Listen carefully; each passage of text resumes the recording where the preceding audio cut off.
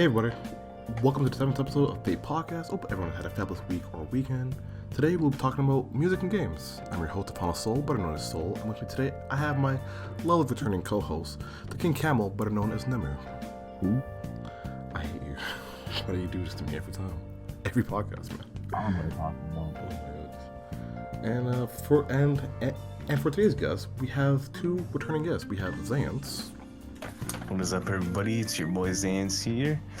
I'm ready to talk about some music, boys. My only music experience is quitting the saxophone after like a year. Also the clarinet, also the piano, and the guitar. So, yeah. I bet. I'm quite qualified for this job. And our second returning guest is that guy, Black Triforce. Yo, what's poppin'? I'm a beginner. My name is Black Triforce. I started making beats about a week ago. So, yeah, I'm just here to talk about some of my favorite video game composers. Yeah. Match the lights on her face, that's crazy. And we also have a new guest as well. We have the young lad, Kurosai. How are you, man? Probably the oldest person here. Yeah, probably. I'm lagging too, by the way. I see my might have just changed, but Kurosai, Kuro, that one memer. I like Black Triforce. I actually produce music as well. Feels like I started an action about a week ago because yeah, that's my bit of music experiences. I've been producing music for a while now. Like Zayence as well. I actually used to play the piano a little bit more practically than I do now. And I kind of play games a bit here and there, but not as much as I used to. But I think I still have a bit of weight in this conversation about video game music and music in general.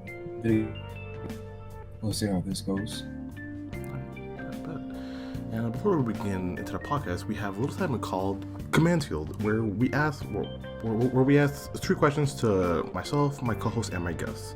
And we're gonna start off with my co-host as always. So Nemu, are you ready for your questions? No. Okay. I'm not. Well, let's go. Do you like to be the center of? Attention? Absolutely not. That is the last place I want to be. I'm more of a worker kind of guy. I feel that. If you don't accomplish anything for an entire day, how do you feel?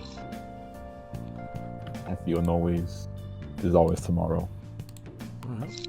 And the last one is: are you fetish friendly or are you a kink shamer? I am fetish friendly. Y'all can do whatever y'all want to do as long as it doesn't affect me in a negative manner. It depends, though. Damn. How so? It depends, though, bro. If you like getting cucked, I'm fucking sorry, bro. You're getting man. You're We're going good. I'm torching you. It's over. You don't exist. Yeah, we're gonna have to toss some words. You know where they stand. I honestly don't care. If you want to get cooked, that's not my business. I don't. That doesn't stop me from flaming your ass while I can, boy. I don't like it. Cause don't get me wrong. I don't give it. I'm not about that. I got you, bro. But like, you don't exist at that point. Like, you are a concept, bro. I'm not afraid to say it, bro. You don't exist to me. Alright. You're not human.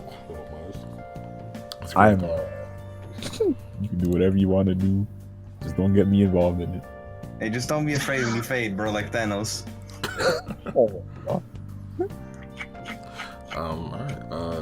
Alright. Let's go to Black Triforce. Are you ready for your questions? Oh yeah, go ahead. Alright, bet. Would you consider dating someone who is kinkier than you?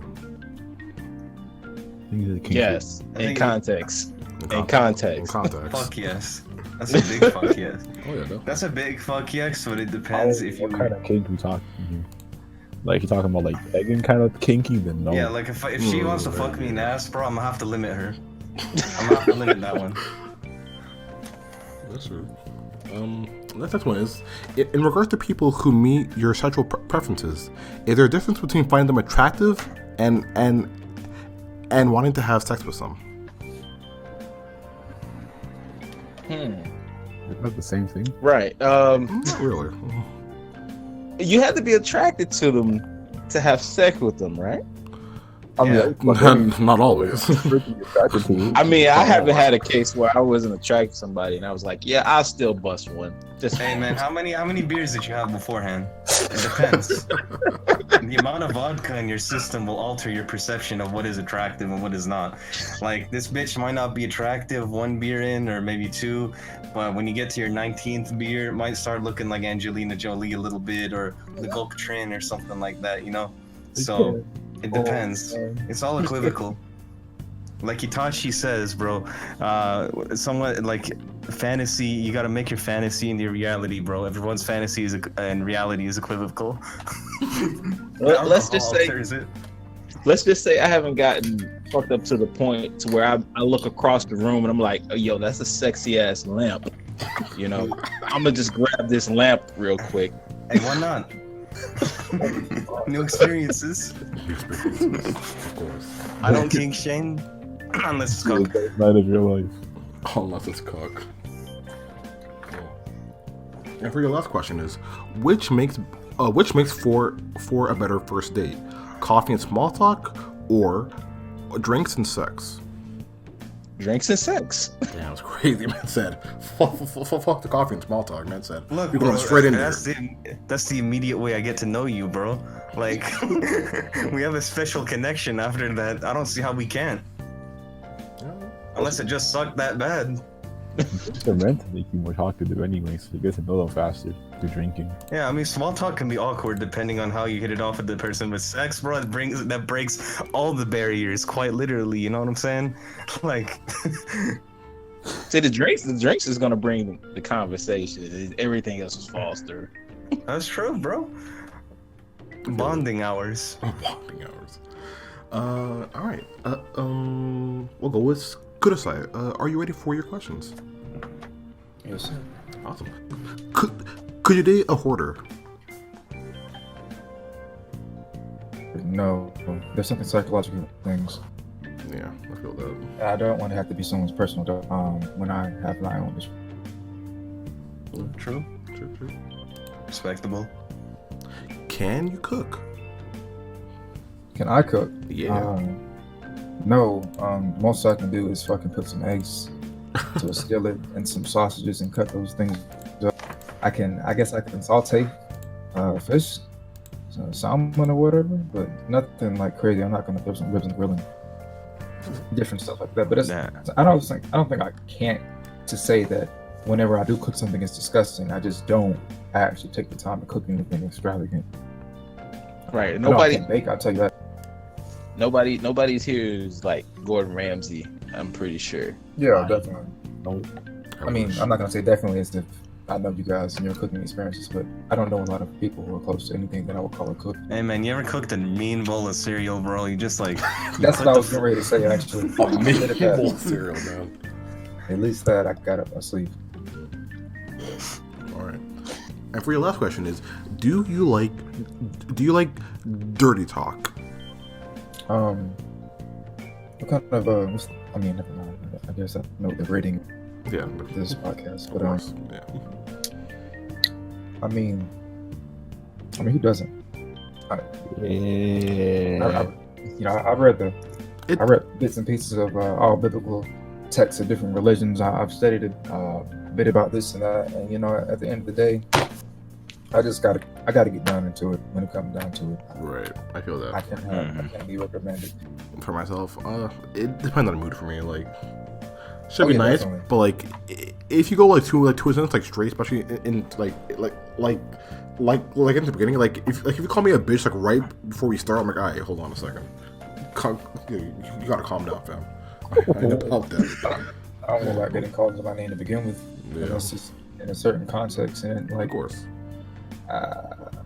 it depends on the person. Like you said, the mood and the person and where it's kind of going. Because I feel like if I don't actually want to be in the mood, then I can shut the mood down on the other end without having to be confrontational about it. You'll pick up hints that I'm not in the mood. All right. Zay, are you ready for your questions? I am also sorry about my phone right there. I forgot to silence that shit. All good, all good. But yeah, I was born ready, bro. Let's get it. 6 months in, 6 months into a relationship, would you honestly answer any question concerning your sexual history that a partner may ask you? I mean, yeah, I would answer that sooner. I mean, I don't have anything to hide. Alright. Next question is, how often do you do things out of spite? Not really ever. I'm not a spiteful person. Good to hear. And have you ever had sex in a place where there was a high risk of being caught? I'm a fucking virgin, so no. Alright. But I would. You would? Alright. Yeah, and that was Command, ladies and gentlemen. I hope you enjoyed that. Now we're gonna get into some good. But old actually, of course. to continue, I haven't gone all the way, but I would say gotten my fucking dick sucked in a place where there's a high risk of getting caught, if that counts. Yeah, because like when I was like in my teenage years, I remember I was at one of my girlfriend's house, you know, and she was like, you know, sucking my dick, and then like her parents were home, so she kept having to like. We kept having to like hide it under the covers and shit, and the door was like wide open. They were watching us like a fucking hawk, so I had to keep hiding it every 5 seconds. And they would walk around, and we just put it under the fucking blanket, and they would fall for it. It was funny. I mean, for worse, it was like, it honestly when I look back on it, it reminds me of some porn scenario. Where am I? But yeah, that's probably the closest.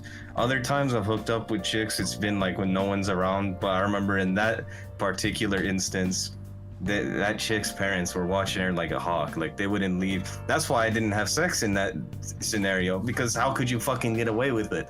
They're literally like breathing down my neck. I was lucky I could get away with that shit. But yeah, as I said, that's my answer. Alright. That's crazy. But yeah, for the topic starter, it's gonna be what games soundtracks do you enjoy? We'll start with Nemu. What soundtracks do you enjoy, man? Pokemon. Mostly Gen 5 down. The Captain soundtrack is fucking fire. Oh, you don't like Gen 6, really?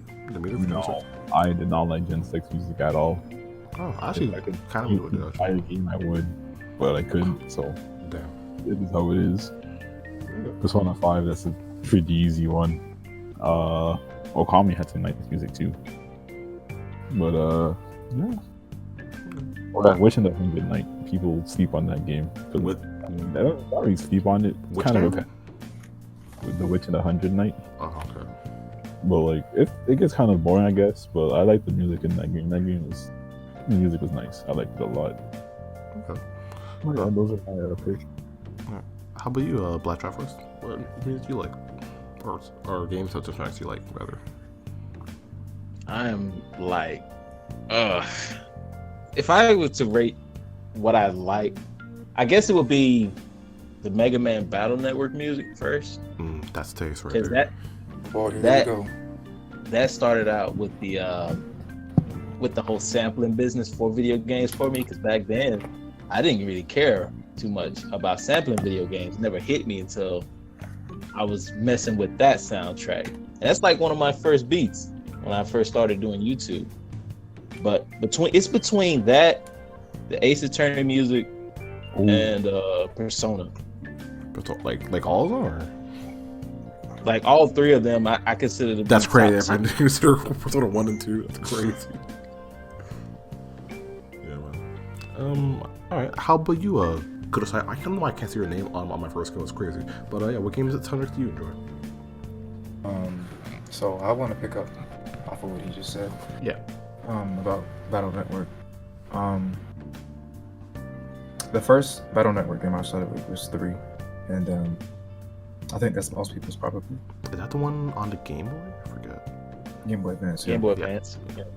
So yeah, I'm not really sure what it was about the way that the music was constructed. The 8-bit format obviously works really well with the actual premises of the game, which is, virtualization and the connection between reality and the virtual worlds of music. It was there. It was set. It set the mood. It set the tone. It was It was very fiery, and in general, the Mega Man series as a whole, whether that's ZX or the X series or the classical series, Battle Network, the Legend series, all the Mega Man music is, for some reason, extremely consistent with being very good, if not decent. And to change the character from one blue character to another one, the Sonic series happens to have some very consistently good music as well. I agree with that. Yeah. Doesn't matter how bad the Sonic game is itself, it's still gonna have good music. So I like Jak 2's and Jak 3 soundtracks from the Jak and Daxter games, particularly Jak 3. Nice too. Kind of set the game up a little bit more. The original Nier, the Song of Ancient Fates, the Song of Ancients, and the Fate version of it. Oh. Yeah. Cole Rush's theme from Pokemon Sun and Moon. Ape Escape 3, Miracle Ninja. The Ganondorf theme from the Twilight Princess, the actual battle theme itself. I haven't played Twilight Princess forever. Oh my god, dude. And the Wandering Ghost soundtrack from Castlevania Symphony of the Night. That man knows his song. Oh yeah, amen. Zay, how about you? What? Ooh, this is gonna be a long answer as well. Do you want like specific tracks or just like the OST as a whole? Anything you like, really. Anything I like. All right. Well, like it was previously said, I really love Pokemon soundtracks. For me, it would be more Gen 4 and down instead of 5. I still like 5, but Gen 5 to me as a whole, just as a game, this is gonna be an unpopular opinion, especially with some Zoomer fucking Pokemon fans, because I noticed a lot of hipsters and shit really like Gen 5, but I didn't like Gen 5 that much. But like as a whole, Pokemon generally has really good soundtracks, especially through 1 through 4, and then 5, and then kind of at 6 and beyond it kind of cuts down a bit. Kirby, I think, has a masterful soundtrack throughout the whole series, really. There's so many memorable soundtracks, and then like if you go to the Kirby Cafe in Japan, they play remixes of the tracks in the cafe when you're sitting there, and those are really nice too. I think games like Need for Speed Hot Pursuit 2 and Need for Speed Most Wanted, though they're not actual like game music, they get songs from artists, you know, but the OST that they compiled was brilliant. Hot Pursuit 2 in particular, most people prefer Most Wanted, that know the Need for Speed franchise, but Hot Pursuit 2's was the most memorable to me, and some of the songs in that track are still some of my favorite songs to this day, and I listen to them while I'm driving and shit, and it's fun as fuck. One of my favorite songs from that track in particular was Pulse Ultra, Build Your Cages. And I know you have a question later down the line that asks something like, have you memorized any? I know some of the lyrics to that song still. I'm not really that good with lyrics, but I memorized sort of like the flow of the song, the beat, and then I know some of the key lyrics of the song, and that song is like probably my favorite song of all time. And then that introduced me to that band as well, which is a fucking amazing band. I think Madden 07, Madden 12, Madden 04 had really good soundtracks as well, compiled by songs from artists, but really good song selection. I think the Fire Emblem series has really good soundtracks. I think Brawl has really good remix of so many of those in particular, and just in general as well. Like it's original tracks from the Subspace Emissary, and then the remixes of things from like Fire Emblem, Star Fox, Kirby, Pokemon, Zelda, and then the Zelda series, of course, has memorable soundtracks. I think Maho Tsukai no Yoru is a game that has a really bomb and fire fucking soundtrack, but no one gets to appreciate it because everyone that views Type Moon content just views Fate or like Fate Grand Order. They don't pay attention to the other series.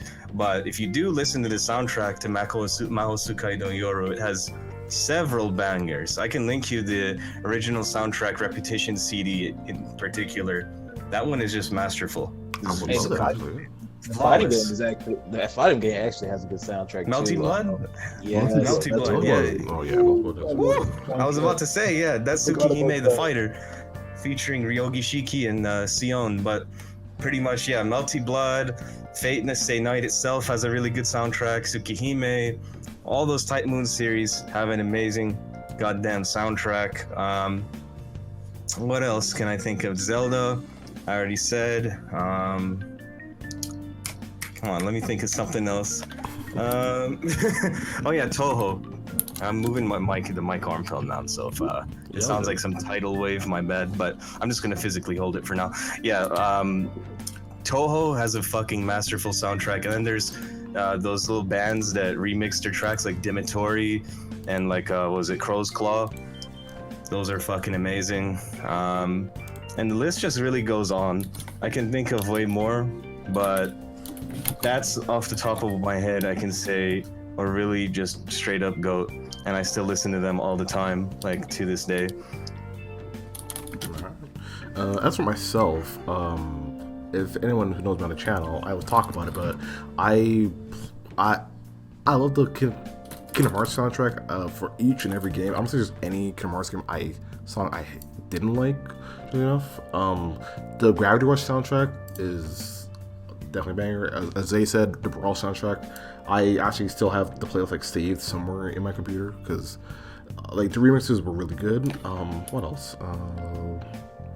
The Hollow Knight soundtrack I like a lot as well. It's just I really feel like it's immersed in the world whenever I play Hollow Knight.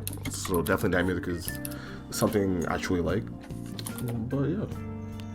For the next question, it's gonna be: are there any songs or soundtracks that you have memorized? For you, Nemu, where did Nemu go? He's gone.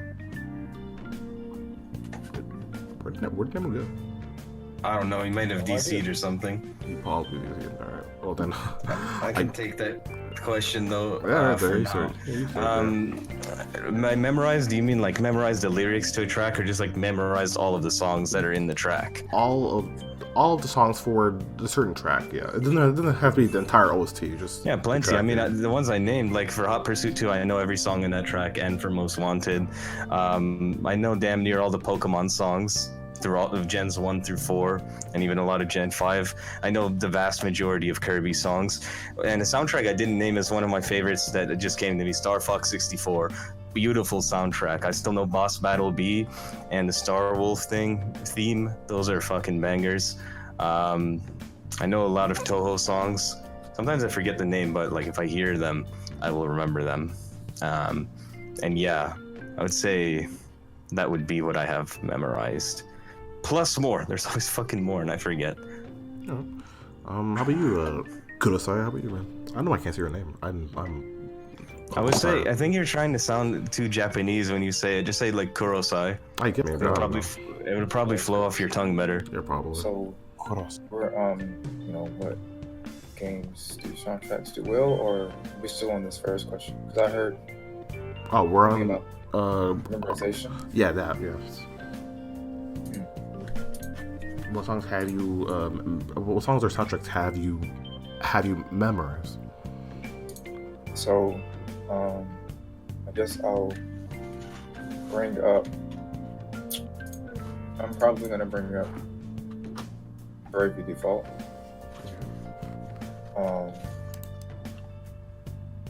There's no lyrics, so that's just an RPG game. Bravely Default, Mega Man Legends, both 1 and 2. Pretty sure I remember at least all of Jack 2's theme songs. Which game? Jack 2. Oh, Jack 2.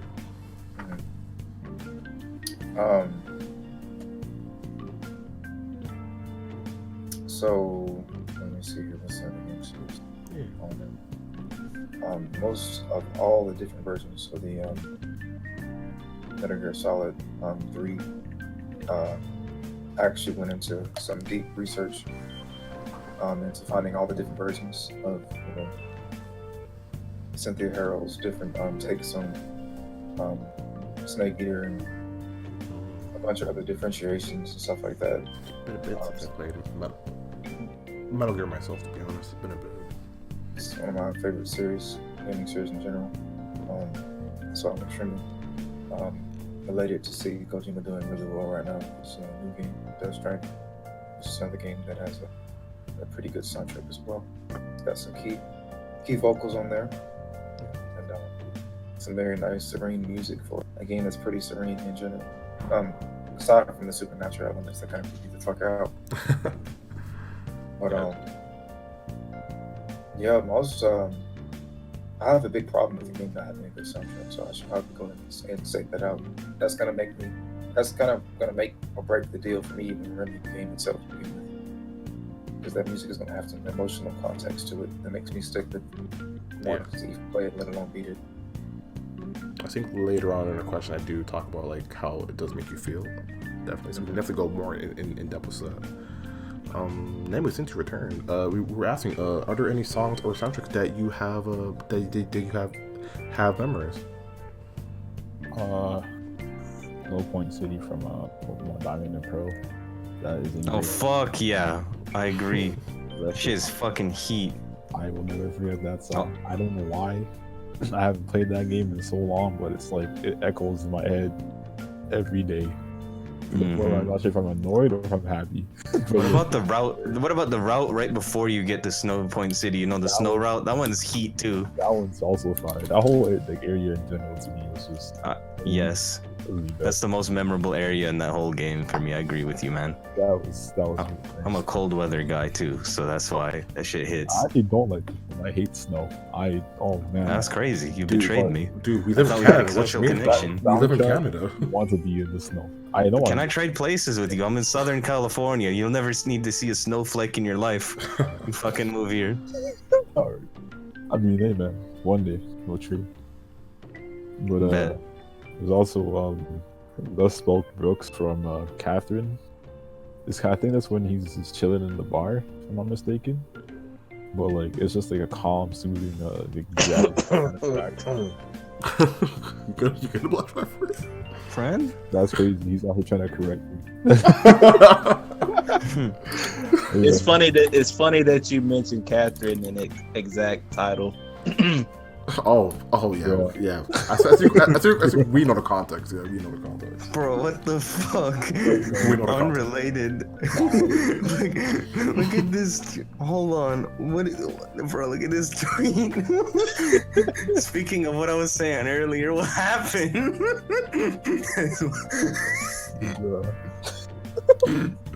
What happened? This man doesn't give a fuck.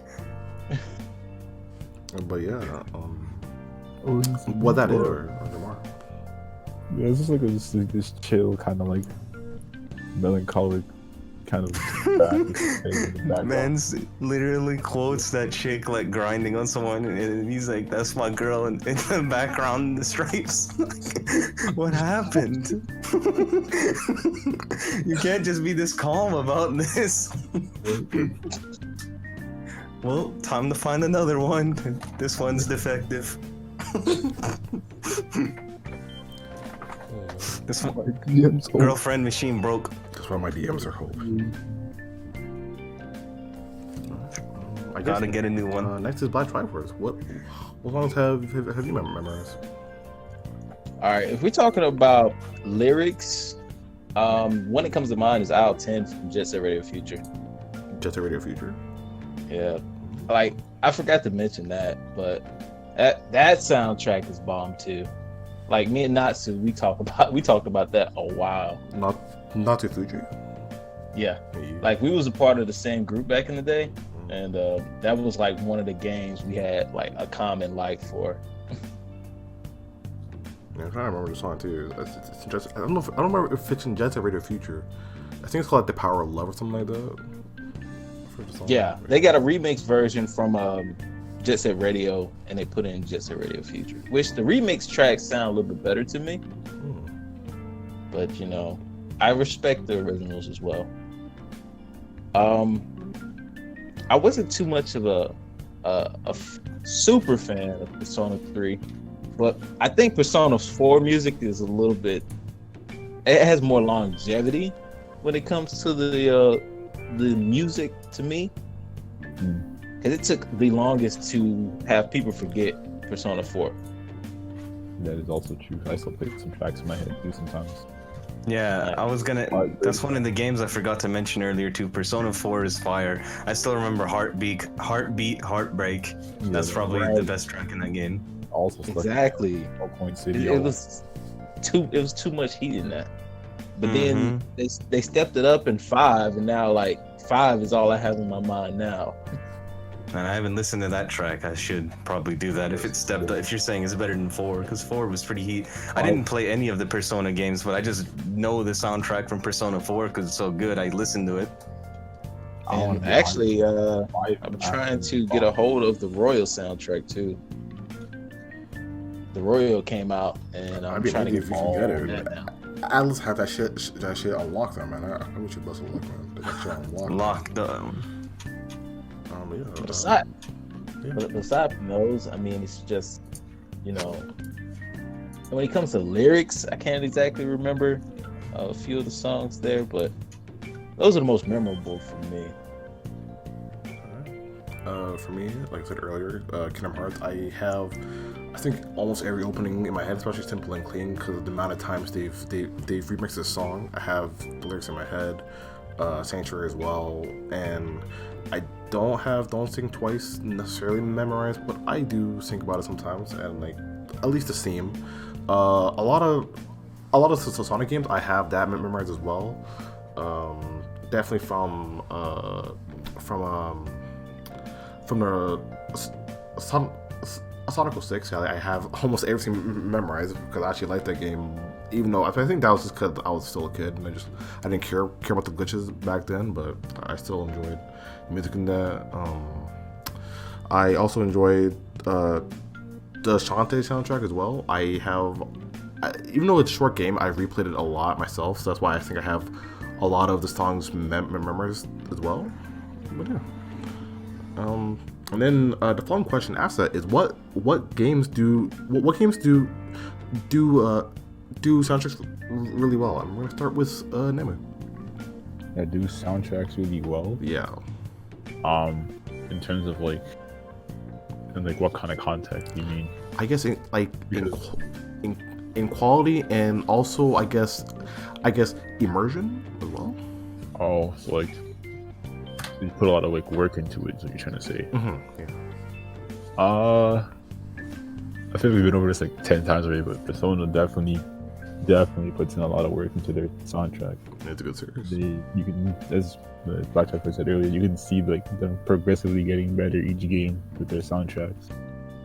It's gotten to the point where it's like I can't even imagine what it would be like in another game. Oh man. Getting better with their soundtracks. What else is there? Because I don't play a lot of games as much as I used to. I would say Monster Hunter's also getting better with their soundtracks. Monster Hunter World? This Monster Hunter is a franchise in general. Oh, okay. I started playing in like 3 Ultimate, and from there on I can see that they're genuinely getting better at making soundtracks, or like not really making them, but like they're improving on the one they already have now, I guess you could say, because for the most part it's not many tracks in that game. But for the ones that do change up and new ones they do make, they do get better. So that's one thing I can say for that too. It's not the best, but I can see how hard they're working on it. It makes me appreciate it more in that sense. Yeah. What else is there? I guess in a sense, so like Smash Bros, but it's not counting DLC. I don't know why, but I'm not a big fan of most of the DLC tracks that they've dropped. But in terms of like the main, including the Persona ones as well, I don't really like the remixes to them as much. They're not terrible. They're just not my cup of tea per se. I like the originals more. That's just kind of how I am. Okay. I don't really like most Smash Bros remixes, to be honest with you. I like usually when they like just make their own main series tracks for the game. Like the whole main theme for the new Smash Bros game. Yeah. I enjoyed that a lot. Like those kind of themes, like those kind of songs in Smash that I like. I'm not really a big fan of the remixes, so I like when they make original tracks. And for the most part, I think like the original tracks that they do make are somewhat getting better. I guess it kind of depends on like personal preference as well, but I personally enjoy them a lot. So I'd say like, yeah, I'd say that's what I think about that for games for now. Yeah. How about you? How about you, Zay?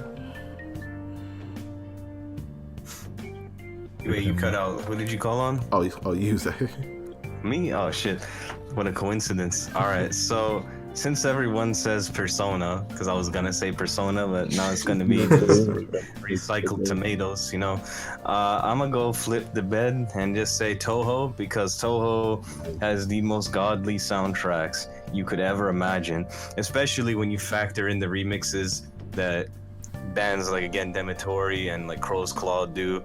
They're just so fucking good.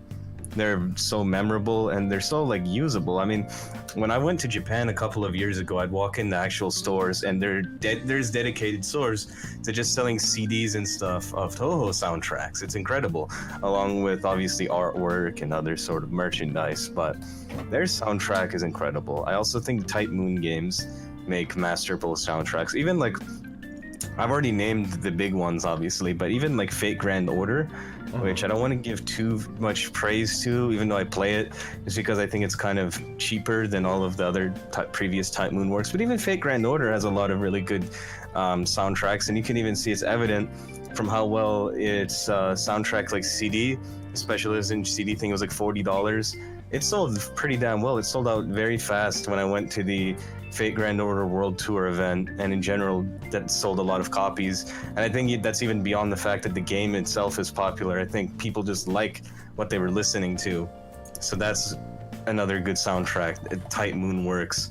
I think Pokemon and Kirby have like this sort of heritage to them, where no matter how far you go back, you'll find classic works that'll just stick in your head. I can't, like, especially Kirby. Really Pokemon and Kirby, but Kirby in particular, I don't know what it was. I think it started with Kirby's Canvas Curse, because that was my first game when I was a little kid. I played it on the DS. And I played the Game Boy games, all the other shit, but that game introduced me to some of the most fundamental Kirby themes, which will appear in other ones. And for some reason, because that game was all about drawing and using your stylus and drawing little shapes, it had to do a lot with, like, I feel like it had a lot of geometric concepts of math in a way, like subliminally ingrained in it, with how I was drawing shapes and three-dimensional stuff. I always thought of Kirby music when I was doing math as a little kid, and even now, if I do anything like in calculus that has to do with, say, calculating volumes of certain things, area under the curve with integrals, anything where I have to do some spatial reasoning, for some reason, I think of fucking Kirby. It comes back into my head when I'm fucking doing all these little fucking, I don't know, all these little trig identities and geometric concepts that'll be ingrained into this, where we were like proving the fucking area of a sphere. No, it's not a sphere, it's a cylinder or something. I just think of little themes from Canvas Curse coming into my head when this man is drawing this shit on the board, trying to like revolve the area around this curve. So that already tells you it's like I'm brainwashed at this point to just associate math with Kirby for some reason. I don't know if that's a good thing or a bad thing, but it shows you how effective that soundtrack was in brainwashing me as a child and just sticking with me. I think, you know, oh my god, man. I think, I can't really say much about Star Fox, because Star Fox doesn't make much fucking games, but if they did, I think that would have to be part of them, because I think it just has a beast soundtrack in general. It really immerses you in the state of, I'm a fighter pilot, and I'm gonna fly through all these asteroids, I'm gonna fly through 1,000 ships like I'm fucking Bardock taking all of Frieza's army on as just one person, except I ain't gonna get nuked in the end. I'm gonna fucking win. I'm gonna kill that fucking Andros monkey head thing for my dad. I'm gonna do all this shit and put the team on my back. I'm gonna trust my instincts. You know, it puts you into that. It makes you almost want to be a pilot for the Air Force or something, even though I would never do that. It's just so cool. That really stuck with me and was memorable. And it's kind of just, if I keep going, it'll just be more of what I've already named. But yeah, I think if I really had to choose two series that just consistently did it the best when I was growing up, it was Pokemon and Kirby, for a fact. And then Persona, probably better than them, honestly, but I don't have the same connection with the Persona franchise as I do with those two, because I haven't played a Persona game. And Type Moon, of course. I'll have to give another hand to Fire Emblem. Another one I didn't name is also Xenoblade. I think Xenoblade has a good soundtrack. I listened to a little bit of it, but not enough to really give more in-depth commentary about it. But it's definitely a good one that's worth listening to. And then Toho Project. Toho project is fucking amazing. Even it's so good that even when you play the Pokemon ROM hacks, pretty much all the music in there is remix of Toho soundtracks. They don't use Pokemon music, which is why it's such a unique ROM hack in that aspect too. They're just so fucking good. Any Toho fanatic, because I'm not a massive fanatic, I just love the music and I played Tohomon and stuff and I love the characters, but Toho fanatics will tell you how much of a godly masterpiece it is. It's probably one of the finest, most successful doujinshi works and just works in general I've ever seen come out of Japan. And it makes it even that much more special that it's not a big corporation making it, it's just doujinshi work. It's really brilliant, but yeah, that's what I would say. All right. Next, I will ask. I guess I'll ask. I'll ask. Kurosai. How about you? So, talking about when was the first time you noticed a video game soundtrack? No. What game? What games? Soundtracks. What games do soundtracks really well?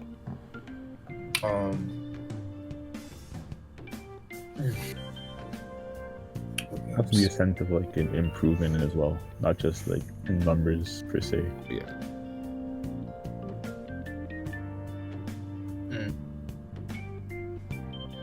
I think that I don't want to bring up anything that's already been said. I don't. But I'm kind of want to say, oh, here we go. Let's do this one. Metal Gear Solid. Metal Gear Rising: Revengeance. That's a very memorable soundtrack. It was a big span from the traditional Metal Gear games, so much that they changed Solid, which is why I corrected myself and fumbled a bit. Yeah. Which is why they changed Solid to Rising, because it wasn't even really having to do anything with the entire Metal Gear Solid series as a whole.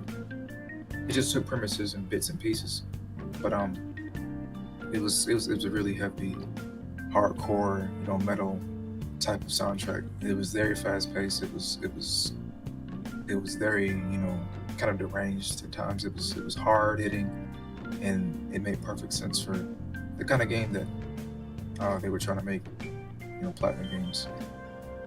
And the character who, writing it just fit his character a lot. I felt like he's very emo and very he's hardcore, and like the whole Jack the Ripper when that popped up, and if you know anything about the history of Jack the Ripper, and most people should, it's just a crazy son of a bitch who's almost more of a urban legend than he is an actual person. Yeah. That the music was very fitting. I think that Tekken 1 through 3, I don't want to continue after 4 really. and this kind of goes into the another question too, but I'm going to end up having to circle back around to some of these questions over and over again and going different depths of them. But Tekken did music really good back before it got really out of control with the overuses of dubstep. And I feel like that's me being a little biased when I say that, but I don't want to completely constitute that and say that dubstep is something that I don't like. It's just that it's something that I don't have a complete feel for, because most of what I hear is oversaturated. I definitely agree with you with the dubstep. Like, I am kind of getting tired of it. Like, there are some games that works really well with, like, especially if you have it throughout your whole like game, like, and like you kind of like built it up. But if you just put a random dubstep track, I'm just not gonna really feel it. But yeah, you can continue here. Yeah, like I have a particular rave like song that I like from Tekken. It was 7. It was very no, it wasn't 7. It was probably Tekken Tag Tournament 2, and it's the is it Tuna? I think that's what the name of the song is. I like that song a lot. It was just it's not completely dubstep. It's more electro. It's more drum step type shit. But what I really like about 1 through 3 is honestly just how pure it sounds. It makes me sound very biased when I say that though, because when you bring in nostalgia into it, you're kind of have this leaning perspective. But like I said, I'm probably the oldest person here. I have a sweet tooth for retro style music, especially how Japan handles it, because they kind of handle it the same way that we handle it over here in America. But something people don't probably think about that often or remember is the Tomba series. Which series? Tomba.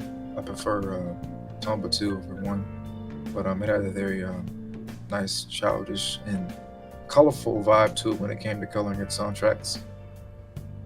And it just felt like it was creating a world around it as you progress through the game. Each soundtrack really made you feel like you were in a specific area. Most games do that, but most of these games I played when I was younger, so it just had a big impression on me. Symphony of the Night, they brought in a motherfucking composer for that, because that guy was talented. And when you ask me about who my composer is, I'm going to mention him for her. But it's just a really well constructed soundtrack, because when you get into that level of classical type music or composing and jazzing shit up, you have the ability to really set different levels where it's not just looping, but you're creating a story, you're weaving a story as you progress through a composition of how you want to score a song. And something like Castlevania, especially Symphony of the Night, they did that really well. But so that pretty much just goes to say that I'm a big appreciator of music, all across time in general. I love early music. I love Baroque. I love chamber music. I love the Gregorian chants. I have a big, just an encompassing love for music in general, all across the board. So when I hear stuff like Persona, I kind of have this big critic pop up, because they're trying to do something with a genre that isn't really brought into games that much, and that's more of a jazzy and poppy type vibe to it. And as me personally, I feel like Persona doesn't do as good of a job as they could do with some of their songs. The vocals sound really good. My favorite Persona song will always probably ever and forever is the Forest opening. Pursuing My True Self. I just don't see how they can ever trump that. Like the whole meme about You Never See It Coming. I heard the song is nice. It's something I've heard before though. Like I've heard songs like that, but Pursuing My True Self really helped me really understand what a Persona game is supposed to be like, because the music itself is a big factor in all games. And that's another question you're going to bring up soon, but we'll go on more into that later on. All right. And last but not least, Black Triforce. What games do soundtracks really well? I just want to say I'm proud of myself, because I actually have 3 games that nobody said anything about. Oh, word. And I'm gonna kind of cheat with this one. I might say who knows, man. I might say. I'm gonna cheat with this one. I just got done talking about the game. I just beat the game. The Somnium Files. Like this game, dude. This game is golden. Like, if you've seen those videos on Twitter, that's just a small piece of what the game really is.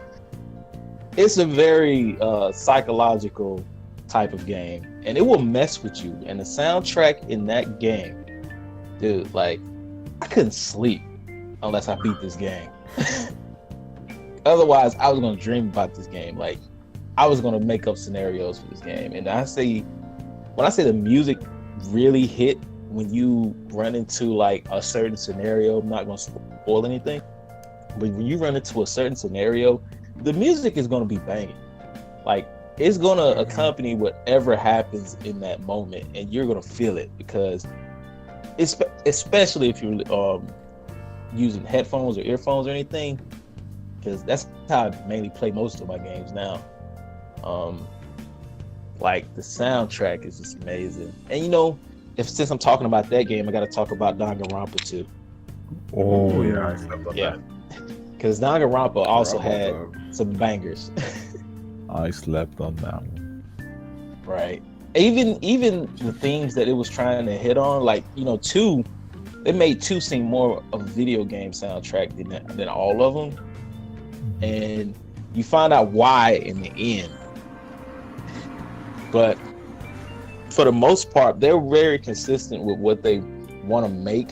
Aside from the side games, I didn't really like the one with the 2 girls. I don't want to spoil too much, but it's a side game, and the soundtrack in that one didn't really mean much to me. And the other one is Blaze Blue. Oh, Okay. okay. Oh, true. I wouldn't have done, yeah. Like when I'm playing against my friends or whatever, dude, those soundtracks, they really get you hyped for that moment. Like they have their little dialogue, and then you hear that soundtrack hit in. Oh yeah, I'm gonna whoop somebody's ass. But those 3 games, man, like I don't want to go, too deep into it because I have to say something about the Somnium Files if I wanted to talk about the soundtrack. But just know, right, there's a part in there that they make a reference to Minecraft, and I gotta say they did a very good job scaring the shit out of me. I guess for myself, I feel like I know a lot about this. I guess maybe just me, but I really like the Zelda soundtrack a lot. I get very immersive whenever I play it, and like with which game, like Majora's Mask, Ocarina of Time, Twilight Princess, and even now, even though I only played a bit of it, 'cause I don't own it, Breath of the Wild, I feel like they did the soundtrack really, really well, and each game is like very different. So like with Majora's Mask, the games are very obviously the game's dark, and like the tone of music is dark as well. But if you switch to the Breath of the Wild, it's more like serene and like more natural, and you feel kind of at peace when when you're not fighting, obviously. So I'm making mine pretty short as well, because yeah. But yeah, I feel like it's really the Zelda soundtrack is what I just really I think they did that really well. But now next question is, when was the first time you've noticed a video game soundtrack in a game? Nemu, of course, we're gonna start with you. Of course. I've noticed a video game soundtrack in a game. Yeah, like first time you were just like, oh shit, this actually sounds really. The moment I turned the game on. Okay, obviously Dab. Well, like, when you actually like paid attention to it. Like Zayence mentioned before, I'd say Kirby for a fact. I started playing Kirby back in what was it? What's it even called? I forgot. No. Nightmare Not and Sweet Squad. The one before that. Nightmare and Dreamland? No, one after that. Shit. The one with the mirrors. Amazing Mirror, there we go. Holy. Wow, that's a hard name to remember. Even though it's right there in the title. But yeah. Amazing Mirror, that game, I don't know what it was, but like that's when I started noticing that video games had some fire music in them. Like I was like I would just turn on the game and I would just let the music play just for the fact that I can hear the music playing in the background. Like, it was nice to me. I don't know what. You ever did sound tests in those games too? They had like the little sound test features where you could just go and specifically listen to soundtracks one by one. Yeah, you can like scroll through like the tracks and stuff like that. It was. I know Smash had that. That shit was fire in Smash. Didn't Sonic Adventure 2 have something like that? I don't know. Which one? Probably did. I just remember the too. thing out of nowhere.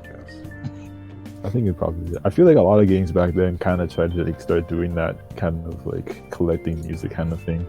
I miss that nowadays, but I mean, now you have the internet now, so I don't really need that. Can you do that with the PS1 games though? Like you can play it in your car or whatever, and just play a soundtrack. I honestly wouldn't know. I was too young to understand. I had. My PS1 collection does right. Y'all making me feel young as hell. Bro, you're older than me though. What should be? The format was that you could for PS1 games, if you want to put the music, you could just flip the disc upside down. Oh, I didn't know about that. That's crazy. I have to try try it now. Cause I'm my about to face wants buy collecting it. dust right now at home. That's crazy. I don't know if it works that way like in CD players and cars, but I know that it works that way for an actual PlayStation 1. And I don't know about the 2 because I don't know. I just never tried it on the 2. I knew it was something like that. Okay. That's. My mind is blown. I'm asleep. I can't believe that. What? They were very weird back then with the little quirky ways they could do things. Like the first time that I played Metal Gear Solid 1 and I couldn't beat Psycho Mantis until I had to remove the first controller slot and put it into the second one. I didn't know what I was supposed to be doing. And then when I played Metal Gear Solid 2, there's a certain character who would just read off data from the memory card and that creeped me the fuck out. Yeah, this is what I'm saying. Like, I miss these things in video games where it's like, what the hell? My little key self would never have known to put the disc upside down to hear a soundtrack. Like, that's crazy. Or even like changing the controller. I would never change the controller. Like, that'd be too hard to comprehend. I mean, what? I mean, these little gizmos that old games had, this charm that they bring, it could honestly diverge into a whole different conversation about how I think games just had more soul put into them out the box. They did. In general, they had more heart and soul because you see, nowadays companies can just cheat and give you a 3/4 or a 1/2 or a 1/4 in the worst case scenario finished product, charge you full price for it, and then start completing the game over time by selling you DLC and making you pay more money to complete a game that should already fucking be completed when you paid 60, 45, whatever it is, dollars for it out the box. But back then, when I paid that 60 or 35 or 45, whatever the fuck it was a finished product right out of the box that had years and years and years of heart and soul poured into it to make it as good as it is. I mean, people are still finding exploits and things in Smash Melee, for example. And it's like, you don't have that anymore. You really don't. It's not saying all games are bad, but it's just harder to find something that's truly special. And I think that's a big reason why I'm not as into playing games anymore. Is also just, besides time constraints, the quality of games, I think, have just gone down from when we all were growing up playing them. I feel like now, I guess I'd say maybe they call it now indie devs now. I feel like with their games, they put their heart and soul to them. I don't know, because they're just like, it's like a 5-man team at max usually, but like those games, I can feel like the heart and soul that was put into it. But when it comes to like a AAA game, I'm just like, sure, like I've been waiting for this, but like I feel like they just shot it out. So I think you could definitely make that argument, but when it comes to games from corporations, you can definitely see the quality decline, especially with games, anything from EA, because two of my favorite games of all time are EA games, fucking Need for Speed Hot Pursuit 2 and Need for Speed Most Wanted, as well as a lot of the Madden games of the 2000s they were excellent football games. And on the other side of the spectrum, you had games like Call of Duty. Another soundtrack I haven't even mentioned yet is Call of Duty Modern Warfare 2 and World at War. They're fucking brilliant game soundtracks. And for that matter, Halo! I can't believe I forgot about Halo. Halo 3, yeah, 1, Nemu, 2, you to talk about Halo, Nemu. I like they were that fucking one. gold. Who remembers the Warthog fucking theme, the Warthog chase at the end of Halo 3? That shit is gold, dude. Shit is gold. And then you have like the enemy of my enemy or whatever, the one in the last campaign mission of Modern Warfare 2. You have themes like fucking no. I'm trying to remember from which COD it was, or from what. But you just had so many good soundtracks back then.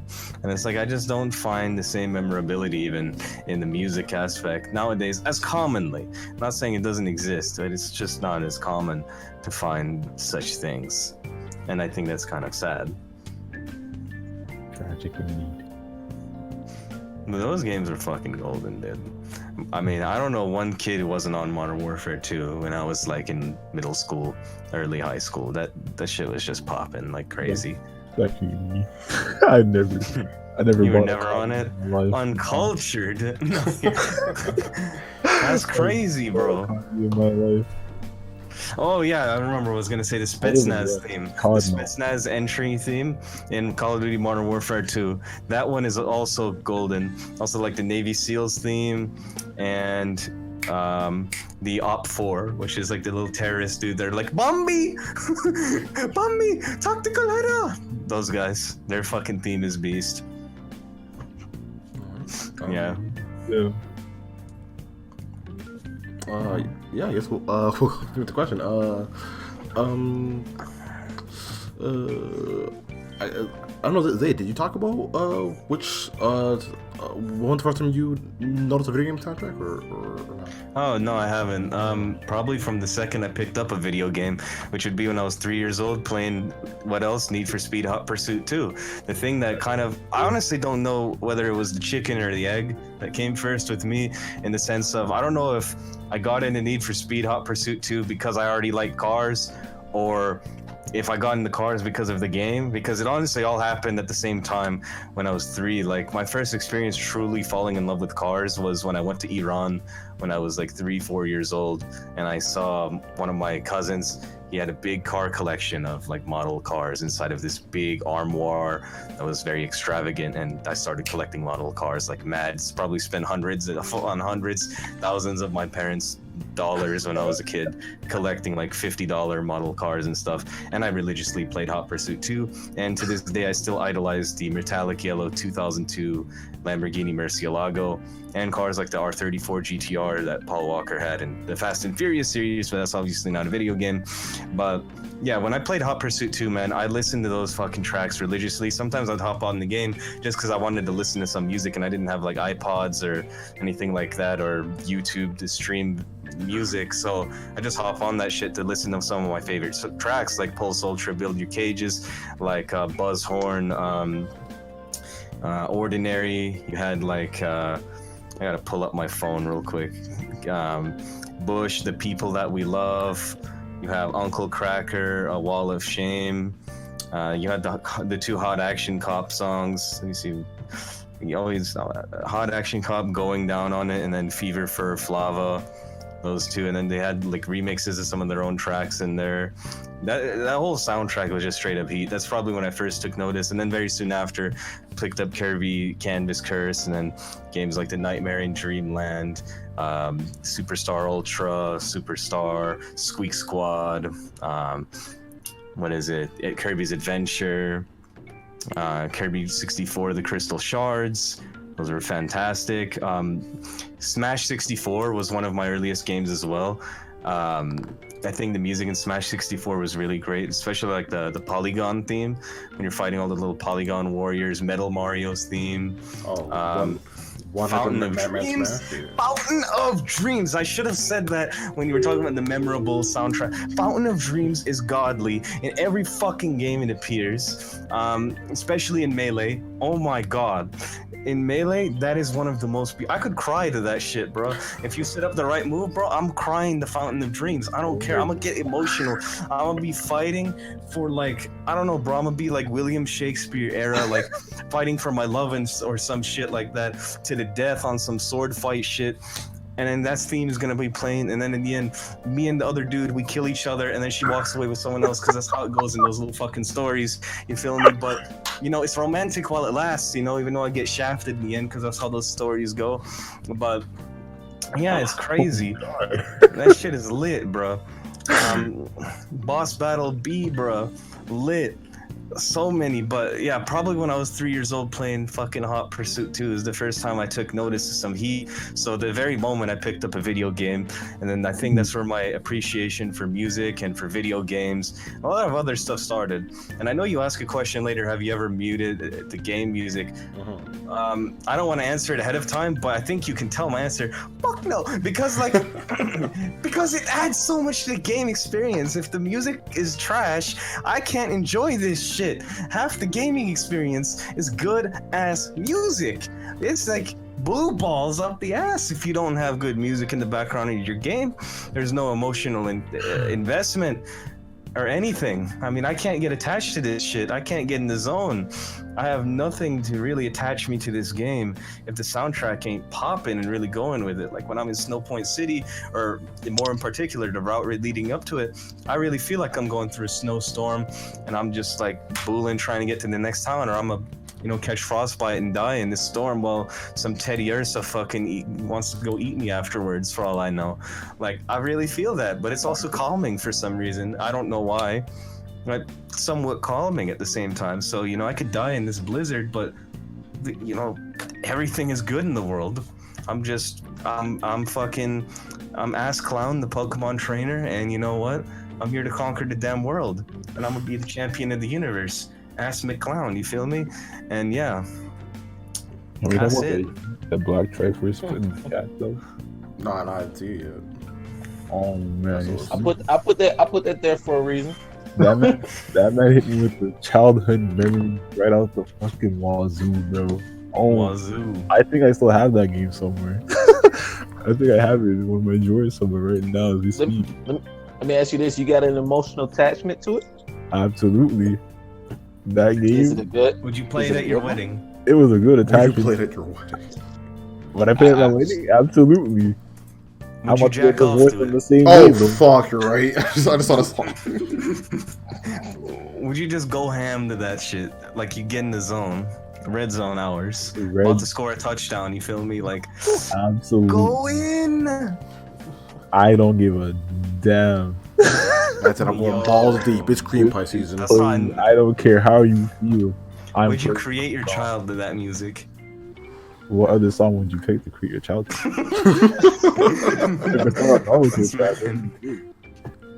It has to be something like, it has to be a Naruto track, first of all. It doesn't matter which Naruto. It's not Naruto related, you're messing up. Hold up, I know which one you're talking about, bro. Sadness and Sorrow? No. Why would you create your child to that? Could you imagine? Create some emo abandoned fucking kid? No, could you imagine? No, hold up, bro. What is that, you? I'm pulling it up on my phone. I have like half of the Naruto soundtrack on my phone. Hold on. I know exactly which one he would create his child to. I gotta just... Is it this one? No, not that one. Oh. Now you gotta have the chance in that. I'm a mute and just test him real quick until I find. Just gotta have a random. We're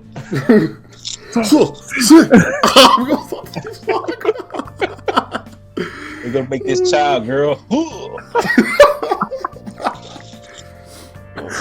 Oh no. Alright, well, while they listen for this song, Black Triforce, how about you, man? What was the first time you noticed a video game soundtrack? I guess the first one would be Paper Mario, man. Really? Paper Mario? Yeah, Paper Mario.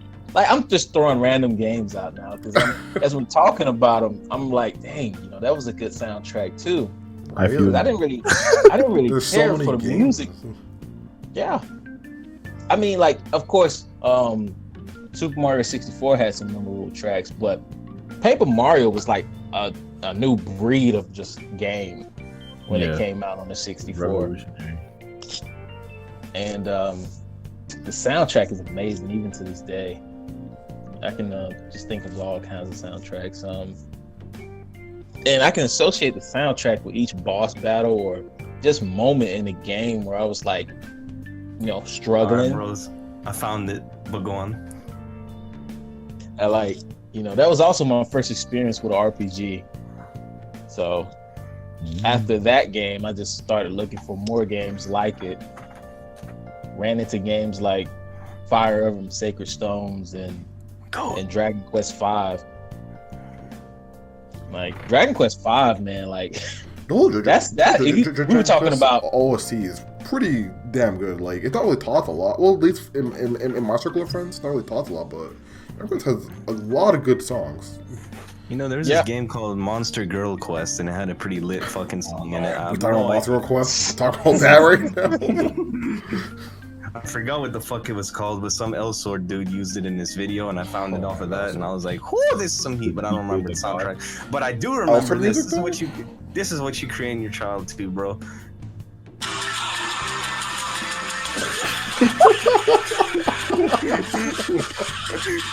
Just wait for it. Wait for the beat drop. Oh my god. Bruh, that shit intense, bro. This kid is gonna be a warrior. He's riding the surf waves now, bro. He's a kahuna. Woo! Top of the world, bitches! Hey, that part sounds like F-Zero. It does. It kinda does. Oh! You just F-Zero! F-Zero's goat! Fucking Mute City! Yeah. Mute City! Bro, why are there so many damn good games? All these good soundtracks, man. And there's one other one. There's not just Mute City, because everyone knows Mute City, but there's like White City or some other fucking shit in that. Hold on. F-Zero. Is it Big Blue? Am I- No, am- it's am- not am- Big am- Blue. am- It's- Big Blue. What's one of the other one? If I go Whiteland. I'm not Whiteland is about fucking that. good. I'm not about that. You don't like big Is Big Blue? Is it Whiteland? Hold on. Is it Whiteland? Hold on. I got it.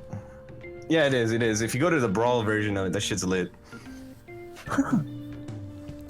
But that will that end your answer, Black Triforce? Yeah, let me see.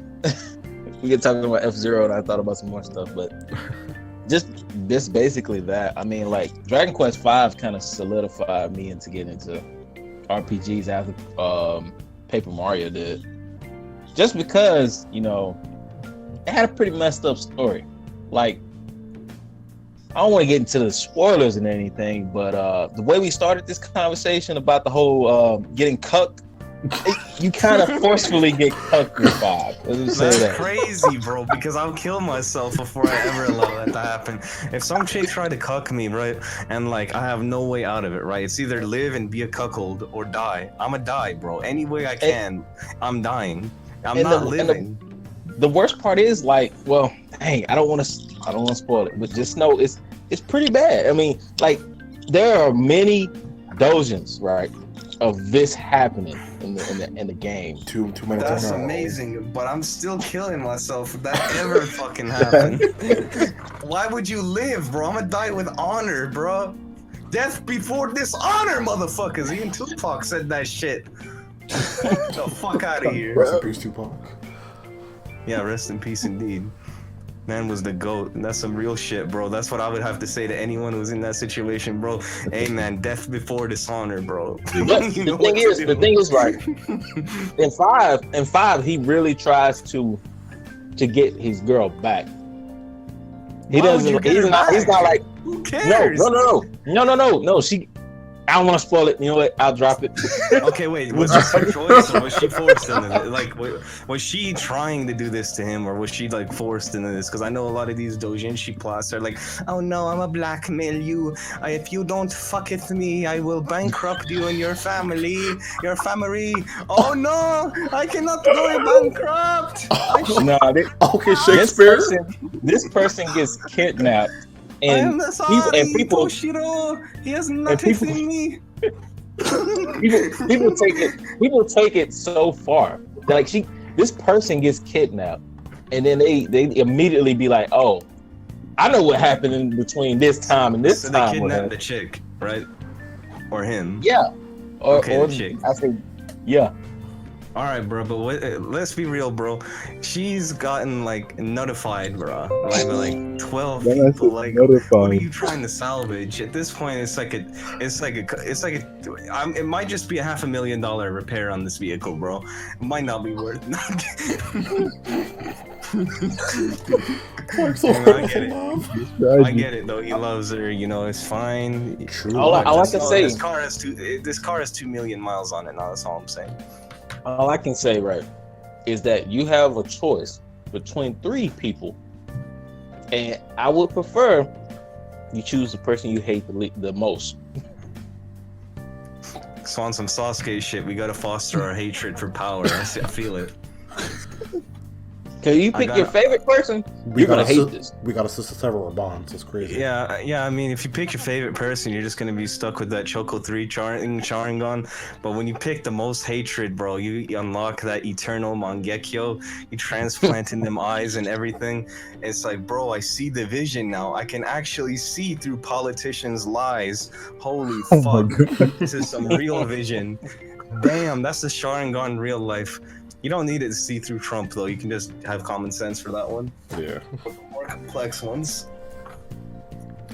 Yeah. Never mind. Word indeed.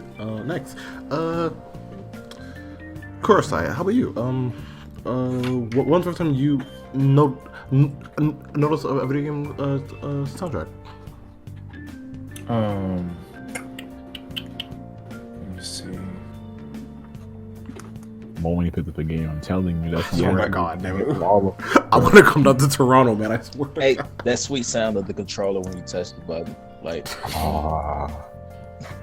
I'm gonna go back to second again. Because I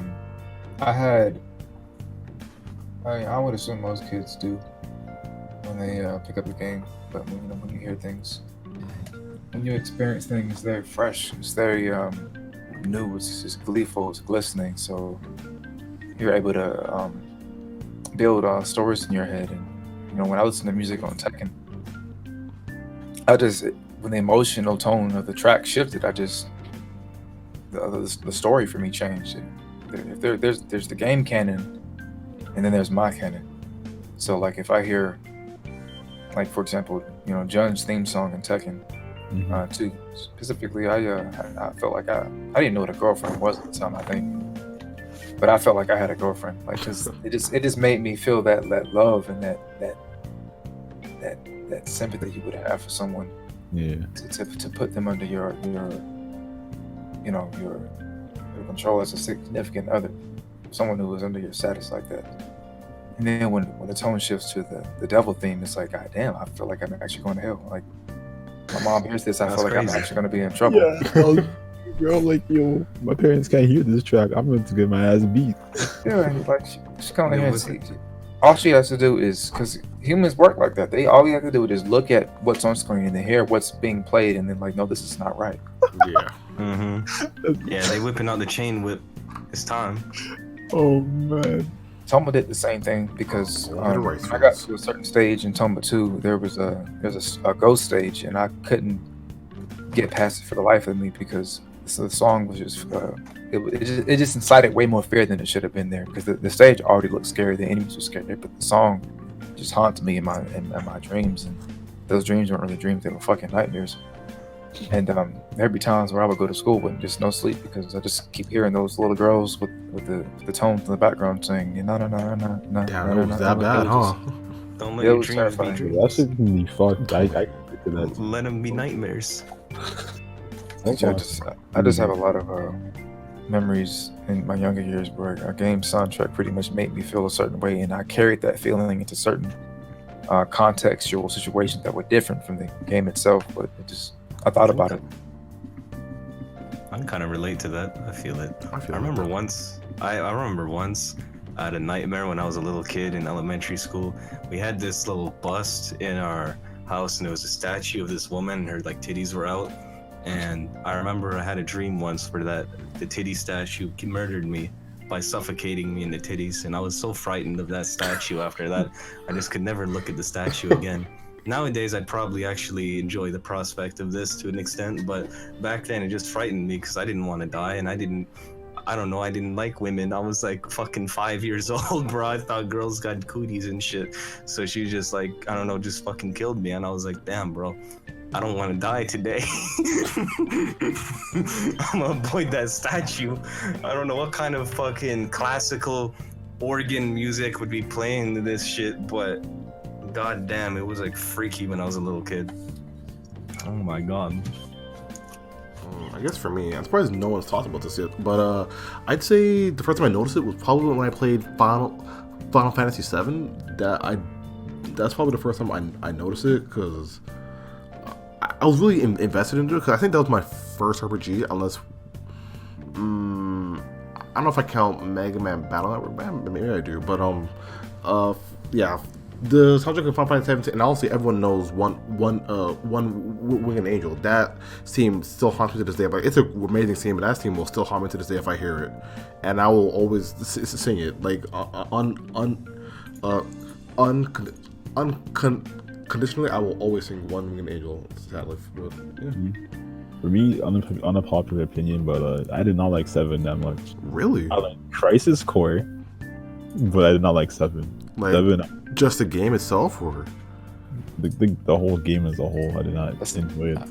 I'll back you up and say that that's not a very unpopular opinion. It's not. It's definitely disproportionate to the general consensus that Final Fantasy VII is the best game in the series. I won't doubt the fact that it's disproportionate, but I know of a lot of people who can come and criticize and say that, I don't know, Final Fantasy IX is better than 7, nor any game for that matter that they think is just better than that.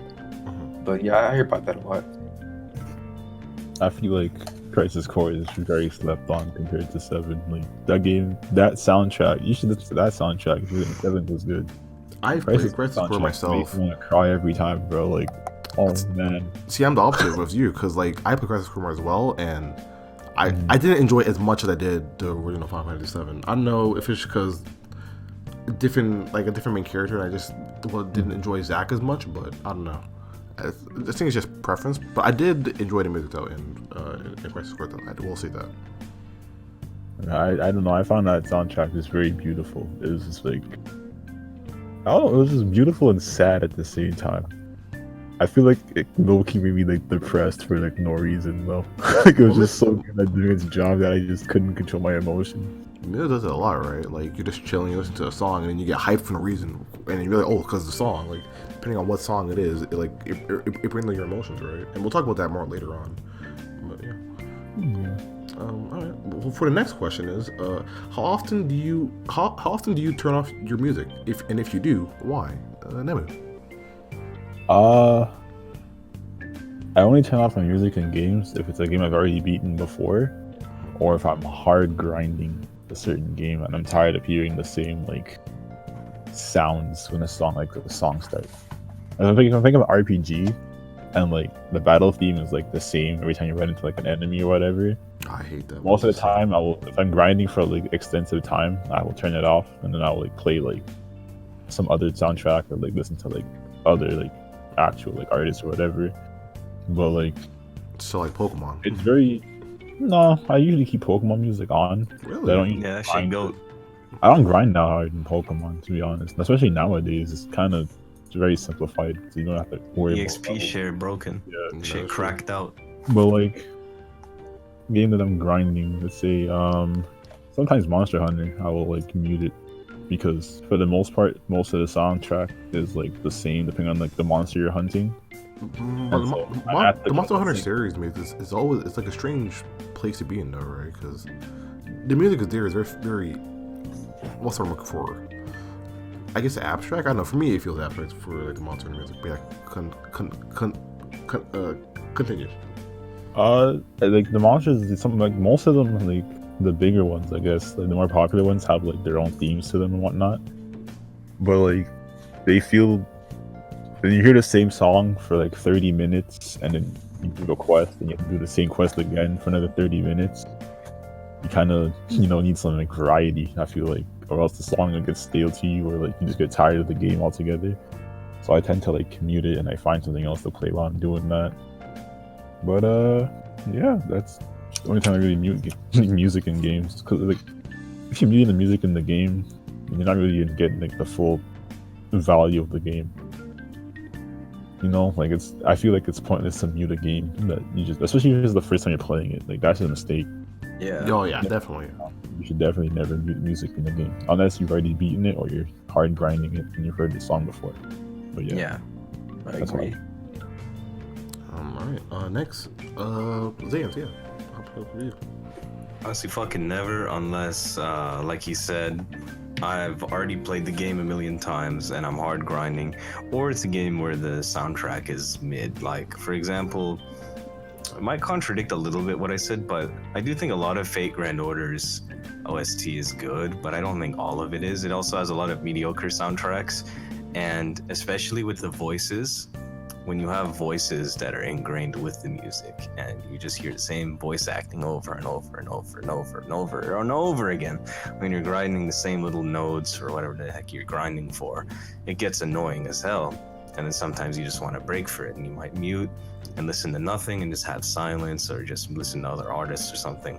In those situations, I'd mute it, but for the most part, I would never mute in-game music. Another situation where I actually did though is when I would record like L-Sword, and the reason I would mute, there was actually a function to mute the music but not the voice acting. I think that was perfect in that game. Yeah, that was because my favorite. Yeah, that was a great feature, because when I did the YouTube videos, I thought it was generic to just have the in-game music in the background of the videos, so I would put like beats and stuff and remixes that I'd find on YouTube as the music in the background of the videos. The only time where I didn't do that, where there was actually a trick to replace all the in-game music files with different in-game music files, and I had like I had one that had like a bunch of the Persona 4 soundtrack as your themes. That's where I got exposed a lot of it. In those situations, I didn't always mute it, because it was already different from what the typical YouTuber or streamer would have in the background. But in situations where I wanted to put people's remixes and stuff as the music in my video, then for that purpose of creating content, I would mute it. But if I'm just playing the game, you know, by myself on my own time, not making content out of it, not doing no bullshit, I usually will never mute it. Just because, as I said earlier, like 50% of the gaming experience, maybe more, is the music, and it just immerses you into the game, and it gives you an attachment to the game, and it really enhances your experience. And I think the quality of the soundtrack can literally make or break an entire game, no matter how good the rest of the game is. Because if this soundtrack is some cuck tier shit, you know, I can't really enjoy half the game, and to me it's just a 50% product. Like, I don't want 50% of an egg that I ordered at the fucking grocery store. I want the whole egg. If you just crack the egg in half and just give me half a shell with half yolk, what the fuck am I gonna do with that? And that's how I feel like the game music sucks. So I usually will never mute it, unless, of course, I'm hard grinding. I've listened to this shit 5,000 times. I'm fucking tired of it and I need a break. Because no matter how good a song is, it could even be Pulse Ultra Build Your Cages, or, you know, Tupac, like half of his fucking songs or whatever, you know, I'm gonna get tired of it. And if I listen to it on repeat, which is a bad habit of mine, I like to, when I find a song I really, really like, I will listen to it to the ground until I cannot listen to it anymore. And now I'm going to need a break from it and listen to something else. And then once I've had a break from that song for enough time, it'll just sneak back into my head somewhere, and then I'll want to listen to it again. But if I get to a point where I'm very tired of hearing the same thing over and over again, I'll probably mute it in favor of something that I haven't listened to for a while. So in those situations where I need a refresher, I will give myself the appropriate refresher. If it's my first time playing through this game, not happening. I want that experience. Definitely want that experience, because you owe that to yourself as someone who is playing this game. I think you're just not really playing the game if you don't listen to it, what the music is. Alright. Kurosai, how about you, man? Kurosai, you there?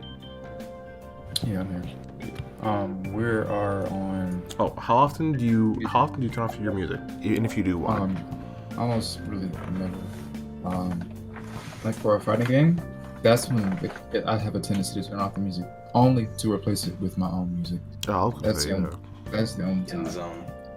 That's when I want to have particular tracks. Like I actually, that's pretty much it. Is fighting games, because I have my own element of trying to set a certain tone for how I want to have my style. But like all fighting games though, because like I feel like sometimes with fighting games, like sometimes like when there's some moments where like the soundtrack will change during the match, and like you get a bit more hyped up, and then you like start to feel it. I don't know. That's just No, I feel Mortal Kombat. I feel them, because like I used to play a lot of fighting games back in the day too, and like I feel like I'm more motivated when I play tracks that I choose myself than the ones that the games give me. It helps me memorize combos better, inputs, they're easier to remember too. And when you're at like a tourney, usually you bring your own headphones or whatever, so you don't hear like the crowds and they can't get to you, whatever like that. You can That's just play the League of your own Legends tracks. things too, is that you don't want to have the all chat on if you can help yourself, because they can throw you off when they say certain things. Yeah. And so that music works the same way. Is that if you're getting your ass beat to some country ass honky tonk music, you're not gonna be having a good time. I guarantee it. Yeah. Exactly. So like I see why you would do that. And the Fighting whole is a good exception the to case that. you tried to make for having a song, like you feel like it would help you if you changed the tone of the fight, if the music changed because of a dire situation. It's like, number one, if a dire situation presents itself to you, you really shouldn't try to shift your perception, so to speak, because you should still be fighting with the mind frame that you're not actually losing. Because if you put yourself in that mind frame, you're going to start losing. If you hear a panic trap pop up, then you probably shouldn't panic. Like Pokemon, for example, when your health is at the red meter and they did that whole thing with the song changes, that just makes me feel anxious as hell, and I can't do that. That's obviously, I'm not going to sit here and tell you that I've changed my Pokemon music because I don't want to be anxious. But for a fighting game, it's different. I want to be in the zone. I want to stay in the zone. I want something to take me out of it. Okay. True. And last but not least, Black Triforce. What about you, man? How often do you turn off your music, and if you do, why? There's only been 2 cases. I think it's already said though, when I'm grinding and like one of these mobile games. So I know I used to do that a lot with Vagrant Order and Epic 7. I'll turn off the music and then maybe play some regular music while I'm doing that, just to kind of make it a little bit of a better experience. But the only other time I've turned off the music is maybe for like a challenge. Like I'm very big into to music games and rhythm games, and I did that for Persona 4 Dancing All Night. Oh yeah, I heard that game. But that's about it. I just kind of wanted to see if I could like get king crazy on like the hardest difficulty, because that's the only game I platinum on a Symphony system. That's the only game I fully completed.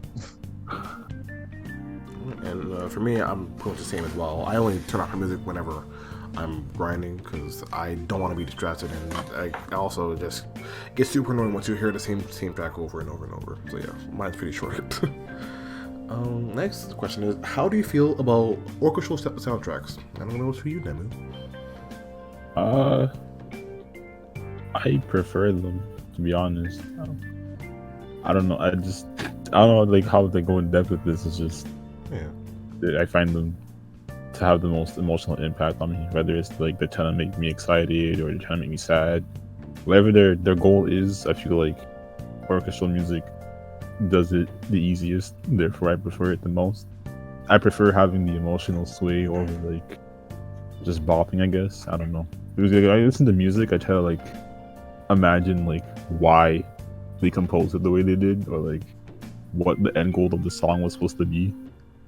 So I feel like with orchestral music, it's easier to understand it in that sense than like any other kind of term or like type of music per se.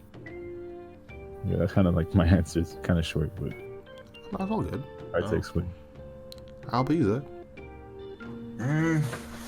To me, I would have to agree with that statement, but it also depends on the game. For example, if I'm playing Madden or like NBA 2K or a racing game like Need for Speed, Could you imagine? I don't think classical or orchestral music would be very fitting.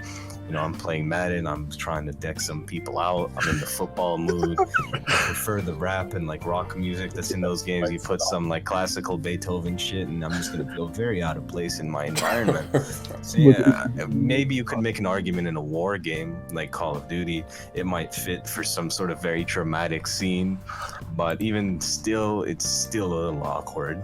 I'd still prefer what they do use in those games, because with my experience, those types of tracks are optimal. But if you're playing a more fantasy-based game like Maho Tsukai no Yoru, it's a Witch on the Holy Night, or Toho, or something along those lines, it's very beautiful, it's very eloquent, it's very appropriate, and it does give you this roller coaster of emotions where, shit bro, I'm listening to Fountain of Dreams and Kirby and I might cry a little bit, bro. Like, this is fucking epic, bro. It's Marth against Kirby, and Kirby is just gonna succulate this man and then jump off the cliff and kill him, bro. Like, yeah, he's gonna absorb him like Cell, but he's not gonna actually take the powers. What you do, you camp on the side of the map, right?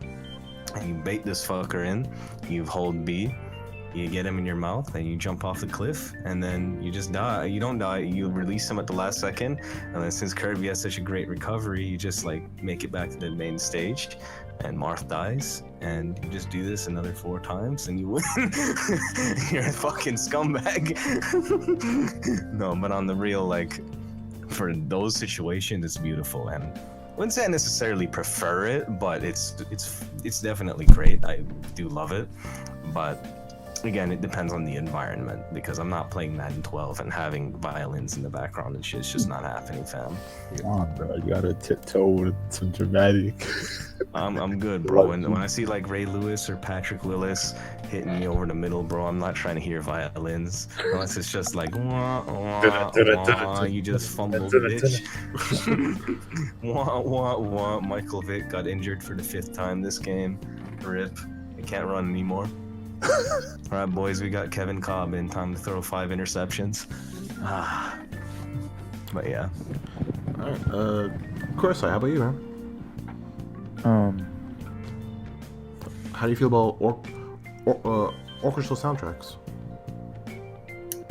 So, so you don't think that you can hear the Fountain of Dreams theme song played during a football game? Like, maybe, but like, maybe I don't know, but like, it's a little awkward. Like when you're in the menu, for example, like selecting anything, because they don't really play the music during the games in Madden. The music plays when you're in the menu or you're like picking team and stuff. It's like whatever you're doing in between the actual football games where the music plays. I don't know, it just wouldn't put me in the mood if I was playing Fountain of Dreams. It's not appropriate in that environment. I would prefer something that instead of like, it's kind of like the analogy I pulled up earlier. Like it's more of a Shakespeare romantic sword fight, justice, chivalry type of feel to it, which is beautiful where that belongs. But when I'm playing football, man, I'm trying to rip someone's head off. It doesn't fit that vibe. Something more like rap or rock fits that vibe of like a warrior on the football field in that sense, or maybe even with boxing, though maybe with boxing it fits a little more, but I don't know, it doesn't fit as well. But like college football music, the orchestral band type music. I think of Creed. So what, Creed? If you're talking about the ones that play in the actual games, some of them are good, but some of them are a little generic and cheesy, so I don't like all of them. It's kind of like they play a lot of normie music, and I don't like all the normie music. You see, what was cool about a lot of the older Maddens, especially, is they played a lot of tracks that I've never fucking heard of, and I never will hear of if I didn't play that game. But it's just really good rap or rock, and I listen to it and I'm like, who is this guy? And I listen to it and I'm like, damn, I know this guy. Like, here, this song isn't the best, but I was listening to it recently. It's from Madden 12. The video has like 22,000 views. It's like basically irrelevant when it comes to like some sort of rap artist, but it's a pretty good song for a 22,000 view video. Shit, I listen to that. This one has 2 million views, but I think it's, a lot of the comments say it's underrated. I think it's underrated because I've never heard of this artist. This is also from Madden 12. I think these two are good tracks for a football game. And I don't know if an orchestral type of thing would give me the same vibe. And when you guys brought up boxing earlier, I thought about Creed. That's what I said earlier. Oh, okay. Yeah, because Creed it has an amazing score, and it fits its theme very well. But if it's something, when it comes to fighting, it depends. Because I mean, if it's Dragon Ball, for example, some sort of orchestral Dragon Ball type of theme, baller. I mean, that's godly for those types of fights that are in the Dragon Ball franchise. So it's honestly just it's very equivocal. I think it's just preference, and it's also environment and what you prefer in that environment. And even if two things might seem similar, like this boxing versus Dragon Ball fighting, it's still different. You want a different feel for it. One type of fighting is like these two dudes with universal godly power are fighting, and they can literally obliterate the solar system with every blow, while the other fight is like two dudes from the streets or boxing in a ring and shit. I don't know. I feel like that has a different vibe to it, even within the realm of just fighting.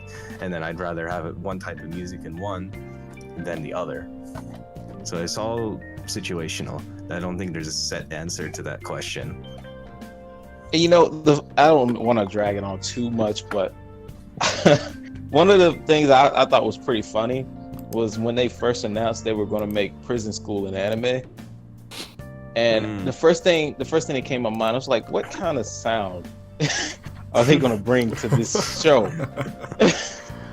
And to my surprise, some of it sounded like it was orchestrated music. And I'm like, really? They gave it like a serious tone, like, yo, this is life or death here. And it fits so well, but you would have never guessed until it happened what kind of soundtrack they were going to have. That's kind of my point. And the same could be said for like any other show. I mean, like, I don't know what's a good example other than that one, but okay, you know what? There are a couple. Oh, actually, go on. Now, I was just gonna say, like, you know, Dragon Ball, the Hollywood movie. Oh god. And then you got Dragon Ball. The one with the Two totally different things, right? Dragon Ball Evolution. Oh no. Now, I feel like the question is, do you prefer it?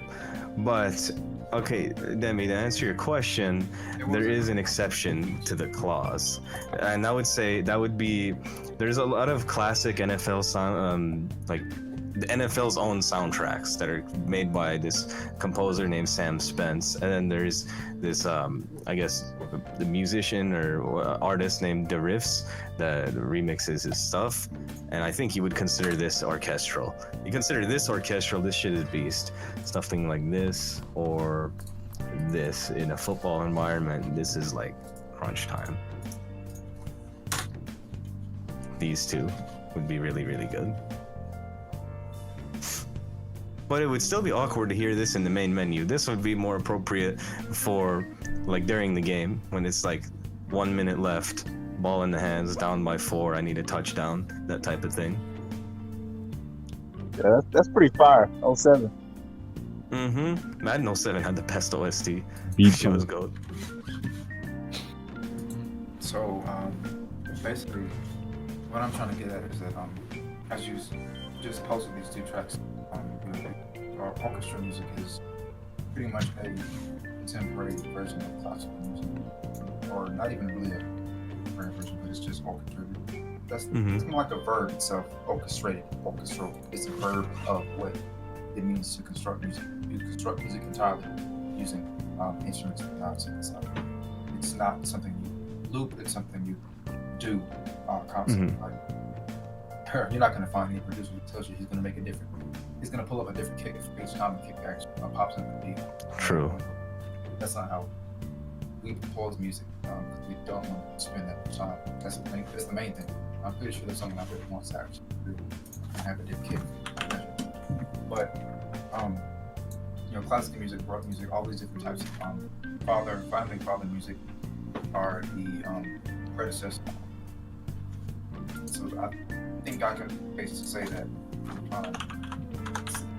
the most diverse and open-ended form of music ever. How easy you can change this way to the track. Like how this shift was the Travis Scott song. Sicko mode, where it starts off one way and then it changes to another one. Oh, yeah, Sicko mode, yeah. Which is very jarring. Not so much bad, but it's very jarring. But we did like classical music, for example, it would be extremely you wouldn't even really notice it actually it's a fluid change. I think Near Automata pulls it off really well though, with how the way they do it. Like at one point it's just like a regular soundtrack, and then they switch to a orchestral version of it. But that's just for me at least. There you go. That also, these two, that NFL primetime song was never in a game. This is what like ESPN used to use during highlights. That's probably my favorite highlight song right there. And then the one below it is the best remix from the Riffs. That one is the one where you really want to play it during crunch time, fourth quarter type of thing during a game. Maybe these two up here would be more main menu, I guess, but these two are during the fucking game for sure, and like these two are appropriate. So, I know, so feeling you would kind of want to have turn off plug-in. Yeah, I guess it does work. Trying to make a case for how there are a lot of ways that really hard and good sound. Honestly, it sounds there, it sounds like the more orchestral version of orchestral music.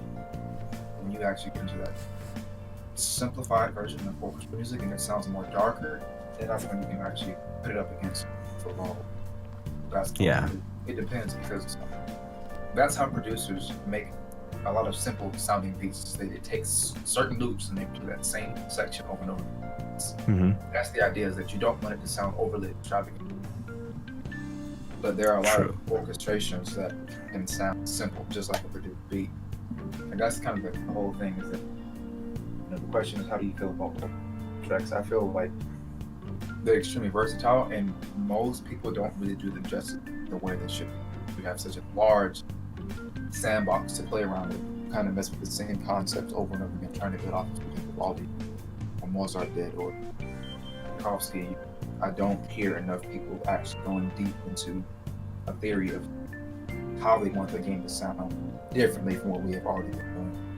So that's why music kind of has not so much a good universal reputation for it, because everyone kind of thinks that 100 songs that are composed in a manner can sound exactly.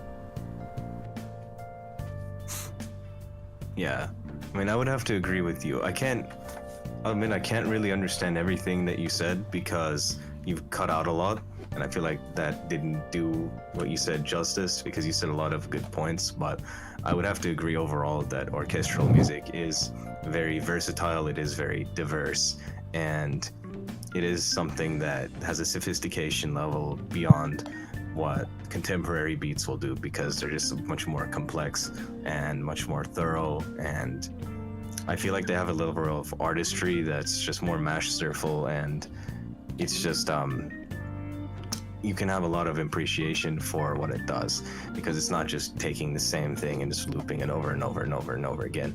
It's like a whole world of how did this guy make this many different sounds in this amount of time, and just kept it fresh and fresh and fresh. And it really does move you emotionally, and it takes you through a roller coaster. Like when you're listening to a lot of old Mozart or Beethoven or whatever it is, you can have certain sonnets or tracks where it starts off slow and kind of sad or somber or calm, and then it just goes into all-out warfare. Like you're in the middle of a battlefield, or you're just fourth quarter type of thing. You're in the last few minutes and you need to do something to win. And if you don't, you're gonna lose, and you're just in this crunch time moment. It could be like a fighting game. Maybe your meter's fucking all the way down. You barely have any health left. This guy has half his bar and he keeps healing or something, and you somehow have to get him down to zero without taking a single shot, and you just have to unlock like your ultra instinct in a sense and just wail on him. I think things like that can be very moving, and in a way, orchestral music can tell a story in that sense, where the sea can be calm in the beginning, and then there's a storm, and we fight through the storm valiantly, and we survive, and we get through it, and then it's calm again, and you see the clouds parting, the sun comes in, and all is good, except boom, it hits you right back again. Something else happens. That's why I like Fire Emblem Awakening a little bit, even Fates to a degree, because when you do have the music hit when you're about to battle, right? The music shifts. They got different music for each scenario. So if you're just on the field thinking, and then you go into battle, it goes into a battle mode in a sense. And you feel that shift in tone because you're about to murder somebody. and I kind of appreciate what they do there. They do that now in their Fire Emblem games. They didn't do it before, but they had like one central theme and one central battle theme before Awakening, I think. But I do like the change there. You know, I think I can understand why they say, like, if you listen to classical music, it, especially as a child, it can help with your brain development, and it can make you effectively, like, smarter over time. Especially, of course, if you expose a child to it, because unlike normal beats where it's just recycling the same thing over and over again, and it sort of gets mindless in that sense and mind-numbing, the fact that the orchestral style of music keeps it fresh and it exposes your brain and your neurons and all your synapses and stuff to so much different stimuli in such a short amount of time, it really helps your brain to just process so much different information. It's gonna force you to make a story. Yeah, exactly. And effectively, it's more brain stimulation, and more brain stimulation is like you going and working out harder. You work out harder, you're going to build more muscle. By breaking that muscle and you fill it with protein, and then the muscle rebuilds and it becomes stronger. It's sort of the same concept where you work out your brain and your little synapses and your dendrites and all your neurons more. You just expose them to more stimuli and they get stronger and they get faster, and you end up with a more high-powered brain. With that sense, I think that's why. It's because it's such a complex form of music, and it forces your brain to really think and process this all more, and, as you said, form more of an actual story arc rather than just sitting there mind-numbed to this beat that's just the same thing over and over and over again. It's not exposing your brain to anything fresh. It has to make it think beyond what it's already processed a billion times over the course of this loop. And you can really appreciate that. It really goes to make a case for how number one, I don't want to sit here and tell you that I don't. I'm putting, produced and digitally audio station, workstation music down, because all you have to do is pretty much have that same type of that tenacity to paint a story and change up the entire way you want to construct the beat, Right. minute by minute or second by second. And it can be the same way with an orchestra. You just don't have 50 people to, be at your command of the wave of a wand. But that's kind of my thing, is that it just has a very emotional roller coasting aspect to it, like you said. And anyone with a creative mind is going to appreciate it. When you started mentioning the dendrite connections and the synapses and the neurons, how neurons are fire together, wire together, and it makes you pretty much more sensitive to what you're experiencing. You have the ability to be more creative in that way. It's one thing to have a strong brain. It's another thing entirely to have a brain that's creative, because those are not completely the same exact thing. That's true. Most scientists, I wouldn't say most actually, a lot of scientists are creative in their own way, because you have to be creative to think of different experimental designs and things like that. People underrate that about science, because most of science... Most people are there either far left or far right, and science does not exist on either side of those spectrums. No, it doesn't. I mean, you're just trying to understand the natural world better. Another misconception about science is that people think you're trying to prove something or disprove something. That's not the case. That's a lawyer's job. A scientist doesn't prove anything, ever. All a scientist does is disprove things and provide evidence to suggest the possibility of something new.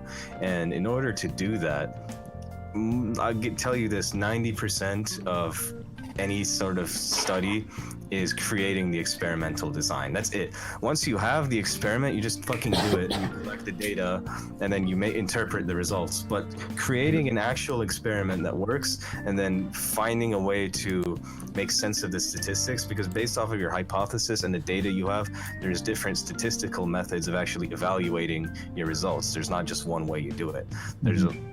And that all takes someone who's creative, that can improvise, and that can actually process with common sense and deductive reasoning, inductive reasoning, is thinking, what is a good experiment to try to not prove, but try to give evidence for this hypothesis? Or if I don't support my hypothesis, just create some sort of logical sense. Because, I mean, not every experiment is designed to prove the point that you hypothesize.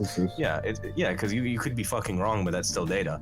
Oh, well, I disproved this notion. This hypothesis is not true. This is the result of this. And then, of course, that experimental design has to be, elaborate enough where other people can repeat it and yield the same results as you. Because if the experiment isn't repeatable, it's not a valid study, and that's what any scientist would tell you.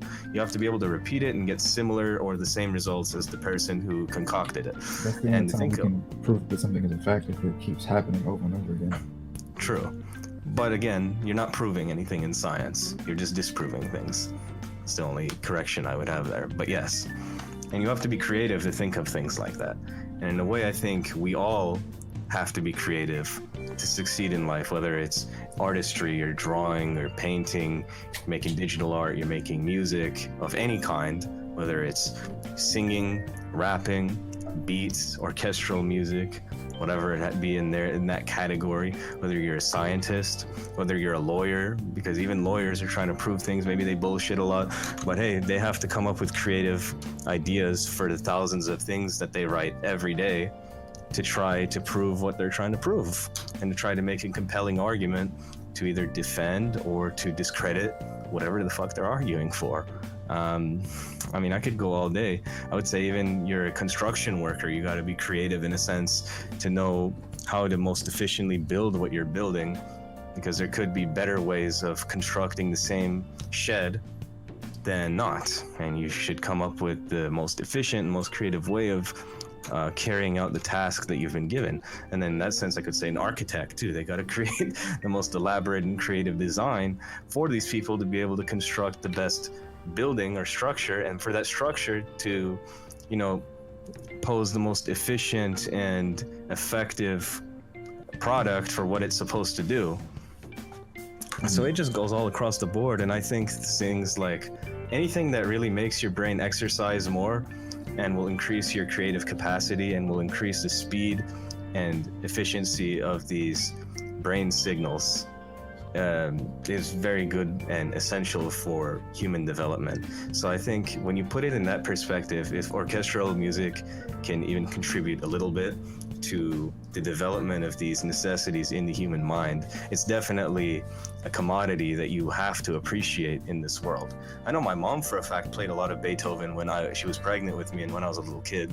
They even say that that type of music helps plants grow, and I don't know the validity of those studies, but I wouldn't be surprised if they are more true than not, because of just the way it works and because of how brilliant of a thing it is. I think the study of this form of music on both a scientific and an artistic level is something that should be an ongoing process, because of just how much there is discovered. It's kind of like Melee, where they're still discovering new bugs in the game. There's much, much more to discover in that realm of what the effects of this music can actually have on human beings in terms of emotional state, in terms of cognitive development, in terms of cognition when they're listening to it, when they're not listening to it, etc. It's just, so ultimately, it is something that should be appreciated. Yeah, it disperses, where we get to be more appreciative and sensitive to things instead of intolerant. All right, well done. Hope everyone enjoyed that. Black Tribe Force, I guess you're the last one. About how you feel about those tracks. Yo, repeat the question again. Oh sure. How do you feel about orchestral tracks? Let's say soundtracks. How do I feel about it? I mean, they're ultimately going to sound better. A good example of that is Dragon Quest XI. When Dragon Quest XI first came out, right, I enjoyed the music along with the story, but when it came out again for the Switch, the music just sounds so much better, so much crisper. It's so much that I didn't notice before in the tracks. that I notice now, because it's all live orchestrated music rather than something that was composed on a software, editing software. And you get more appreciation from it for sure. I even appreciate some of the covers that they do. One that I like in particular are the Ace Attorney covers that they do. They do it maybe every 2 or 3 years. I'm not sure if they do it every year, but I know they keep up with the release of each game. And the latest one, it came out a while back. They pretty much orchestrated every game series that they produced under Ace Attorney, and it sounds so amazing. But you really can't appreciate it unless you played the games. Same with let me see, they did Octopath Travelers the same way. They did Fate Grand Order the same way. I like the jazz covers better for Fate Grand Order though. But yeah, I agree with just that, hearing, I agree with that. just hearing all of it in a new light makes you really want to have that in an official game. But that's how I feel about it. I mean, it's great overall. It's like, I guess when it comes to timing, that could be a downside. Like specifically with Fate Grand Order, or in general? Well, like I said, they do the orchestrated pieces with Fate Grand Order, but I don't like them as much as their jazz pieces. And to me, nothing is touching the Ace Attorney team when it comes to orchestrating their soundtracks. Like, I don't know how they do it, but it just sounds leagues better than the Fate Grand Order team. Like, whoever they got for that, I mean, man. I listen to it just about every day, and it gets me. It's a mood booster for sure. But the Octopath Traveler soundtrack is pretty good with the orchestrated pieces, and I could have sworn I was going to say something else, but yeah, that's how I feel about it. Yeah. For myself, nothing really much for me to say. I think everything I want to say actually has been said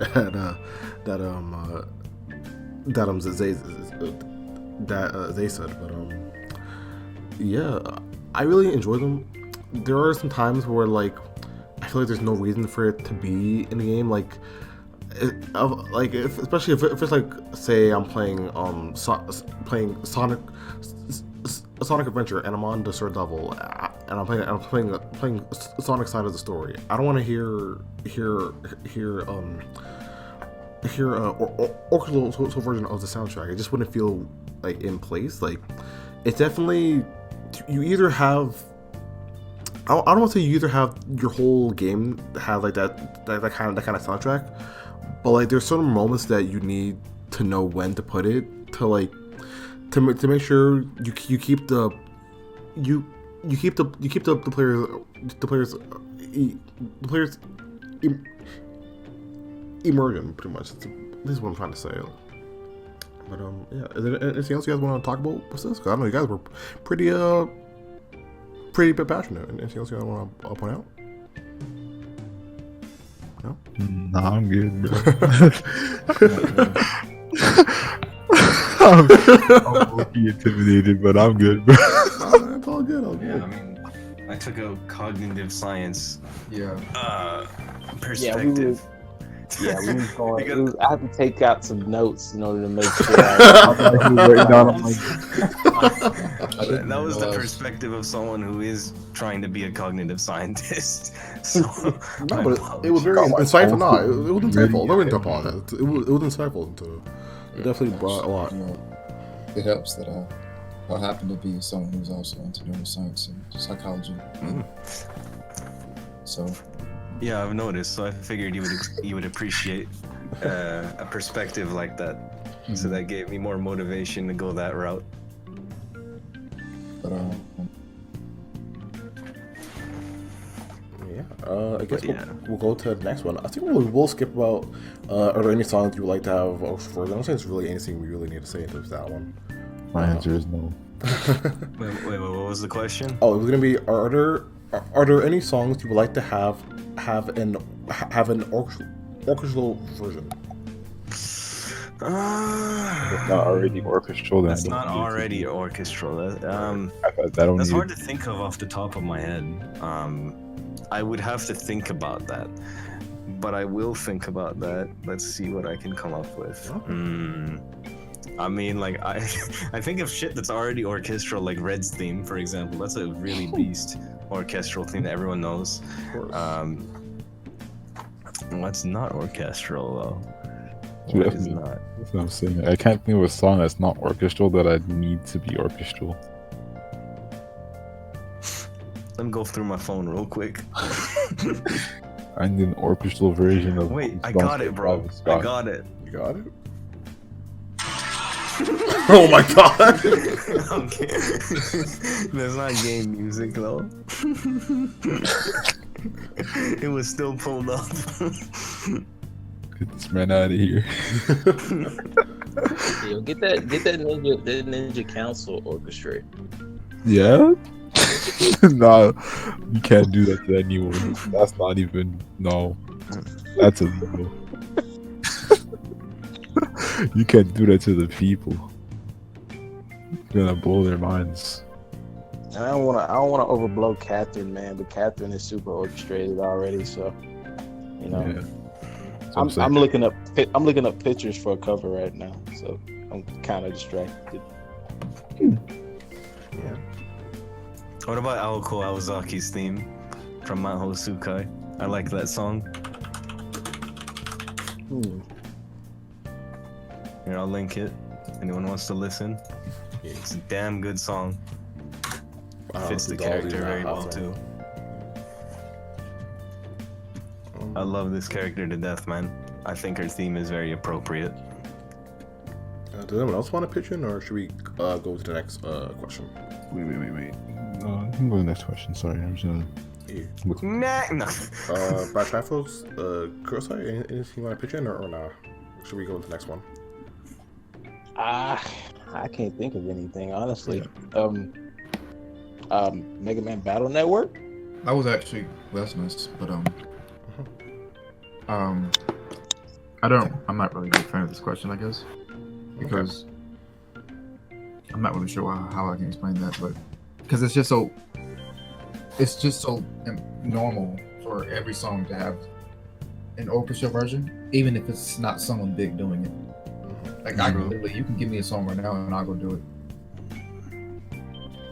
I'm pretty sure Black Horse can say the same thing. I need thick niggas and anime titties. If you know, yo, T-Bangs, yes. if you know the structure of the song, then yeah, everything can be orchestrated. Yeah. So if you Pulse just want it to Ultra, build your happen, cages. it happen. That's Say- what You know what? I've mentioned it 3 times and I'm linking that shit. I will grace I your feel like she ears. looks so familiar. I'm like, I've definitely seen this character before. Aoko? Yeah, I had to like double check. I mean, I don't know what's wrong with her, like, in the sense that she's so unknown, but she's also known, like, very quietly at the same time. Like, I remember J-List posted some meme of Aoko with, like, I don't know if it was a virgin killer or it was just a normal sweatshirt. It was like a blue little sweatshirt, and she's like pulling it up a little bit, and she's like trying to cover her lower body, and she looks embarrassed. And it was like for every month of the year, like, and like day or whatever, there's like some new name for your vagina or something, and it was like some stupid ass meme, and it just like Aoko was the poster child of that meme for absolutely no reason. For They me, just pulled her out of the fucking abyss to put her on that. And I'm like, why? I was You just know what I seeing mean? red hair. That's my thing. I was like, she looks familiar, but it's Yeah, not. she does have red hair in Tsukihime and Melty Blood. Yeah, Her that's older what. form does, and also her form when she uses the 5th magic, which is the concept in that series that I'm not going to explain, but Yeah, when she uses her basically like her true powers, her hair goes red. yeah, because I'm used to seeing her in Melty Blood, so I was like, this name and this character looks familiar, but it's not what I'm used to seeing. that's her as a high schooler. She Okay. damn cute. But yeah, this song, however, this shit is lit. Pulse Ultra, Build Your Cages, and give that a listen. Sacrifice everything you know. Just fucking listen to it. Go. I know nothing. This band was also really awesome. They're from Montreal, and they made one album, and it's the album this song is from, not surprisingly. And then they disbanded. They disbanded because they had some disputes with, I think the record company was Atlantic Records, and they had a lot of disputes within the band, and they had disputes with Atlantic Records, and they dropped them from their record label, and they never really picked it up afterwards, and they completely disbanded. And it's unfortunate because they were a very, very talented band. And I mean, that song alone, early in their career, they landed in Need for Speed, and that was already a pretty big accomplishment. But it's not just that song, every song in that album is just very good. It's like elite level early 2000s rock. And I really feel sad that they didn't make any other music besides that album, because they should have. They owed it to people to make more music, because they were a very good band. Well, that it Kurosai, or was there anything else you want to add in? Are we on video game composers now? Pardon? Are we on video game composers now? Oh no, we were just you were saying something about how like discussion was like pretty broad about like any songs you would want to have a orchestral version of it. Nothing really comes to mind. Yeah. Because I don't know. I just can't. I can't have like an interest for it, because I know how easy it is to do. So it's not like something where someone says, or someone can ask you, would you like to see fucking Link in space? It's like, well, that's very interesting. But the more easier it is to perform it, the less interest I have in it, so to speak. Well, then we'll move on to the next one, which is favorite video game composer. Nemu, do you have them? Oh boy. Oh, boy. I'd have to say the Monster Hunter orchestrator. Oh, I'm sorry, glasses. I believe her name was Akihito something. Give me a second. Akihito something? Narita? Something like Naruto? that? I wish. No. Narita. Naruto. Naruhito, Eric. Evolved Naruto. No. But it's not the right person either. Shit. Boruto.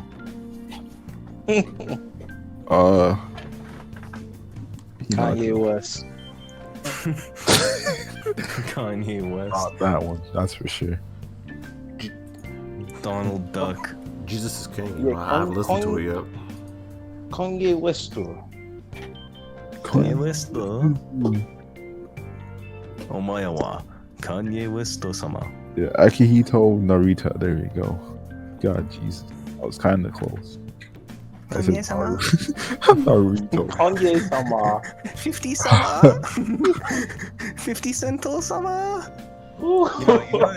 You know they named that character Sento Isuzu from Amagi Billion Park after 50 Cent, bro. It's fucking raw, bro. It's fucking raw. That's his waifu, bro. If that's not his waifu, I'm rioting.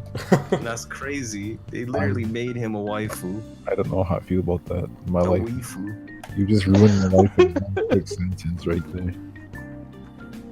You just ruined Bro, my life 50 in one Cent. sentence. Sento literally belongs to 50 Cent, bro. Like, you can't, that's his girl. They literally incarnated her out of his identity. Holy, I did not even They did a know. lot of people like that, though. Like, I feel like there was a picture comparing the characters to actual people. I need to see this chart. I need to see who else is a rapper spawn. Cause I Where's think the that Tupac the MC, let me see. Let me check this out. Let me see. Maggie's Brilliant Park. She's hot, bro. Shit. While Black Trifle looks for this, Zayence, how about you? Who's your favorite video game composer, if you have one? Composer?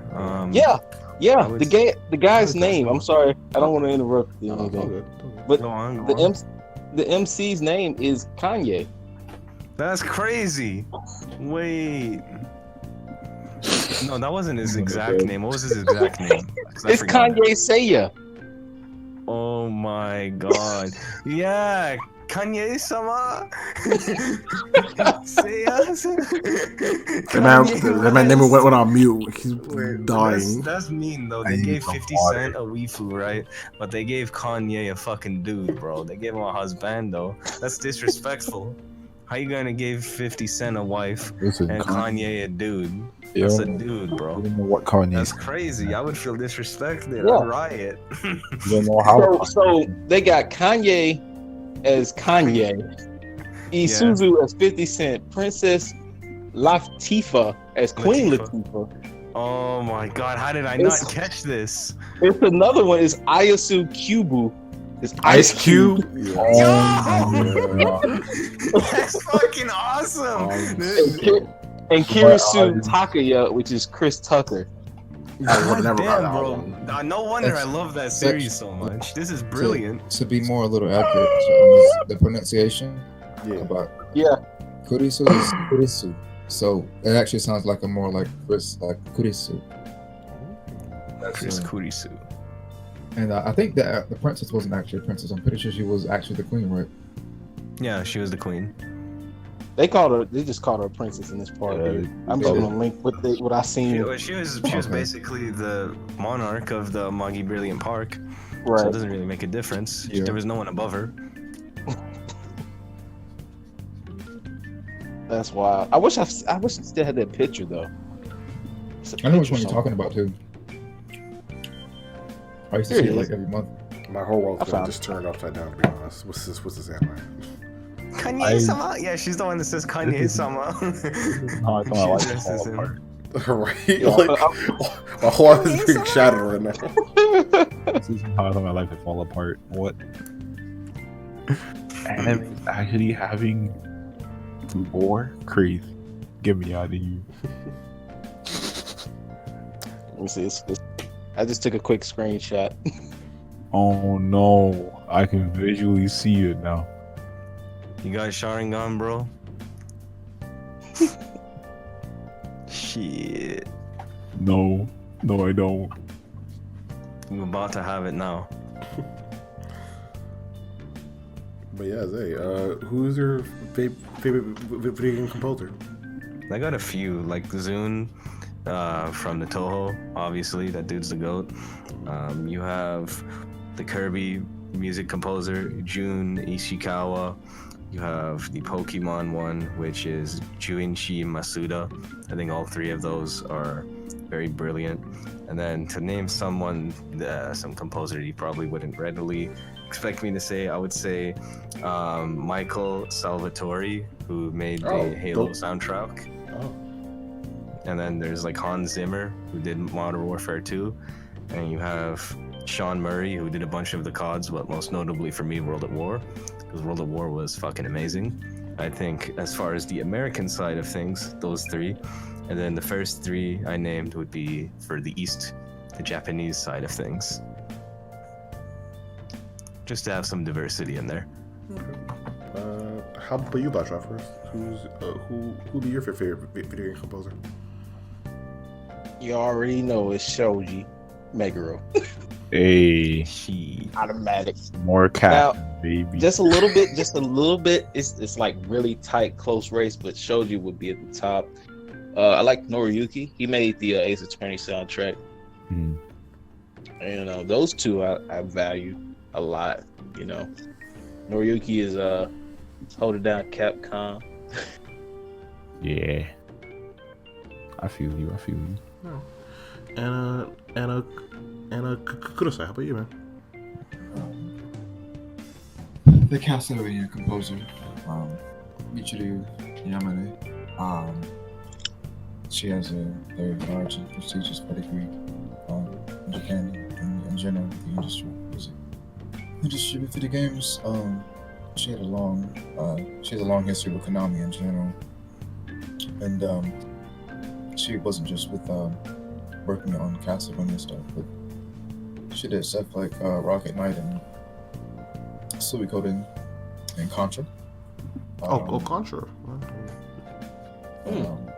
She really pretty much just fucked everyone over with Symphony of the Night, because it just did different stuff that people never really got a good appreciation for. Like, I know about classical music, but we don't really know that much about a bit more of a synthesized gothic classical music, heavy metal, classical, or new age classical, or jazz classical. She pretty much just mixed all that shit up like a melting pot, and it was just great to hear that soundtrack. If you have appreciation for any type of music whatsoever. But now she's kind of a freelance composer right now, currently. Someone brought up Halo. I like the guy who did the Halo 4 music. I don't care how bad the game was received. Was named Martin O'Donnell. But I think he did a good job. Particularly how I happened to find Martin O'Donnell's because there was a contest to see if you could win to get a Halo 4 copy and a Halo 4 Xbox edition. And you had to pretty much take his one of your preferred songs that he had made and remix it. He would send you the stems and all the different stuff and get you to remix it for the contest. So that's how. That's actually really cool. What the hell? Yeah, that's pretty dope. Yeah. Martin O'Donnell was like working in collaboration with the dude I named. So I guess both of them would count for the Halo category. Yeah. Masato, Sonic. Yeah. Oh, true. He's been around for a while now. He got hired by Sega like in the 90s, I think. And he just most of his best work is in Sonic 2. And he did a couple of film stuff too. I think he did Atlantis, The Lost Empire. And it's a popular, well, maybe not so popular, but it's a popular Disney movie that some people may remember. I don't know. I keep dating myself when I talk about this kind of stuff. I guess for me, I don't have much. I think I only have two. One would be Yoko Shishimura, who worked on all the Kingdom Hearts games, and she's done a few animes recently as well. And Kohei Tanaka, who did the Gravity Rushers. That's really it for me. So for the next question, favorite retro video game soundtrack, Nemu. How retro are we talking here? We're talking. I want to say the end of the 90s. That's as far as you can go. Lord, I'm a fetus. It's okay. We played the game in the past still. Let me think about this. That's actually kind of rough. I'm gonna have to do some research right now. What? Bro, I was like 3. Yeah, I was 3 too, son. Don't worry. Oh my god. Back in my day.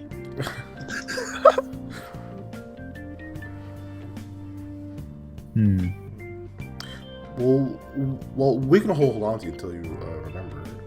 I guess, Zay, how about you? I'm doing a bit of research myself to You find too? a specific one. I bet.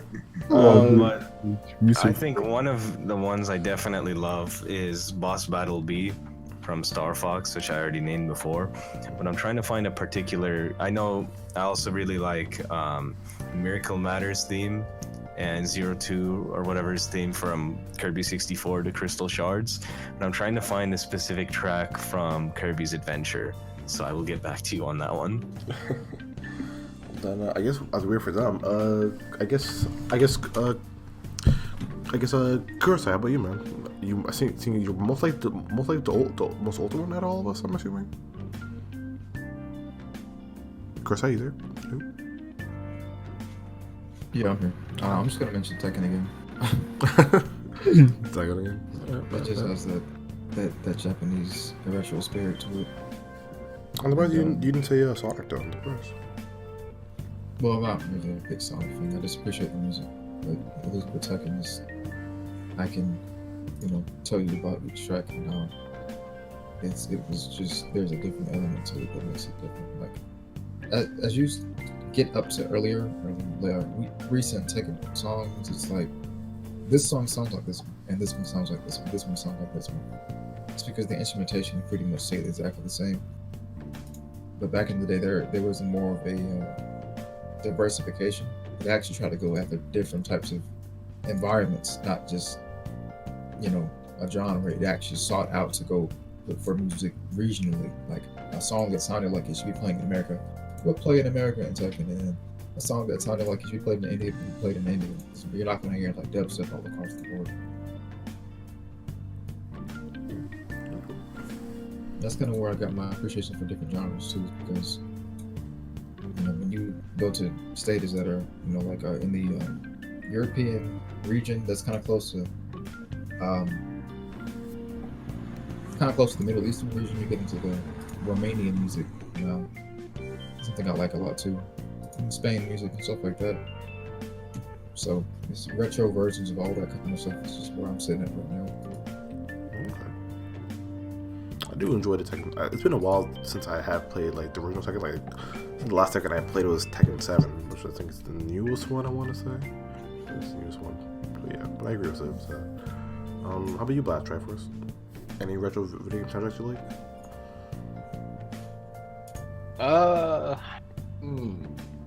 Retro. I like a lot of Donkey Kong tracks. Yeah, we haven't talked about Donkey Kong, right? Yeah, a lot of the Donkey Kong tracks are flames. It's kind of overlooked in a way, because not many people can beat the game. Like, for whatever reason, it was hard to people back in the day to beat that game, but it was super easy for Mario, and that's why I feel like Mario was a little bit more popular. But Donkey Kong had the better music than me back in the day. Back in my day. Damn. Okay, so I found it. I would say from Kirby's Adventure Ice Cream Island 1, and then the reason why I like it so much isn't just its presence in this game, is that it appears in nearly every other Kirby game in some sort of remix, and it's so fucking memorable. This is one of the ones I remember when I'm doing math and shit. Like, I just love this song. Ice Cream Island 1, and I'll say a close runner-up is the Orange Ocean 2, and Vegetable Valley 1 or 2, let's see. No, not 1. Yeah, there you go, Vegetable Valley 2. But out of all those, Ice Cream Island 1, bro, that's some heat, bro. Ice Cream Island 1, I'ma link it. This shit is lit. Alright. Nemu, do you remember or find it? I'm gonna go with Yoshi's Island. I would have never expected that to come from you, to be honest. I love that game. Really? I love Yoshi's Island. I don't talk about it. Yeah, definitely. That's why I'm surprised. It's been ages since that game's been out, and I played it to death. But I love Yoshi's Island. Yeah, that's why I'm look at that game. Good lord, the music just fits the game so well. And like as a kid too, it's just colorful and whatnot. I love that game. Like he said, to Kirby's Adventure. Oh man. That's another good one that I found. But this is the best boss theme probably of all time. Straight up boss battle theme. Boss battle be. I know I have it on my phone, so sometimes it comes up on my Bluetooth, and I've gone through 2 cars since I've had a car. My first car was a 2013 Camaro 2SS with a sunroof, and my second car is the exact same car with the same trim, same color, same everything, except my current one has half the mileage and no sunroof. But remember when I had the sunroof, I'd open that shit, and then if I heard boss battle theme B, I'd roll down both windows, and I just imagine I had all range mode.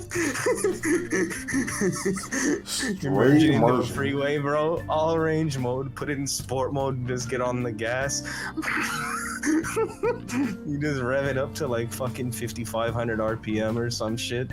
That hits, bro. That's how I know Boss Battle B is GOAT. Enemy shields analyzed. There's a fucking truck. 18-wheeler about to crush me, about to finesse this man's. And for the final question of the topic starters is, what video game song start to make you feel emotion? Kurosai, we'll start with you this time. Oh boy. So, Metal Gear Solid 2, Yell Dead Cell. It's a song that kind of starts off with this type of snare and hi-hat mixture. It's kind of hard to describe, but it's very scratchy, like someone's kind of scratching at a metal ball trying to get out of the cell. That's the name of the song, Yell Dead Cell. So it's also like that, and then there are a bunch of saxophones that just go off like someone is screaming for help, and then it just pretty much just kicks off into like this trance-like track. It's military style. I feel like there's a bit of a American military style to it, and it has like a popish trance techno-like vibe to it at the same time. It's a very upbeat song, get kind of hype. I play it all the time. I think I can't remember for sure if it was in Smash, but I'm pretty sure it was. And they did not remix it. I don't know how you can remix something like that. Yeah, it was probably a problem. But and then for like something that I put on when I meditate, actually, or when I want to just sit in bed before I go to sleep, I turn on a song called "Silence of the Forest," Bravely Default. It's a song that plays when you're like in the first couple of stages in like dark blue colored caves. Is that in Bravely Default 2 as well, or is it only in 1? I think so. Pretty sure.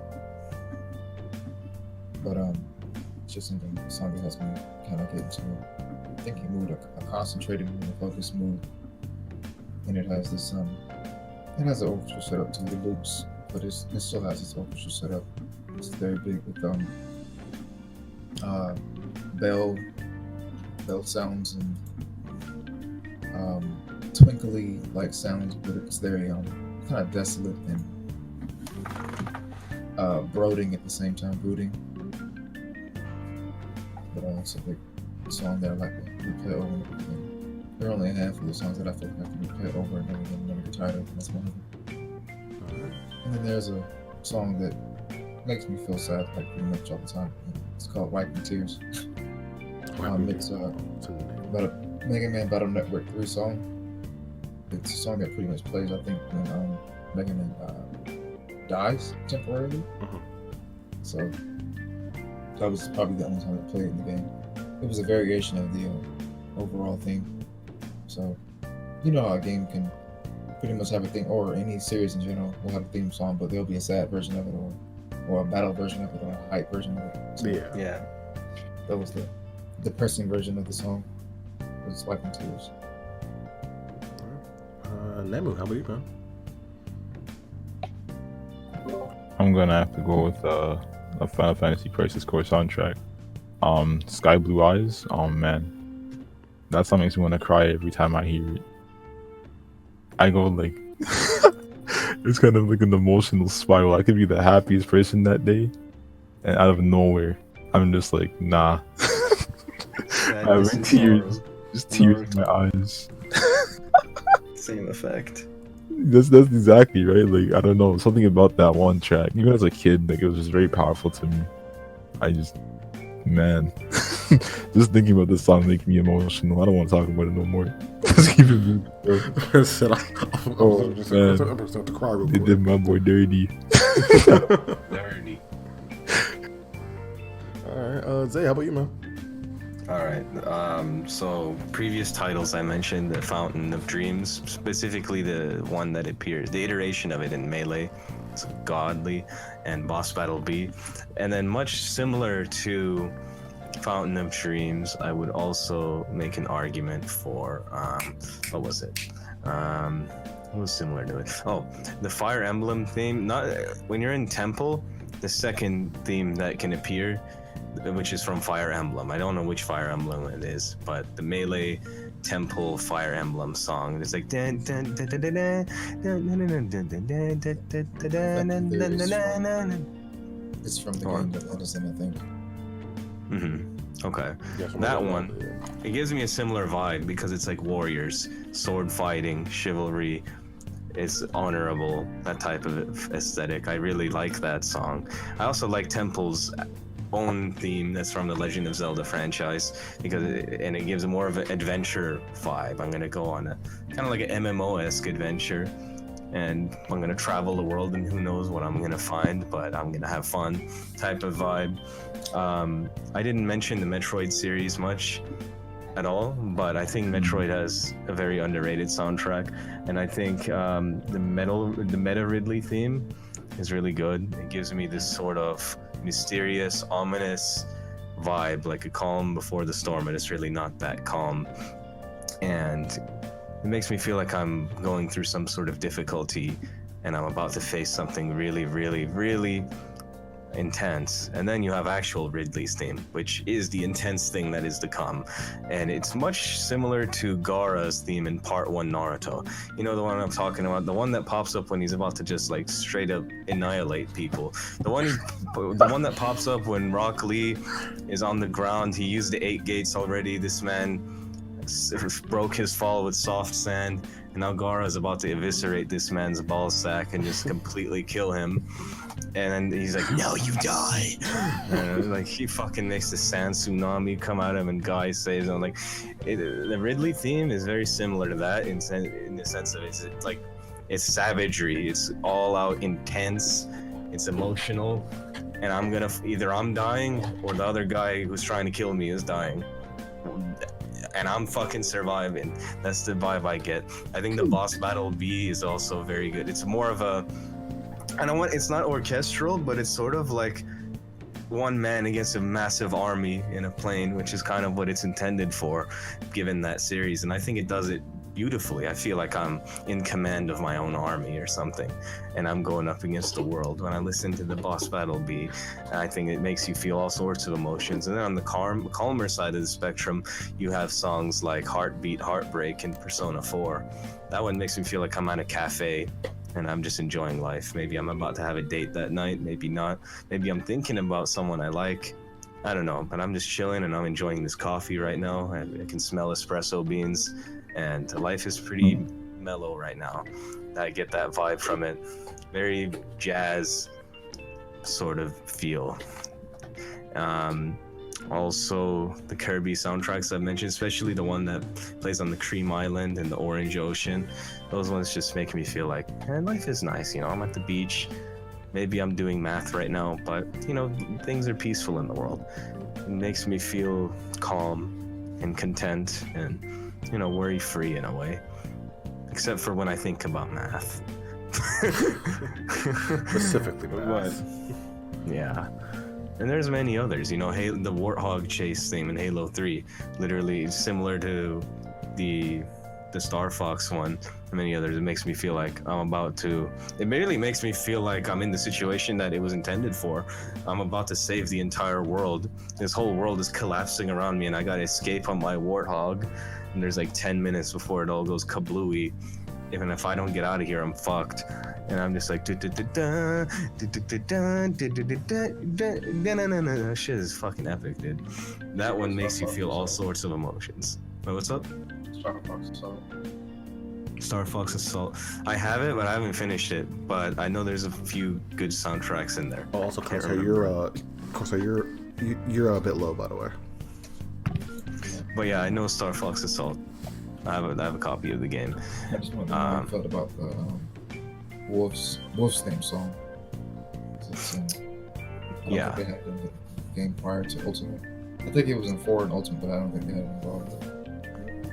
Yeah, I think I know which one you're talking about, and if I'm thinking about the same one you are, it was really good.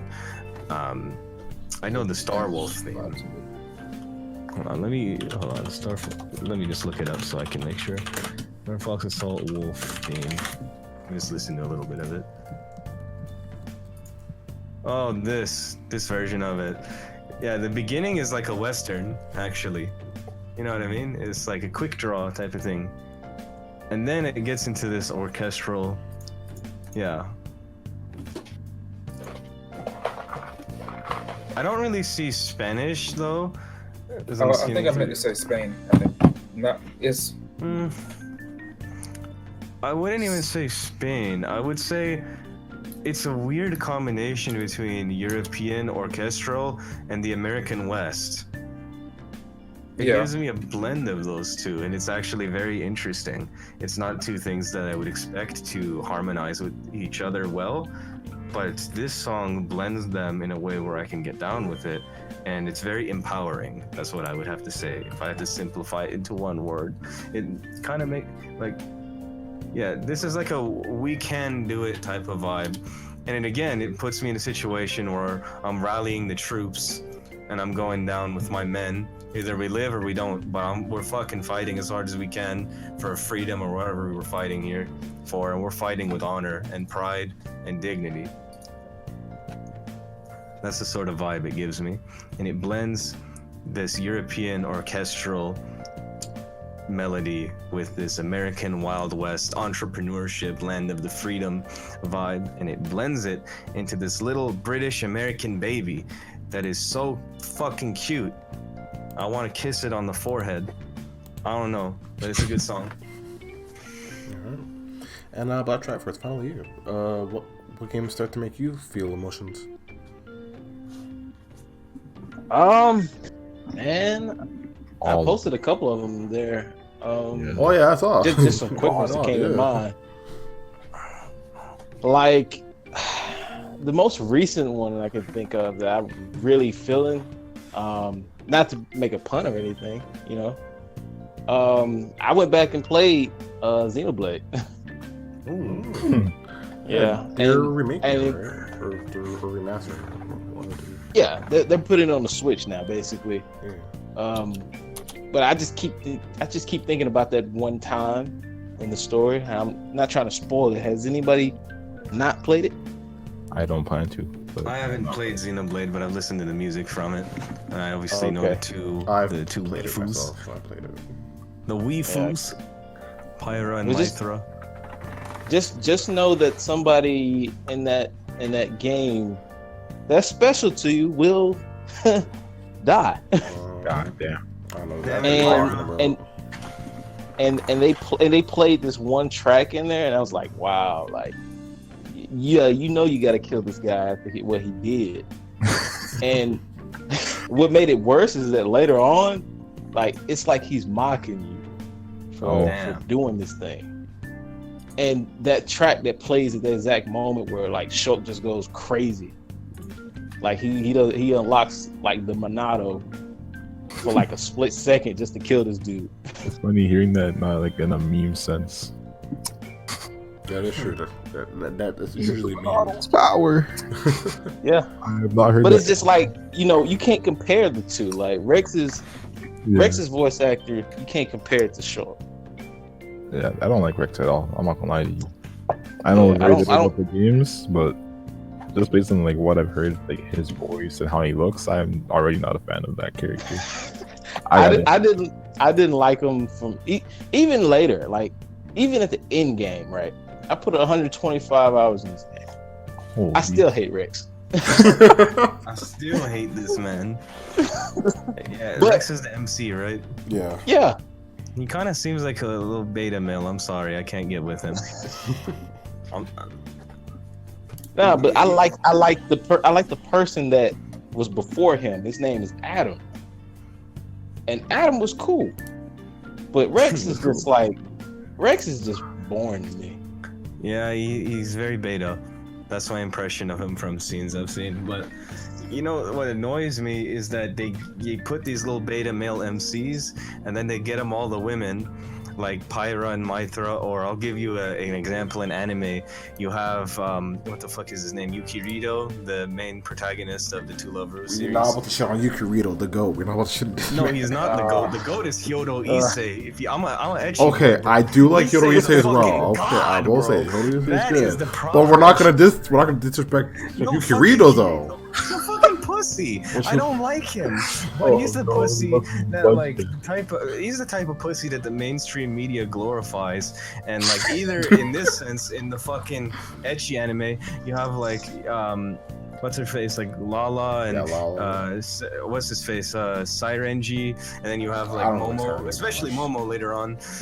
They're all like, oh, he's so kind, Yukirita, I'm falling for it. But it's like, bro, no woman actually has this reaction. No woman I've ever witnessed in my entire life, either to myself or someone else, has ever responded with this type of like attraction just due to pure niceness and kind. Like it doesn't get you anywhere by itself.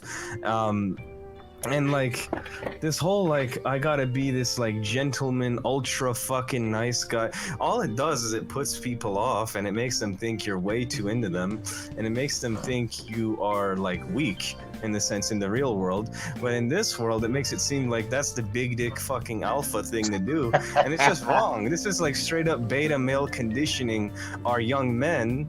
And it makes them actually think this shit is gonna work and they're gonna get the woman that they want, and they end up getting friend zoned or fucked over or whatever the fuck else, cheated on. I don't know. Whatever happens, even if they do get the girl, she'll get tired of them and drift apart, and whatever the fuck, depending on her character, the way it ends can be horrible or it could be normal, but it'll end in one way or another. And it's like, stop. Fucking, it pisses me off to have people like Rex and Yukirito and these people, or just like these typical Hallmark movie protagonists where they're just this nice guy and they're overly pursuant of the girl and she doesn't give a shit about him at first. They're like, no, I gotta pursue her, I will change her mind, I will win her heart, and in the end he does some sap shit and does. But it's like, that doesn't work in the real world. I'm not a hater, I would believe in love, but that's not how it works. And you just condition men to be ineffective when you teach them that this is the right way. The proper male that's actually going to be attracted to women, it's like the James Bond type, or many type of like the main protagonist of like, let's say like Casablanca or something. See, the way men were portrayed in movies during the turn of the century in film, like the 40s, the 50s, the 30s, 60s even, that's the type of men that women are actually drawn to in the real world. But nowadays they portray these like Rex Yukirito people and they give them like 5 fucking love interests, and it's like, bro, you're not gonna get anywhere acting like this. Stop conditioning people to thinking this is right, because you end up creating bad experiences for the men that take this nice guy fucking role on and end up getting thrown into the trash like fucking yesterday's garbage, and they don't understand why. I mean, every little fucking movie since I was born fucking told me to do this. I don't know. I thought this was the way to be. And the scary thing is, it even conditions the young women into thinking that's what they want or that's what they should want. But they end up never being attracted to that thing, and they don't know why they're attracted to the dude who seems like the stereotypical douche. It's because, like, bro, because he's not a fucking bitch. Jesus Christ, I'm sorry, I had to go on that little tangent because you brought up this Rex man, because it's like, I'm tired of these people conditioning people to be ineffective. Yeah, like this trick. Fucking over our men. Oh my god.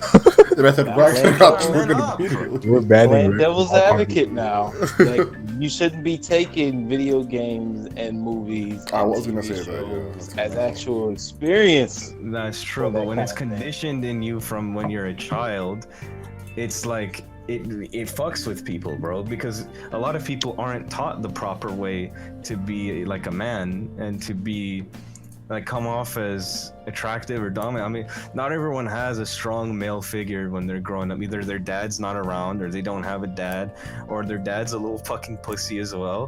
Whatever the fucking case may be, everything is equipped. Maybe they're raised mostly by their mother, and the mother is great, but she does it. Not every mother can raise you to be a man because she's not a man herself. So it's like a lot of these people learn or get an idea of what a woman might be attracted to by what they're exposed to in the media or in movies and stuff when they're growing up. It's just ingrained, and they think it's correct and they go into the real world and they get fucked over and they don't understand why, because every fucking romantic comedy or whatever, just Hollywood film from when they were 6 has taught them that this is the way to behave. And it's not direct teaching. Like, to respond to your point, it's very subtle. That's the thing. It's not obvious, like, oh, my kid played Call of Duty and now he's violent, now he's hurting people. Like, it's common sense that you shouldn't go shoot up the school. Well, I guess for most people it is. Well, that's not that. That has nothing to do with being a I'll man. get it. So, I'm gonna be a man and I'm gonna shoot up this school. Right? No. I guess for most I don't people think it it's is. not common sense. I don't think it's not common sense for someone who even does it. I think they know what they're doing. It's not something that they choose to do because Yeah. they think it's right. Right. Yeah. Right. I agree, but that's a whole different discussion. That was just a joke. But what I'm saying is, I think it's common sense for people that they shouldn't be violent. Even if they are violent, I do agree. A lot of people know it's bad and they just do it anyway, because that's the thing. I mean, like the Las Vegas shooter, for example, he knew what the fuck he was doing. He just did it anyway. That's why I don't get, people were so confused. What could possibly be wrong with this man? They were scrambling and they saw that he was a perfectly normal guy and nothing was mentally wrong with him. There was like hardly any evidence of it. It's because a sane person can rationally make the decision to commit a horrific act just because he wants to and he doesn't care. There doesn't necessarily have to be a mental illness behind it every time, even though a lot of times that can be the case. But that's a whole different discussion. My discussion is that with things that are more blatantly obvious, it doesn't condition this in the people because it's known. But with things like the women attraction, it's more subtle because it's not something that's... I don't think it's blatantly obvious to every dude what women want, because it's just kind of not. It's one of those things where some people naturally can get a knack for it and they're very good with women, but most guys are confused for a while before they get experience. And when they get experience and they get fucked over enough times, they start to learn how to behave to actually attract the women that they want, and then they end up being successful. Some people go to age 40 and they still don't fucking get it. So it's something like this, it's harder to grasp. So when Hollywood paints this picture, or games or whatever, manga, any type of media paints this picture, this false narrative in my eye of what an attractive dominant male is, I think it's effectively conditioning a lot of men to behave in a way. They could be a very strong, guy, a very strong, dependable guy. But that doesn't matter because they're expressing themselves to women as someone who's ineffective, weak, and, like attached, like clingy. I don't know. A lot of these traits are what they're going to actually be conveying to the women that they're interested in when they follow the narrative that the media paints as being what an attractive dude should be. And I think it's very divisive and it's very harmful to our generation of men right now, because it's basically conditioning them to be weak beta fucking people. And I'm not someone who's gonna sit here and be like, oh, I'm alpha. I think if you like self-proclaim yourself as an alpha male, you're the biggest beta alive. Only fucking weak ass people say that. I mean, someone who really is that doesn't have to say it, doesn't need the validation. They just are. And what really conveys it is that they're in control of their life, they're in control of their emotions, they're in control of themselves, and they just get things done. They don't bitch around and make excuses or seek other people's validation, and they're in control of things. That's really what it is to be someone who's dominant. And you don't need other people's approval, you don't need other people's attention. You might want it sometimes, but you don't need it, and you don't thrive off of it, and you don't seek it. That's a big thing. But ultimately what you end up conveying when you follow this narrative of fucking Rex, for example, is how to be a big bitch, or at least convey yourself as one when you're really not one, and you're doing a disservice to yourself by behaving that way. And some people just don't know any better, and it takes time and getting fucked over to learn. But I think instilling this in people from a young age, as this is the correct way when it's not, is very harmful. And I just wanted to fucking convey that because it pisses me off. I do also So feel like Rex. oh, you can go. Yeah. You're talking about Rex from. Yeah, he just comes off as a little bitch. Yeah, I haven't played the from- game in its from entirety. Twitter. But I'm just talking about that like Yuki Rito type of like archetype of a protagonist, I guess. I don't think that anyone in their right mind, and even being what type of society that Japan is going to try to make a case to say that this is okay to be this way. More often than not, we're we have a scenario where the character is a bitch at first, and because that's how you kind of start out as a bitch at first, even as a boy. It doesn't matter if you were raised by your father or not. If your father raised you and he raised you right, then he definitely made you a bitch at first. That's crazy. And you had to you had to figure out how to be like him over the years, and that kind of comes with a lot of anxiety too, because now you have this. This is where it's kind of shaky when you attempt to turn a man into a man so much to the point where he feels like he can't express the side of him that is actually there, and that side is femininity. A lot of men do not understand that when it comes to being a man, that the strongest type of man is the one who is willing to be vulnerable, especially in front of his woman. True. And the reason why that is because you're going to find balance in everything, and I mean everything. There's nothing in this world that can be weakness just without a balanced structure to it. We can't have the left side of the spectrum of politics without the right side. We think we can do with one or the other, and that's not going to ever work. When you look at the tower symbol, the yin symbol, one side stands for order, and one side stands for chaos. Chaos is anarchy. Order is a governing body. When you have too much order, that's a bad thing. Look at psychopaths. When you have too much chaos, because chaos is not inherently a bad thing, but when you have too much of it, it's just complete and utter, obviously, chaos. So femininity can be painted as chaos because it's arbitrary what it means to be a woman and whimsical, and how pretty much you can just be a woman and exist, and you can have a man under your thumb just because you are a woman. And then you have the side of order, which is masculine, because if you look at anywhere in this world, when it comes to upholding the foundation and the structure of the entire world around us, it's done by mainly men. And women won't even want to take the jobs that we do 80 hours a week, trying to make sure that we climb up on a telephone pole to make sure the electricity is right. It's not that women don't have equal opportunities, it's just that they don't even want to take the chance because it's dangerous. Let's actually put women on the battlefield in the same positions that men are more often do, and you'll see that it's still disproportionate. Men die more in the military. It's still disproportionate. Look at stem cell research. Men are over there doing that thing. It's people are choosing what they want to actually go out there and do. It's not a issue of equality. So that goes back to having a sense of character as you grow up. You kind of have to really understand that you're given a deck of cards, and you can't just sit there and sift through which cards you're going to play or not. If Yu-Gi-Oh did that, he would never win a fucking duel. He uses his entire deck to his advantage. You can't just pick and choose which ones work and which ones don't. In given situations, yeah, but you need to understand how your feminine side is going to help you get in touch with women to begin with, when your masculine side is going to help you get in touch with how to control and harness a relationship so that it doesn't get out of hand.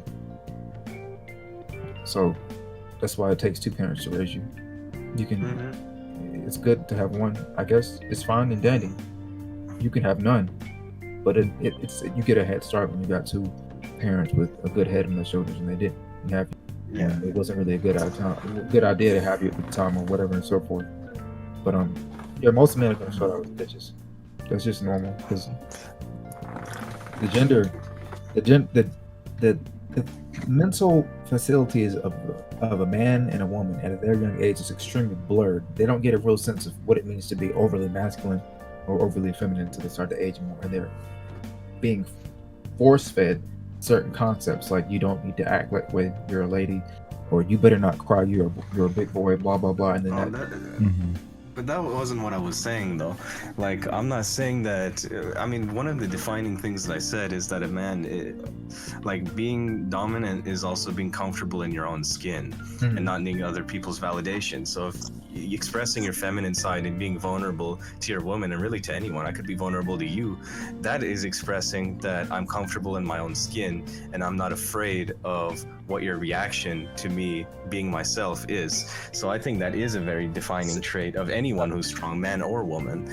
But what I'm saying isn't opposing any of that, or opposing that you can have the development. What I'm saying is that the media, I think, paints this picture of like being the nice guy is what you got to do, and I'm not saying you shouldn't be nice or kind. I'm just saying the nice guy, overly nice. You know what I mean? It's like overly nice, overly caring.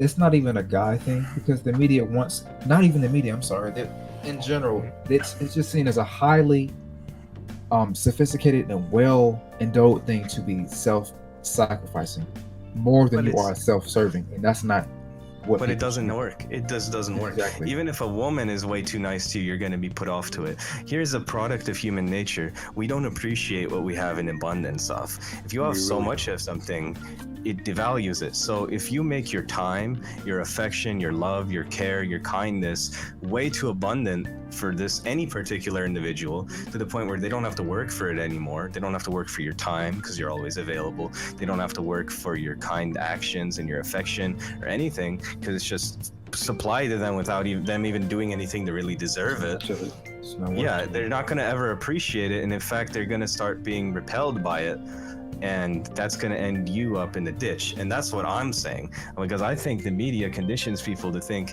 that this is the way to go a lot of times, when it's not the fucking way to go. I You think- can never be giving yourself too much in abundance. Shit, my mic fell. But to anyone, because that's gonna get you fucking fucked over, for lack of a better phrase, in the You should end. have a certain type of conditioning that allows you to realize that that might be you, and you can mirror yourself to that standard, and then you can see that that's not right if you actually apply it in the real world. Because there's not too many instances where the movie ends off or a show ends off and the character is still a bitch. Like, I didn't beat Xenogear or what is this shit called? Xenoblade? Xenoblade. I didn't play it all the way to the end, but what I do know is that Regis didn't have. It's character development. That's my main point. Is that I'm sorry, you can't look at Kirito and say character development all across the board. But what you can say is that most of these women are better women because of Kirito. Asuna was not always interesting right from the get-go. She actually got more interesting as she started to like him more and more and kind of appreciate what it means to even be in a relationship. The same thing would happen with the blue-haired bitch who Sign up. pretty much she was pretty much a rape victim, so to speak. Not really. She's a trauma victim, and she got over her trauma not being the Shion. But she got over her trauma because of Kirito. And then The finger gun scene, no. each time a woman is introduced and she has a connection with Kirito, there's something he does or says or he stands for or he proves that allow these women to get a better sense of themselves. And that's a different type of narrative. It's a narrative that a man can bring out the best in a woman and a woman can bring out the best in a man.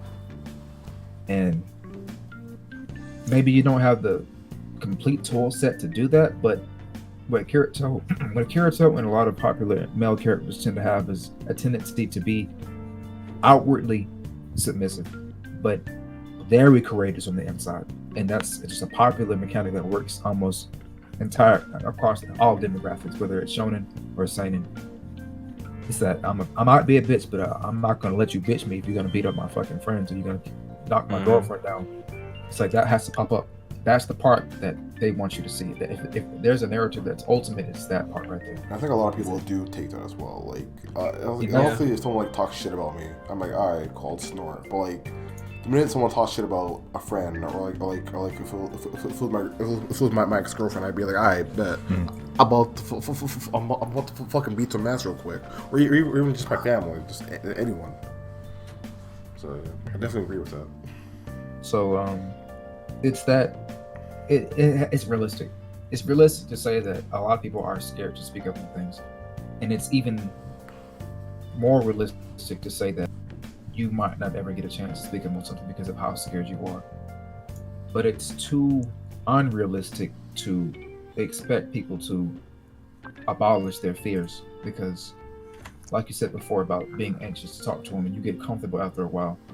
You get comfortable, but you don't get fearless. Like, I don't think there's such thing as fearless unless you have some type of mental issue that prevents you from interpreting fear. But it's your actual presence of fear that allows you to go forward and do something even though you're still afraid to do Well, it. it does the right things. I mean, the way you learn from your mistakes is often the fear of repeating them.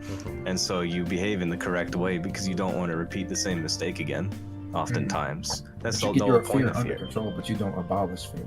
I mean, like, let's say I slipped and I fell off a big height and I hit myself. I'm probably going to be more careful when I'm in a similar situation in the future because I remember the previous experience of falling off of that height and hurting myself really badly. Yeah. And in an emotional sense, it's similar as well. And I think, again, I'm not really opposed to what you're saying. All I'm saying is, like, people who are overly nice and shit and make their kindness and affection like almost self-sacrificing, and they just put it too much in abundance, it never works out. Even if you are outwardly submissive but on the inside you're courageous, here's the problem: no one in the real world will give you a chance to show that courageous side unless you just get really lucky and you get put in the situation to do it, because they're just going to see that outwardly submissive side, and I feel like they just interpret you as weak and they don't give you the time of day. That's completely natural. So you we're on never the same really- page. It's 'cause, just like, like yeah, because like in the shows, it's scripted for that guy to get the chance to step up like that. But in the real world, it's never scripted like that. You don't always have an opportunity to go fucking save someone or to stand up for something. There's not always a conflict to force that. So if all people see is that outwardly whatever side, then that's all they see. And they just think you're fucking weak. Really being too nice in the first place is a turnoff in a way, because they feel that you will be nice to anybody. Yeah, I agree with that too. And that's my argument for, I always say I kind of like cold women. And it's not to say I'm some masochist that wants to be treated coldly by my significant other. It's more of, I like a girl that's like outwardly cold and doesn't let everyone in, but has like a small but strong group of people, like her friends, her family, and those people are like the real people, and they get treated with like the utmost warmth and care and stuff. But she doesn't just give out that warmth to like just anybody. You kind of have to earn it and be someone special to that person. And I like that someone who's outwardly cold, I guess to summarize that, outwardly cold but warm on the inside, because if you become that person's significant other, then you're obviously going to be one of the people that gets treated warmly in that sense. And it's like that warmth feels special. It doesn't feel like it's cheap and that person is just so extroverted and bubbly and kind and friendly to literally everyone, and you're just another person in that fucking spectrum that's being treated that way. And that's not to say there's something wrong with people who are like that, because we need all different types of people in the world, and that type of person is not invalid. But I like to kind of feel special in that sense. So I kind of like someone who's outwardly cold and doesn't just give out affection to every fucking person in a 50-mile radius, and instead reserves that sort of kind energy towards the people that actually matter. So I can agree with that. Right. where the eyes are on the yin and yang symbol. We know about the white side and the black side. We don't really pay too much attention to what those eyes are. That's actually the opposite ends being reflected over again, but within the side of different elements. So there's a white dot in the black side, and then there's a black dot on the white side. That means that there's a little bit of chaos inside of the order, and there's a little bit of the order inside of the chaos. And that goes back to what you just said about being a little cold on the outside, but you're submissive and endearing on the inside. It's because like there needs to be diversity. But since you have all of that shit on the outside of you, so if you're in a bubble, a world full of chaos, but you're still nice, even if that's all around you, then that means you're actually in a constant state of being able to twist and turn at any drop of the hat. You're more susceptible to suffering than you should be because you're too far off to the side. So it's good to have differences. It makes things nice and diverse, but diversity in itself isn't a necessity for or necessity for development, so to speak.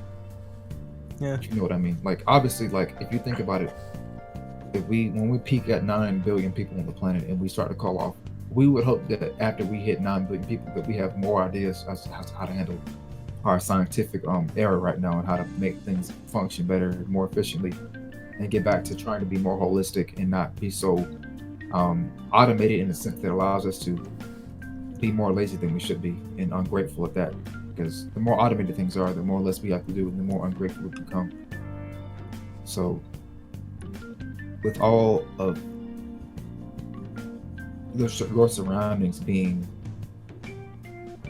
something that is inherently going to force itself on you. If you don't keep yourself up, you have to kind of sway back into the center of the world and stay in balance.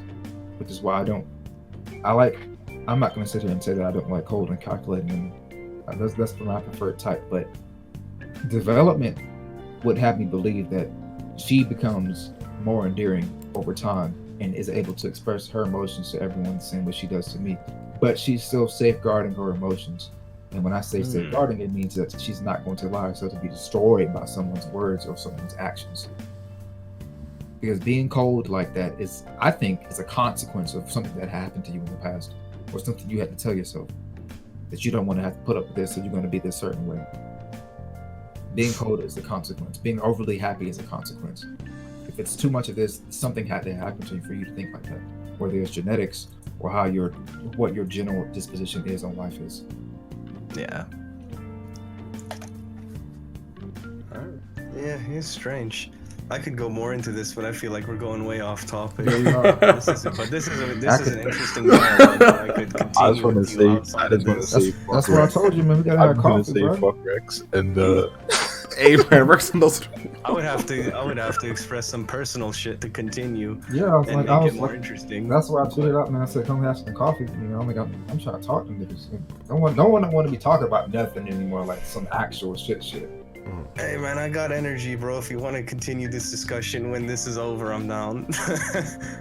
That's fine. It might not be a good day, but that's fine. I might be able to pull it off. But where are we at right now? We are actually we're waiting for Black Triffer to finish his answer, but I don't know. That's crazy. He brought up Rex and then it came over. That man brought up Rex and it was game over. That's crazy. See, this is what happens when you have me and Demi in the same podcast, because we're both like deep thinkers and go off on these tangents. I knew this would happen. It's great, man. Like Faye podcast, like it's supposed to be just a chill, relaxing podcast where we can just talk. We're free, not restrictive and stuff. We talk about anything we really want. That's what Faye podcast is supposed to be. I've been trying to hold myself back because when I first met Zay, he was he was how he was then, and he's still that way now, but I didn't used to be this way. And I didn't used to be this way until I realized why Zay is what he was. Because he did exactly the same shit that I've been doing, which is getting into human studies and human sciences. And when you start to understand what it means to be a person, what it actually means to be a person, you get kind of enthralled. You get deeper and deeper down into this rabbit hole that doesn't fucking ever end. That, and I would say for me personally, I feel like this is kind of just my honest opinion. I kind of feel like I relate to Itachi in the sense the way they describe him in Naruto, where they say he was at a very young age, he was sensitive to how people think and you know how the world works and everything. He could have been a Hokage. I'm not gonna like go on some arrogant tangent and say I'm like some fucking philosopher, but what I will say is from a very young age, I was very aware of my own cognition and my own reason for feeling the way I did in response to things. I never felt the need to have a therapist of my own, because I was like, well, I already know, even if I feel like shit, I already know why I feel like this. I know what I would have to do to resolve this. I know the background behind this. And I can also understand how other people feel very well as well. And I can understand what drives other people's cognition. That's why I want to study neuroscience, because I've always had a talent for understanding just human cognition in general, especially in my own self, which is why I'm very self-aware as a person. So because of this, that's why I already have a good understanding of what human nature is and what drives the forces of cognition. I only want to learn more about that.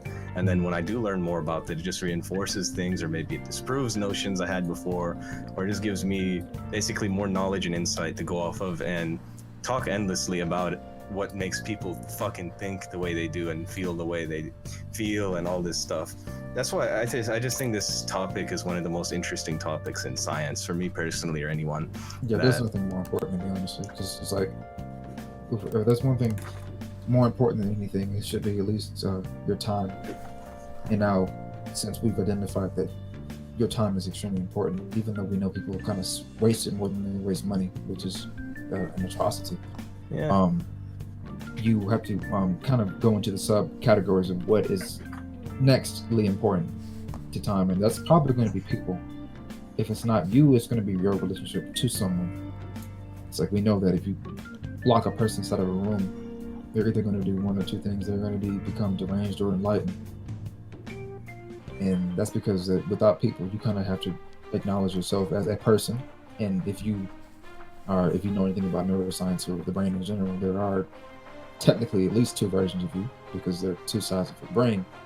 And you know, if you split it down the middle, and your brain will actually, you're not going to die. A lot of people think that you can die if one of your sides of your brain gets cut off, but actually your brain is going to, side that's left at least, is going to assume all the controls and functionality that your other brain is doing. It's going to take a while to do it, and it might not even do it, but if you're lucky enough, then you'll be able to survive like a normal person with the side of the brain. I mean, there's people that have traumatic injuries and then one part of their brain stops functioning, but then the other part of the brain has much more activity and they unlock certain abilities that they never have before. Some person might become a genius in art after that. It also might work to their disadvantage. There's a common story in just like when you study biology and psychology or neuroscience, there's a common instant. Fuck that Civic. But anyway, there's a common little story you're gonna hear about, like I think it was in the mid-1900s. I forgot the guy's name, but there was some sort of worker, and he was generally considered to be a very kind, reliable, you know, good, hard-working guy. And he had this accident where this, like, what was it, like a nail or this big, sharp fucking thing, like a hammer almost. I don't know what it was, but basically, yeah, the big, sharp thing basically bisected his frontal lobe in his brain. Story, yeah. It's like a bullet or something. It's not, but yeah, it's that story. And they removed it and he survived, but he became very emotionally unstable, very depressive, very, how do you say it? Like, very impulsive, there you go. And very dreary and completely unlike his former self because of the damage to his frontal lobe. So it could also work to your disadvantage. And of course, if certain areas of your brain are destroyed, you could end up vegetative if enough neurons are obliterated. That's actually one of the studies I want to go into, is neural regeneration, because we have no way of restoring neurons. So people who are in traumatic accidents or who experience an event such as oxygen deprivation, which wipes out a lot of their brain cells, you can't really bring them back from that, because they're either going to die or they're going to be vegetative, and then you're going to pull the plug on them and they're going to die anyway.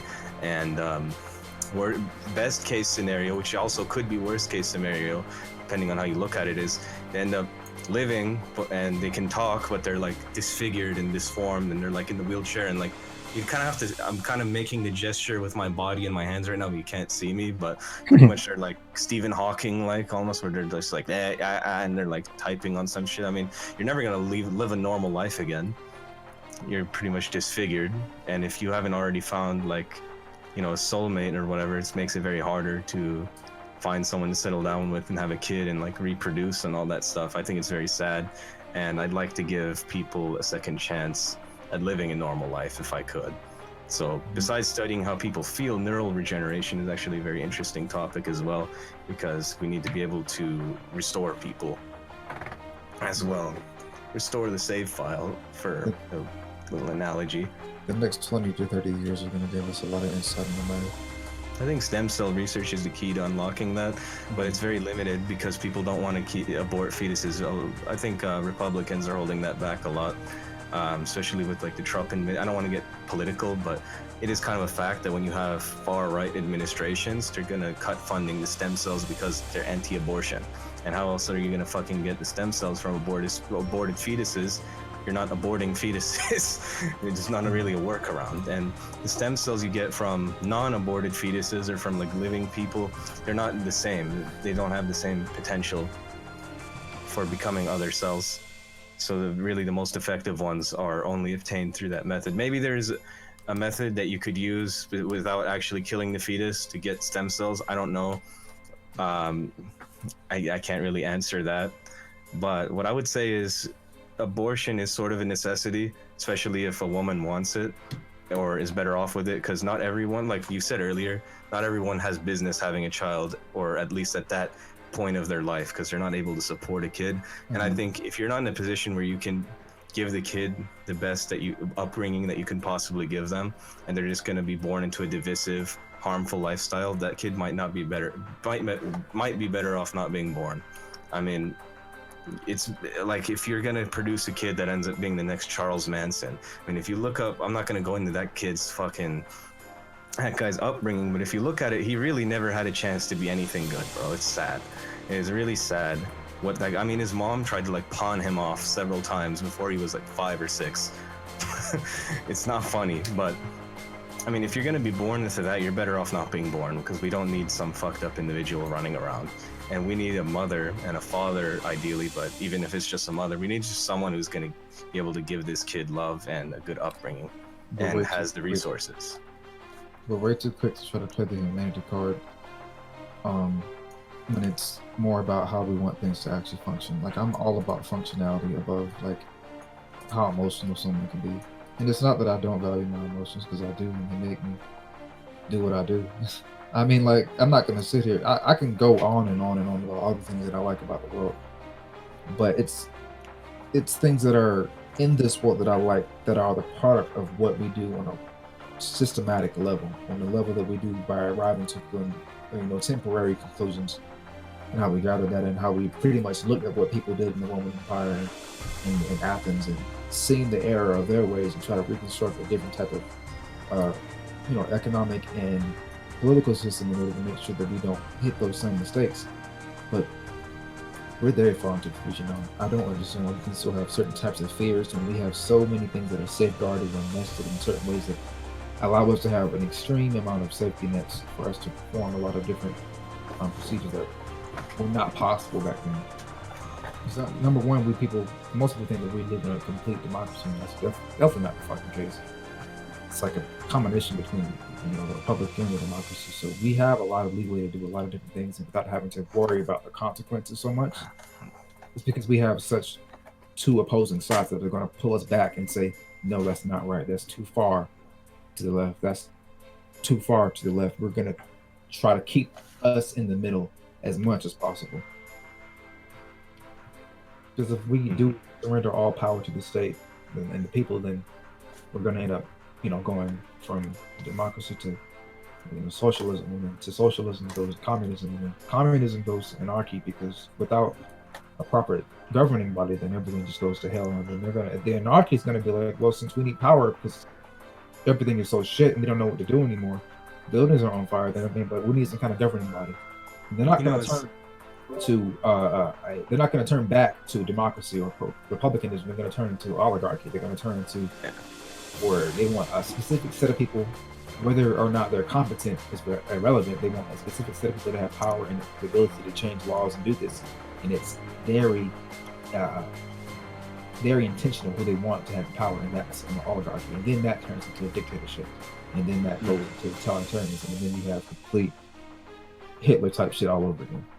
You know what's interesting is the way you put that. Karl Marx says the exact opposite. He says that democracy and the government we have now with, laissez-faire capitalism is a necessary precursor to creating communism, which is the perfect society.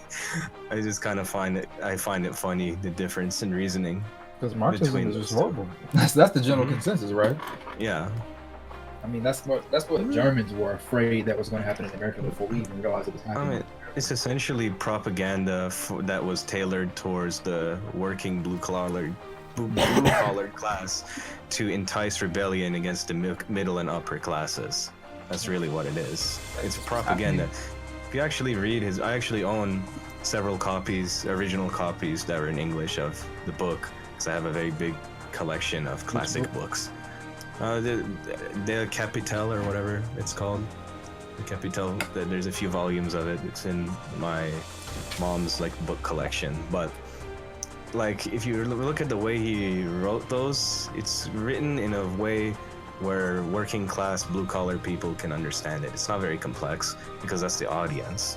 He's basically trying to entice those people who are at the bottom of the social class to rebel against the middle class, who he classifies as the greatest evil in the world. Honestly, because we're it's number one, fucking look at it. Just look at the fact that we're actually able to do what we're doing right now. We're not working. None of us are getting paid right now, unless you got some kind of passive income stream going on right now. Nope.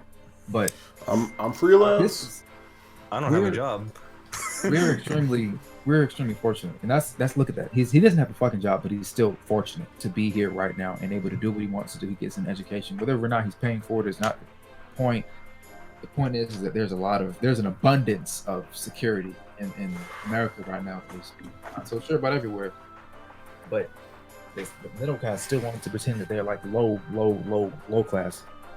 And that's not what we are right now. It's like the perception is way off. It's like the middle class think that they're fucking starving and poor every goddamn day. It depends, though.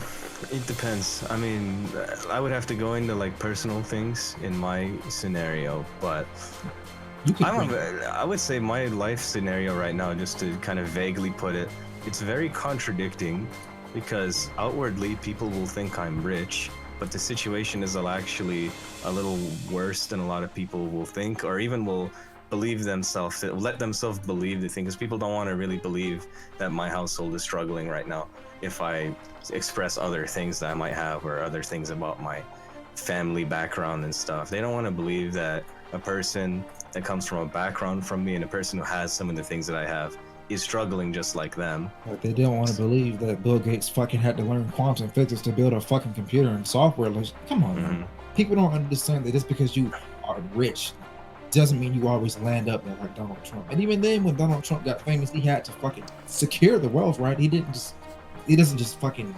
Yeah, I mean, he went bankrupt several times too, but he had ways to get back from it. It's a game.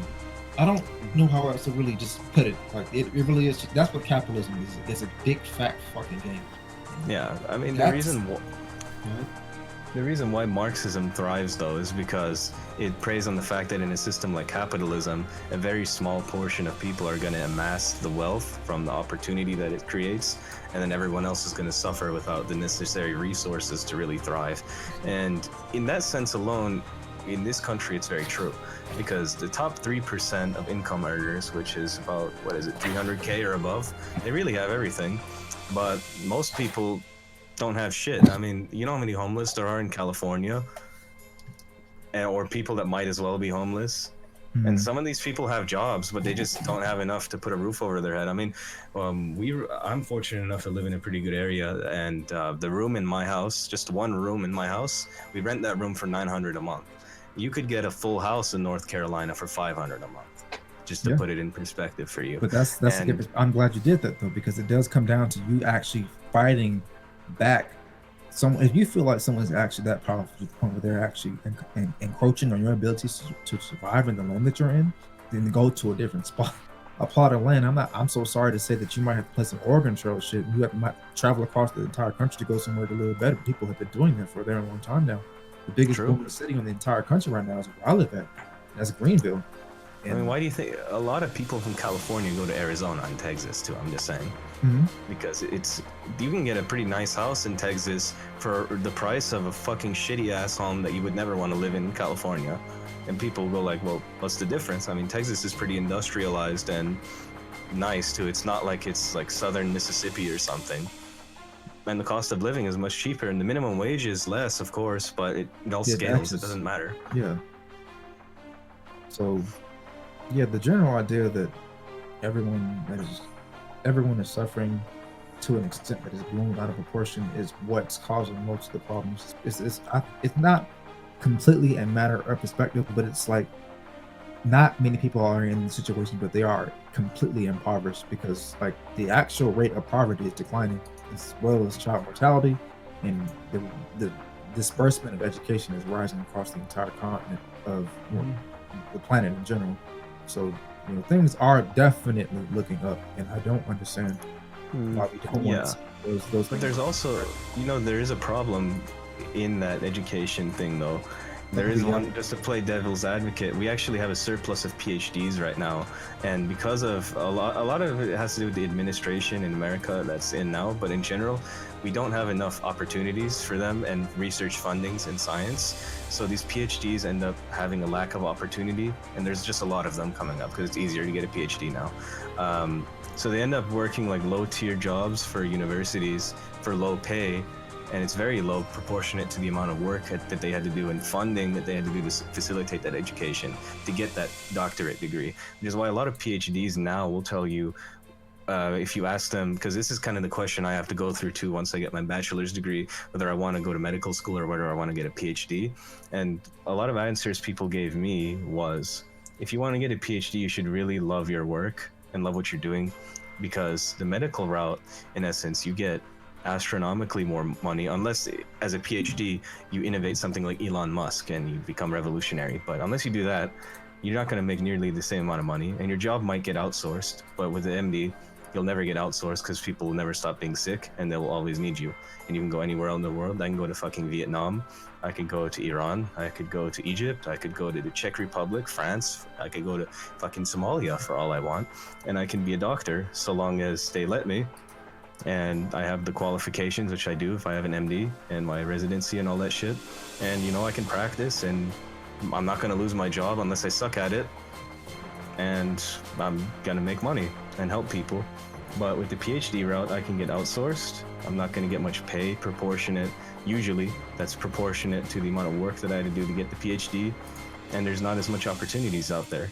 So, in a sense, in that aspect alone, a lot of people having access to education is making it harder to also make a big amount of money for that education. And also, it's like a master's degree like 40 years ago, you were golden, even a bachelor's. But now if you have a bachelor's, it gets you an interview. That's it. Doesn't really get you shit. It really means nothing.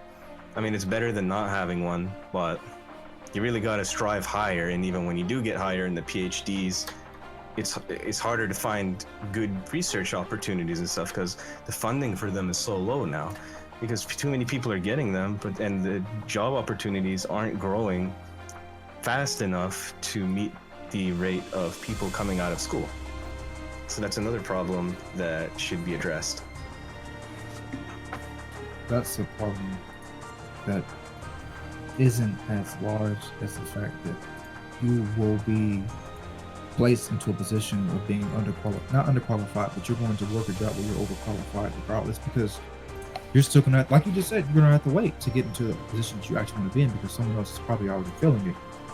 So the actual issue might be that you're trying to get a job for something that's abundant like that. That's something you didn't mention, is that even though there might be something you might want to do, and it's like, okay, well, you might actually want to fucking do that, and you don't really see why you should have to make a bargain with why you wouldn't want to do it. It's like, if you want to do it, go do it. But when you live in this type of place where everything is kind of game sense, if someone else is already at the top and you don't have the merits to take them down, then you kind of just shit out of luck.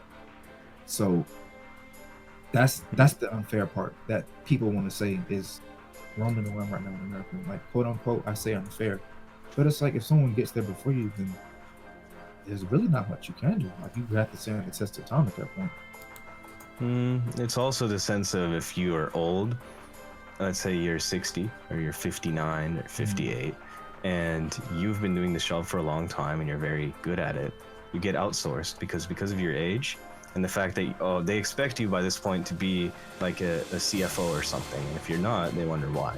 And they prefer to give the job of like a senior software engineer or something to the 25-year-old coming out of UCLA or wherever else right now than they do the 60-year-old who's been doing this for 25 years and is experienced and can do the job really well. They're like, oh, this person's old, they can probably retire in 5 years, maybe they're gonna get sick and I'm gonna have to pay them sick leave, but you know, this 26-year-old, he has so much energy, he's fresh, he's hip, I want to hire this guy.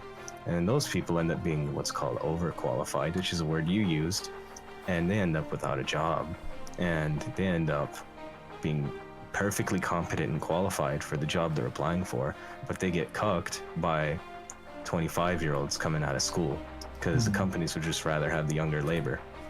That's another thing that's unfortunate for our aging population. And then there's no benefits for those people either.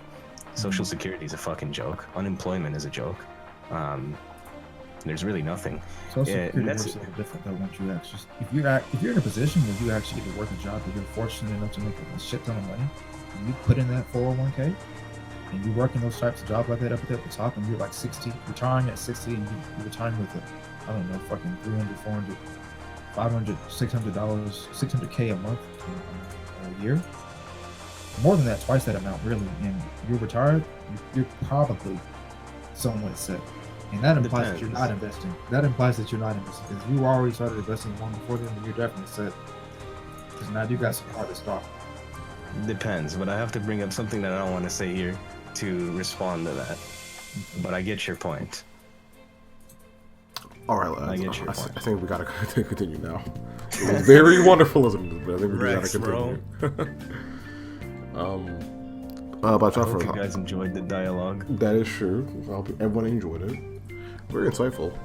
But about y'all, I don't know if you were finished with your sentence. So I don't know if you even remember what you said. This Actually, man don't remember. You definitely don't remember. Actually, is About first here, or did he go Peter's on? Oh, he's here. He's here. Oh, I was making a second beat actually. My man's got high, man. But When I finish the cover, you know I'm done with the beat. So All right, see, my man's is staying productive. That's what's up. but I guess we'll just head into in depth. I guess. It's all good, man. It's all good in the hood. Why do you think sound is so important in video games? And Nemu, since we haven't heard from you in a bit, how you started? I mean, I feel like this is like the blatantly obvious, like it kind of sets the atmosphere and tone of the situation. But I'm gonna go to like more like sound effects per se. And like, if the sound effects in the game are trash, I'm dropping that game. I'm sorry. No, can do. If I'm hitting someone with a sword and it sounds like I'm smacking them with a wet noodle, I'm out of there. I'm gone.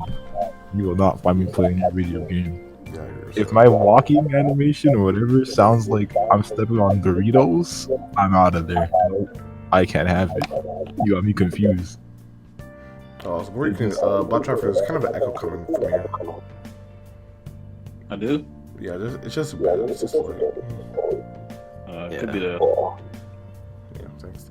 It's like an echo of Nemu, but like never mind. Where was I? You're talking about wet noodles. If your sound effects do not match or do not sound like realistic at all, I know I can't. I'm sorry. It has. If I'm hitting someone, it has to sound like the nastiest hit in like the universe. It just has to sound satisfying. And a wet noodle smacking against, I don't know, like a table does not exactly sound satisfying. It does not. But yeah, I'm trying to like not go the music route because I feel like that route's very like obvious in terms of like why it's important. But yeah, the sound effects need to be on point. Kurosai, how about you? Why do you think sound is so important in video games? Because I'm not going to get really too cognitive science and We're good, bro. Not the cognitive science. we've been beating on drums since the dawn of fucking time, and we like that shit, man. It does something to us. It actually does something to us, like, actually. So, you know, no one who wants to make money at the very least is going to put out a game without some music in it. If it's just some shit that's going to be in the game, and that's what you for something. So usually when you put anything into a game, you kind of want to have it fleshed out. It's like there is no element you want to put into a product where it's not fleshed out. I want to make a dildo. I'm not gonna have like both of the nuts parallel because one nut has to hang. That's the immersion. It's a wing. It has to be immersive. It has to be immersive. It has to attack you in some kind of way. And I do use the word attacking in a very intelligent way. It needs to invade you. And when it comes to sound design, something, you know, Triforce knows about this, is you can spend more time designing the sound for a beat than you would be actually constructing the beat itself. And that's just an entirely, that's another form. That's not cognitive science more so. That's just straight up audio science. And it's different. I never had this experience before where I felt like a game didn't have its sound design somewhat decently down pat. Now, anime is a completely different story. I've heard some shit that I just felt violated listening to it. But video games don't do that often. It's just not professional. You don't put something where you actually get a chance to walk on grass in a game, but you actually sound like you're stepping on a bag of Lay's chips. That's just different. All I right. mean, like quality checks, you pass by too many quality checks to at least snuff out the audio inconsistencies. All right. Zayence, how about you, man? So reiterate the question one more time. Sure. Why do you think sound is so important in video games? Well, again, because it enriches your experience, and it's very proportionate to what the quality of that experience is going to be. The music is your emotional attachment, your emotional roller coaster, and how you really get invested into the game, and how you can make it your adventure, sort of your experience. And then sound effects are sort of enhancing the quality of that experience, of that adventure, of that ride. If they're cheap, I feel like the whole fucking ride is cheap, you know? I don't feel like anything is genuine. It doesn't need to be realistic necessarily, but it's like, it's not exciting anymore. It's not immersive, and I don't seem to care about it. I need to be able to get attached to this game, and I can't really get attached to it if everything is so shit in terms of what I'm hearing. And it'll vary how much it affects you more. I think I'm more of an auditory learner than I am a visual learner. When something really sinks in and resonates with me, it's when I can hear it clearly. So that is kind of my key towards being able to both emotionally and physically invest myself in what I'm doing and effectively formulate a care for it. So if that experience is cheapened, so is my attachment to it and my emotional and physical investment, and it just makes the game shit to sum that all up. So I think it's very important, because it's really how I'm going to get that immersive experience of the game, and how I'm going to it's going to make the game memorable and enjoyable for me. Okay. And Black Triforce. That man's in the studio. He can't hear you. Hang tight. Hold on 1 second. In the studio. That man making beats in the studio. He said, Man, "Hold on." making beats. And he's about to rap on it too. Are you? He's about to rap on it. All right, my Oh, bad. yeah, I had to swap out the earphones. Oh, okay.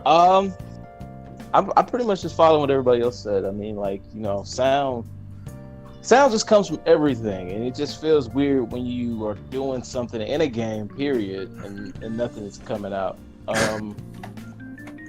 Like, I can't imagine just waking up and, you know, just not being able to hear anything. Oh no. That would suck entirely. I would cry. You know, like I said, I'll probably end up being like Ray Charles and just having to take my eyes and my ears. I know I'll be missing out on an experience, but, you know, people experience things differently, and they value senses over other senses. So sound would definitely be something I would definitely keep over sight. But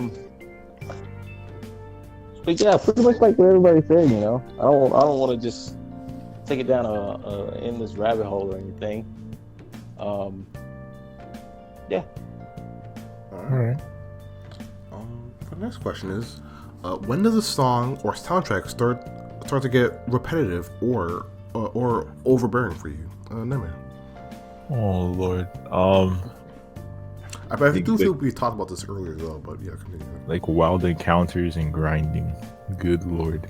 Like when the song keeps popping up every time. Well, I understand it's like the battle theme or whatnot, but oh man, if I have to hear that song 60 times in this one section, I can't. I'm just like, why? I love the song, but you gotta stop. You gotta leave me alone for a second. Let me breathe, you know? Especially like some encounters are just insane. It's like you take 2 steps and it's like, oh, look at that, you found another mob to kill. Like, no, stop, please. You're overdoing it. You gotta relax. You gotta tone it down. Either mix up the music or reduce the encounters, because I'm tired of hearing this song for like an hour straight. I know you missed the OG Pokemon where you had to go inside the cave for the first time and you can't run at all. Oh no. Let's not do that. Let's not do that at all. It's like the best experience ever. Shout out to Mount Moon. Mount Moon is doo-doo. No Mount Moon. Vampire, yes. I guess we'll go to Zayence. How about you, man? When does a song or soundtrack start to get repetitive or overbearing for you? When I've heard them way too much, and kind of like what he said, usually Wild Encounters or Grinding and like Fate or something like that. But it also depends on the quality of that soundtrack a lot of times, and how things with it mix in. And how things with it mix in is sort of like the voice acting, for example, in Fate. If there's like other additives to it that can make it annoying, even though the track itself might not inherently be that annoying. But if it's something like Fountain of Dreams, for example, dude, I could play endlessly. I might get tired of playing the game and then turn it off, but I will never get tired of hearing that song. I just hear it over and over and over again. It probably would never be repetitive. Same thing with like Boss Battle B. I don't think I could ever get tired of it. Maybe I want to listen to something else, but I won't effectively be like, it's just, no. But I think in general, any form of music is going to get repetitive for me when it's just been pounded at my ears so many times in a row. Not so many times collectively, but in a row. When it's in succession and I just have not had a break from it, I'm gonna crave hearing something else. So yeah, that's pretty much it. Okay. How about you, Black first? I'm sorry, what was the question again? When does a song or soundtrack start to get repetitive or overbearing for you? Oh, easily. Grinding. Grinding? Yeah. Yeah, I think that's gonna be everyone's answer. Yeah, grinding. Yeah, same. It's the same answer. I know. It's just that, with mobile games especially, because that's the only type of games I have the most time to play now. I'm always away from home and everything. But yeah, they get repetitive pretty quick. You get tired of them. I guess when a game doesn't have that many soundtracks, or if there's a gimmick in the game, kind of similarly with Bravely Default. I mean, I don't know if anybody's interested in playing it now, if you haven't played it, but if you played the game, you'll have to go back and do certain actions again, and you'll get different dialogue, but the music will stay the same for the most part. And then that can kind of get boring. Or you kind of zone out or tone out the music, and you lose that experience when you hear it so much, Yeah. Kind of like the later half of like most of the Naruto tracks. In the beginning, you remember all of the beginning of Naruto's soundtracks because they were fire in the beginning. Yeah. But then you get into Shippuden and everything kind of sounds the same. I see what you're saying. Actually, that is kind of true. Now that I think about it, I don't remember most of it. Yeah, I'm also trying to think of them too right now. I'm just like, hold on. I was trying to think of them and like, oh damn, he's right. Yeah. And last but not least, Kurosai, how about you, man? What does a song or soundtrack start to get repetitive or overbearing for you? The song doesn't have a lot of variation to it. That's very true. Constant shifts in it. There needs to be a minimum. Oh, so sorry. Before you continue, you're low again. Sorry. There needs to be a constant amount of. There needs to be constant shifts in it. There needs to be the biggest way to work around repetitive music in video games, especially during grinding sessions, is to have different fucking tracks pop up. That's just the simplest thing in the world to do. Is that a particular set of enemies? You got your slime theme songs, you got your golem enemy theme songs, you got your ice golem enemy theme song. Let's just change it up a little bit. It's not that hard. It doesn't have to be so specific to an area, but it can be like certain types of enemies. Just have a change. Yeah. Please. It's not that hard. I don't think it's that hard. That's exactly how I feel. Good lord. I think you hit the nail on the head. Yeah, variation definitely matters. It's like you don't want to make a different song, at least make a different version of it. Exactly. So yeah, just have some variation, and obviously when the song becomes overbearing, I have to not like it at the beginning. If I don't already, if I'm not feeling it, I definitely don't want to hear it repeated.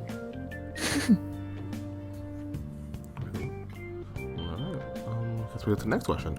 So this one could be either opinionated, or I guess really you can only explicitly see it as opinionated, but what's the most iconic video theme song? Nemu. Oh god. Damn, you already threw me out here like this. That's actually tough. I know. That's why it's an in-dub. I'm trying to think of like in general, not just like my favorites. I said it could be opinionated or your own self. I mean, it's more like an opinion kind of question, I but mean, your opinion still has to be in line with the fact that it's iconic. So it can't be like you can't say like some shit like I don't know, the Shrek theme song. Yeah. But number one, it's outside of the context of the situation because it's not a video game. So kind of intentional. Or you can't say something like Maho Sukai no Yoru because not enough people know what the fuck Yeah. that is for it to be iconic. So this does No, I need to like be a generic. What about answer. something that's incredibly iconic, like Sephiroth's theme? Yeah. One nail, yeah. But even then, I feel like not a lot of people like. A lot of people don't like our RPGs in the first place, right? So like they won't even touch Final Fantasy 7 because it's RPG. fucking Zoomers. Zoomers. I don't want to say this answer because we already talked about this way too much before. I'm trying to find something else to talk about. Damn, I'm trying to think of something we haven't. We've talked about that game way too much in this. There's nothing wrong No, Persona. I man. refuse. Nothing wrong with Persona. I refuse. Don't tell me that. I mean, the simplest theme would probably be like the Mario theme, if I'm being like straight honest with you. I don't think there's anyone in this world who does not know the Mario, like the basic Mario theme song. Yeah. Like that would be like my straightforward like answer. Which is, Hmm? you'd be surprised. Some people will confuse the second level as the main thing. Wait, don't put me on the spot like this. Now I look it up. You Oh, mean how's it go? everyone's calling me out today, huh? Yeah, that's the second one. Okay, then I'm not thinking of that one. Oh look. Yeah, that one. I don't think. You think that's the one? Yeah. Yeah, no. Okay. But yeah, there's that. That I think by far might be the easiest one to go with. But yeah, I'm gonna go with that one. I might step in right now for myself. I would You're a cheater. look. For me, I want to say. I don't know. I want to say The Legend of Zelda theme. I don't know. I feel like that's pretty iconic, but is it the most iconic video theme song?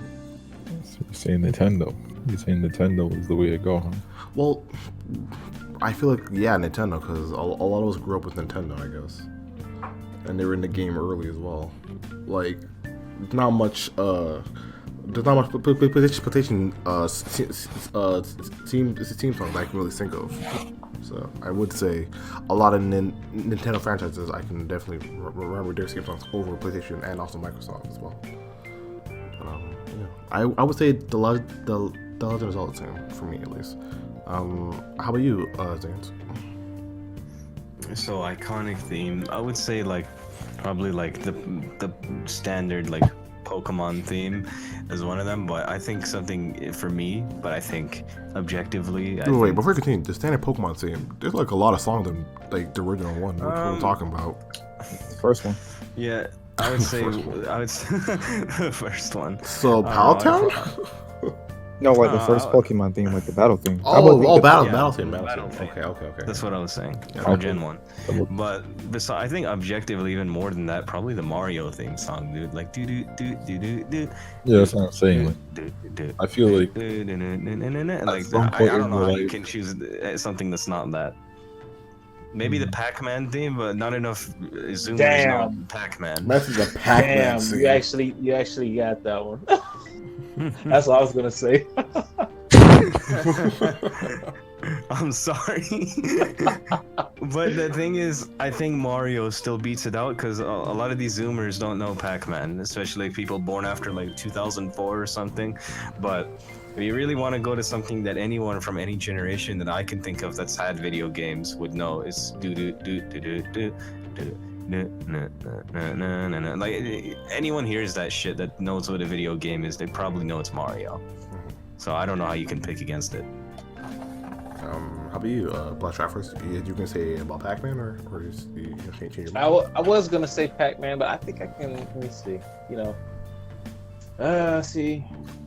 Now I'm thinking of like specific areas. Like when we're talking about the West, and of course, Mario would be the more popular. I mean, if we're talking about Japan, they really love the main Fire Emblem theme. That's sure, right? The very first one. Because we're North American, so for us to be Mario.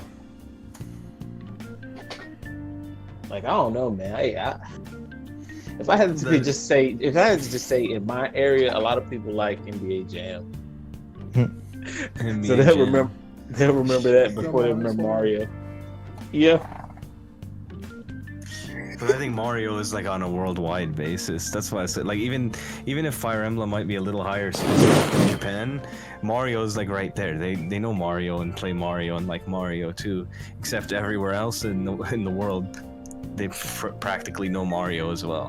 What about Mario Tetris? The Tetris sequence is pretty iconic as well. Tetris is Yeah. a good one. Yeah.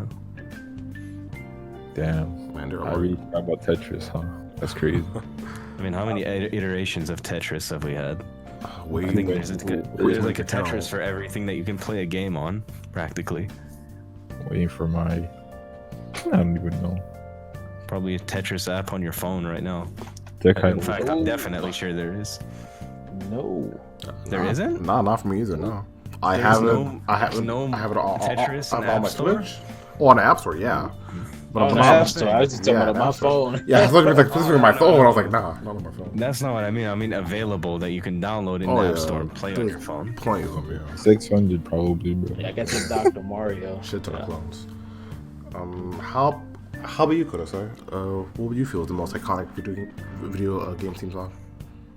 I'm gonna mention one just because it's easy, and then I'm gonna mention another one because it's not as easy. Sure. But Zelda. I'm going back to Zelda, but the Great Fairies Fountain theme. It's Classic. not the actual main thing. Yep, Yeah, that's I actually mean, the song. the Halo theme. Oh, really? Oh, true. Very true. For people that had Halo, yeah. Just have a I would even quick say, real if quick. you're gonna go to the Halo route, I'd even say the Warthog theme, because anyone who actually played that game knows the Warthog chase. Mm-hmm. Goddamn. But I feel like between the two, which is more iconic though? Like for someone who's never played Halo, but like has like heard of it though. I feel like they would probably hear the theme song more. It's actually right? a harder question than you think, because you'd probably Really? think Zelda, but there's a lot of people that played more of these shooter style games that would never touch a fucking Zelda game, and there's a lot of That's them. true for preference as well. Yeah. So I would definitely have to say that Zelda still wins, just because of the fact that someone is going to remix the Zelda song over and over and over and over and over again. And someone is going to even get it on their fucking record, and they're going to be like, "What is this song from? Man, this sounds kind of cool." It's like, this is actually a sample from a Zelda song. We got fucking Drake sampled fucking I think some Sonic song that's in one of Yeah, his he songs. did. Yeah, he did. Yeah. yeah, stealing shit like always, fucking Drake. But yeah, I would agree with that even more so that Halo isn't really a continuing franchise as much as Zelda is. Mhm. So it's gonna again keep getting remixed and keep getting remade down the line as more Zelda games are produced. But I don't really see much of a future for Halo because it kind of went downhill, unfortunately. Unless this game does something. Yeah. Yeah, the new game's coming out, right? They have a good premises for it, at least, because it looks like it's going to be very true to its roots. Honestly, regardless if it works out or not, they brought back the other ones. They brought back Reach, and that's all I needed. That's all it needs to do. Yeah, I Reach guess on Reach. and that helps. Is that when you go and beat the newest one, Infinite, and you want something else to play, if this Infinite version doesn't have the best, whatever, you at least have a reason to be, I don't know, unsated. Mm-hmm. gonna go look for the next best thing, and you're gonna go back and play the games. That's exactly how I And it feel. allows you to pretty much have a system where you can go out and just throw it in people's faces. Says, "Hey man, come play this with me." Blah blah blah. This is Halo. Oh yeah, I remember Halo. I never played it though. Yeah, I got the collection just came out. Blah blah blah. That happens. Yeah. That's why reproducing games is such a big thing. It's because you can keep a game series alive that way until you make your next big thing. True. Do they offer it on the PC? By the way, I don't think they do, so it might be a stupid question. Didn't But they say they like were Halo, offered? The collection is coming out for the like- PC. Yep. PC, oh yeah. sick. Because yeah, like The Master if you Chief go back to Collection. like Combat Evolved, the first one, that was Mhm, obviously on the PC, Mhm. so it's not that far fetched. Like. And that by itself was an iconic game for the PC because I can't think of a situation where I was in school during my era, at least, or in the computer labs, where we didn't have Halo on the computers. Mhm. Because not because the school did it, because there was always some fucking kid who had it on a USB and they'd download it on all the school computers. So all the school computers would have it, and kids would just play Halo during the computer lab to the point where sometimes the school just went with it. I remember during my college career planning class when I was a freshman in high school, we put Halo on all the computers, and after we took the final, they just said, "Fuck it, you can play Halo," and like everyone in the class played Halo, and there was like a system where you could link and like net play within the computers in the computer lab, and it was lit. So that in itself is just a pastime that I don't know if the current generation will be able to appreciate. But back in my day, we did. Yeah, they will. They can play Fortnite on their phones in the classrooms. That's Fortnite, no, it's not Halo. They swear to That's that. their Halo, They swear man. to something that is better than You Halo. know, So- speaking of Fortnite, I don't think I've really heard their music actually. I don't know how their music is. I've never really heard of it. I mean, Fortnite? Yeah. I don't even play that music. I played Fortnite once when I visited like my dad's old college buddies, and one of them had a 12-year-old kid, and he was playing Fortnite, and he was like, "You want to play?" And I was like, "Okay." And I grabbed the controller and I played a couple of games, and I was terrible because I'd never played it before. And I handed it back to him, and he was just acing that shit like a G because he probably plays it daily. And I was like, "Damn, son." I can see the appeal to this game, but I don't really like it that much. Mhm. Was I pretty much well my see the reaction appeal to to it. it, but it's just I not for feel me. like I know the Fortnite emote song more than I know the actual Fortnite Yeah, song. the whole. Yeah. Yeah, He but had a bunch of like dances and skins and stuff that he bought too. I was just like, man. I guess we'll go to the next question, which is, what games do you feel rely on the music? And we'll start off with this Black Triforce. If he's here. Yo, say that again. It sounds like you're breaking up on me. Oh, what games do you feel rely on the music? Excluding like like rhythm games and stuff like that, including those. just say Guitar Hero. Osu. Did you say Osu? I'm kidding. I mean, every game, really. I mean, I was gonna say the same thing too. Really? yeah. That's I a bit don't, of a tough question. I don't feel like all games are carried It's by. a bit of a by tough the question music. when you immediately ask rhythm music, rhythm game music. Like I'm excluding them. So. Yeah, that's what I'm saying. That's what makes it hard. Oh, that's right. Yes. Yeah. Because It's all good. certain rhythm games play out differently, and they also have different mechanics to when you should do inputs for certain songs. Don't actually Some require of them- silence. Some of them follow the whole metronome format where you just gotta hit on time, and then others they actually go by what the vocals say and whatnot. It's complex in a way, but I mean every game relies on an OST, some kind of soundtrack to strengthen the message I guess the game is trying to deliver, or the entertainment value that you get from it. Yeah. So, Like whether it be like the wind blowing silently in the background or like just some bumping track, there's always gonna be some significance to why they chose that sound and like how it helps the tone of the game. Right. I mean, like, just going back to Xenoblade 1. Not 2. Xenoblade 1. Okay? Just not speaking Like the when I forbidden first name. when you first get on the planes, dude, and they start bumping that music, you like, oh yeah, I'm really feeling it. No pun intended. No pun intended. And then when they put it in Smash, it was a rap. I was like, yo, this is clean. But you know, if you just had a game right where you had that same plane, same characters and everything, but it didn't have no bumping soundtrack, it was just you walking through grass and nothing was like accompanying that adventure, it'd be boring as hell. I can go outside and listen to grass. It's cool. I can just walk to my front yard, listen to all the grass I want. I can even smell the experience. I can't smell anything in the game. Damn, this grass sound hella nice today. So yeah, I mean, yeah. My grass playing Moonlight Sonata.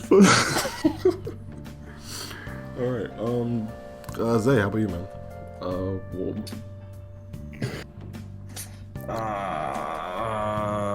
all right. So the question is like, what games do you feel rely on the music? Like, do you feel right, like right. do you feel Rely on their like music. games are like I guess carried by them? Like, what games do you feel like are carried by it, at least? I don't really think any game, besides maybe rhythm games to an extent, are carried by the music. Because the game, I think it's a 50-50 trade-off. I think the game is a huge part of the experience and it can make or break it. But if the soundtrack is really good, but the rest of the game blows, well, the rest of the game blows. It's not going to be carried by the soundtrack past the extent that it needs to be. I think a game has to inherently be good as well for it to be an enjoyable gameplay experience.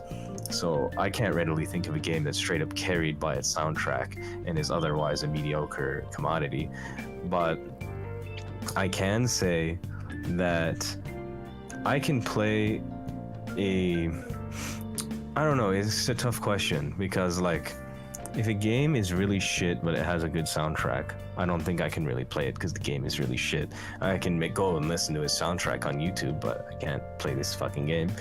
But if a game is really good but it has a shit soundtrack,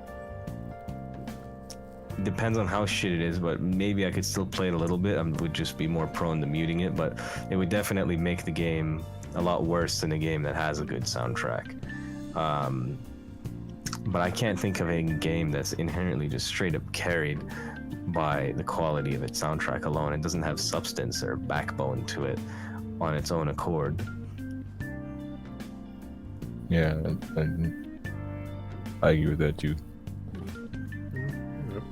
How about you, Nemu? Are you gonna continue off him, or? I mean, I pretty much agree with what him and Triforce said. It's pretty much like I feel like everything kind of just needs a soundtrack and nothing like really relies on it too much per se. It's kind of weird, like because like if you're making a game that relies on a soundtrack, it's probably a rhythm game. So like, it's like a weird spot to be in. And that's, You know, that's why because most of the time, Go on. like most of the time, you're not making a game to go with your soundtrack. You're making a soundtrack to go with your game, right? Exactly. The game is usually the first thought, and then the soundtrack Yeah. is And used even to as help was enhance it. Right, and even as was previously said, that rhythm game still has mechanics. I don't think even the rhythm game relies on its soundtrack because it still has to be a good rhythm game. If it has a huge library of amazing soundtracks, but it's just a shitty, unplayable rhythm game, no one's gonna play that over the rhythm game that's actually structured and functioning well. So it's still not being carried. It can't really be carried because you can't make a shit game good by just throwing fire music in it. All you have is fire music in a shit environment that's not playable. And then that just forces me to go on YouTube and look up what the fuck this music is and never touch that game again. Just grabbed the whole OST and said that this is mine. But yeah, was that it, Nemu? No, Okay. you know, No. No. I was asking if it was Oh, not for you, I'm for done. you, yeah. Yeah, next. So yes, next. Kurosai. What games do you feel rely on the music? I know you said it was a hard question, but yeah. None. Yeah, yeah. I mean, good answer. Good answer. The only way you could make a slight case is for when you have a game that where the music responds to the environment. Hmm. And I never played any games like that before. I think I've seen them, but I've never played them. I think there's think of Well, I mean, I think to an Wander Song does that. It recently came on the Switch. Or I think it's on PC too. Well, I think define what you mean by response, because Like, let's say if like actual interact, like let's say if like the music completely is almost just at the whim of what the characters do or what the environment is doing. Like, let's say if you get a song that actually only plays when it rains, and then the volume of the rain, like at this point, I'm going to get to a point where I'm constructing my own game, because we don't have such a thing really yet right now at this period of time. There's really no games Yeah. currently that is completely dictated by yeah. the presence of the game without being a rhythm game. I can agree, because like just saying response is vague, because like if I'm playing Pokemon Diamond and Pearl Platinum and I go to the snowy route, the music is kind of appropriate for the snowy environment, so it is responding to the environment as far as providing a track that's appropriate for where you are. And then you're But I in the mean mountain. like responding. I mean like as you take a step, you hear like a shingle sound with a chime when you take a step, and it's in sync with the music. Yeah, and then when you Okay. run, it makes a different sound. You That's can what you're change- saying. Yeah, like, and you can if you start to run, then the tempo picks up with the song, stuff like that. Or if Yeah. you open up a door, then you can hear the sound of a door being repeated. A snare is replaced with the door sound opening up and closing, shit like that. I can We don't have shit like that. Yeah, I can conceptually understand that, but I've never seen anything implement a strategy like that. That's not So big it's just way out there. Maybe someone could, but I That's don't even know how very you out would there. make that. I don't know how you could make that work. It's not something very tangible to me. I get the idea, but it's going to get into a rhythm game category. Yeah. You can't have one without the other. It kind of reminded me of this one YouTuber who, like, you know, like for example, when you play Pokemon, people have like a layout on the game. I've done that. I played Pokemon. I had a layout. I remember there was one YouTuber that made a series, and then like before he made it, I knew his graphic designer, and the graphic designer told me he got commissioned for this for like, I don't know, five grand. And I was like, what the fuck? You got a $5 grand commission? Yeah, it was $5 because the guy requested that he make a new vectored layout. And it takes time to make a fully vectored layout. He asked for a new vectored layout for every new location in this entire game. I think it was like Soul Silver or Heart Gold, and which makes it even harder because there's 2 fucking regions in those games that you have to cover with routes and caves and every little thingamajigger that you can think of that requires a new layout. It kind of reminded me of that. I love that game though. I mean, and the concept of the editing would be if this dude even walks into this new town, layout changes. Then he walks out of it and goes to the previous route, layout changes. Goes into the cave, layout change. I mean, that's out there already for just the YouTube series. But then you take it's. I feel like this music idea is kind of like that, but on steroids, because the game itself is evolving with every new command and thing you do. I just can't really at all see that as something tangible that would work. But it's conceptually interesting because I want to see how someone would try to make that work. But that would be one bitch of a game to make. Holy shit. I have a pretty good idea. Just it just really goes back to how, like, if you play games where you get shrunk down and you get to run across the piano, shit like that. Yeah. You gotta get that copyright, man. Next question will be, what does music mean to you when you're immersed in the game? And Kurosai, I'm gonna start off with you. What does it mean to me when I'm immersed into a game? Yeah. It means that I've lost a lot of sleep. It means that I'm not taking as many showers as I should anymore. It means that my mom is banging on my wall for me to come out of my room and go eat. Preach. It means that my eyes are in pain, and I don't really notice how much pain I'm in until I get out of my room and go do something else.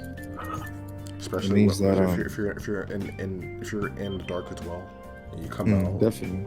That's the next level of immersion. Is I'm never gonna have my lights on. The only lights coming are coming from anywhere from the TV itself, whatever device I'm using. It means that I don't even know it needs to be hungry anymore because I'm not hungry. He's transcending. Transcending. It just means that I'm not really human. There are a lot of elements to me that made me human that are no longer present because they've been transferred to the fucking game. I'm hungry in the game. I'm sleeping in the game. I'll be in the bed in the game, but I won't be in the bed in real life. Everything has been transferred. This sort of online. Bro, I continue to improve. Lenko stato. Oh man. So everything works right. I love the music. I have a personal relationship with the characters now. I'm thinking about the characters when I'm not actually playing the game anymore. I draw these characters. When I used to draw, I used to always have, like, if it wasn't a show or an anime or a game, it doesn't matter what it was, I had this tendency to draw or have some type of inspirational character be based off of a video game character or a character in the anime or TV show, and it would constantly happen like that. When I was younger, it was worse, obviously, because I had my Goku syndrome where I would shout and yell and power up and shit like that. Oh man. So same thing is happening with video game characters. I thought I had me a Samus Cannon at some point, putting a paper towel thing on my fucking arm, I remember Mega Busters and all that shit. Ninja Gaiden, I think I can run up walls. Good times. Those were the days. So that's immersion. When you get into the game and the game gets into you. Nemu, how about you, man? What does music mean to you when you're immersed in the game? Man. What does the music mean to me when I'm immersed? In the game. The music is basically just the emotion, essentially. When I'm in the game and I'm pretty much the character at that point, the music is gonna dictate the actions that I'm gonna take. If the music is bumping and it sounds like it's do or die, I'm probably gonna take the wrong decision just because I'm that kind of person in that situation to pick the wrong choice. Damn. I'm trying to see Said what's he's gonna not happen. clutch. I'm Don't have the clutch to you. I'm trying to see what's gonna happen when shit goes down. I'm trying to be like, oh damn, that man dead. Like, my bad, bro. I'll pick the other one next time. I got you. Don't worry. Nothing but else. Damn. Or like, damn, you just stole my wife. That's crazy. And I gotta go put 6 shots in them. Like, Damn, that's crazy. We ain't getting cooked tonight, boys.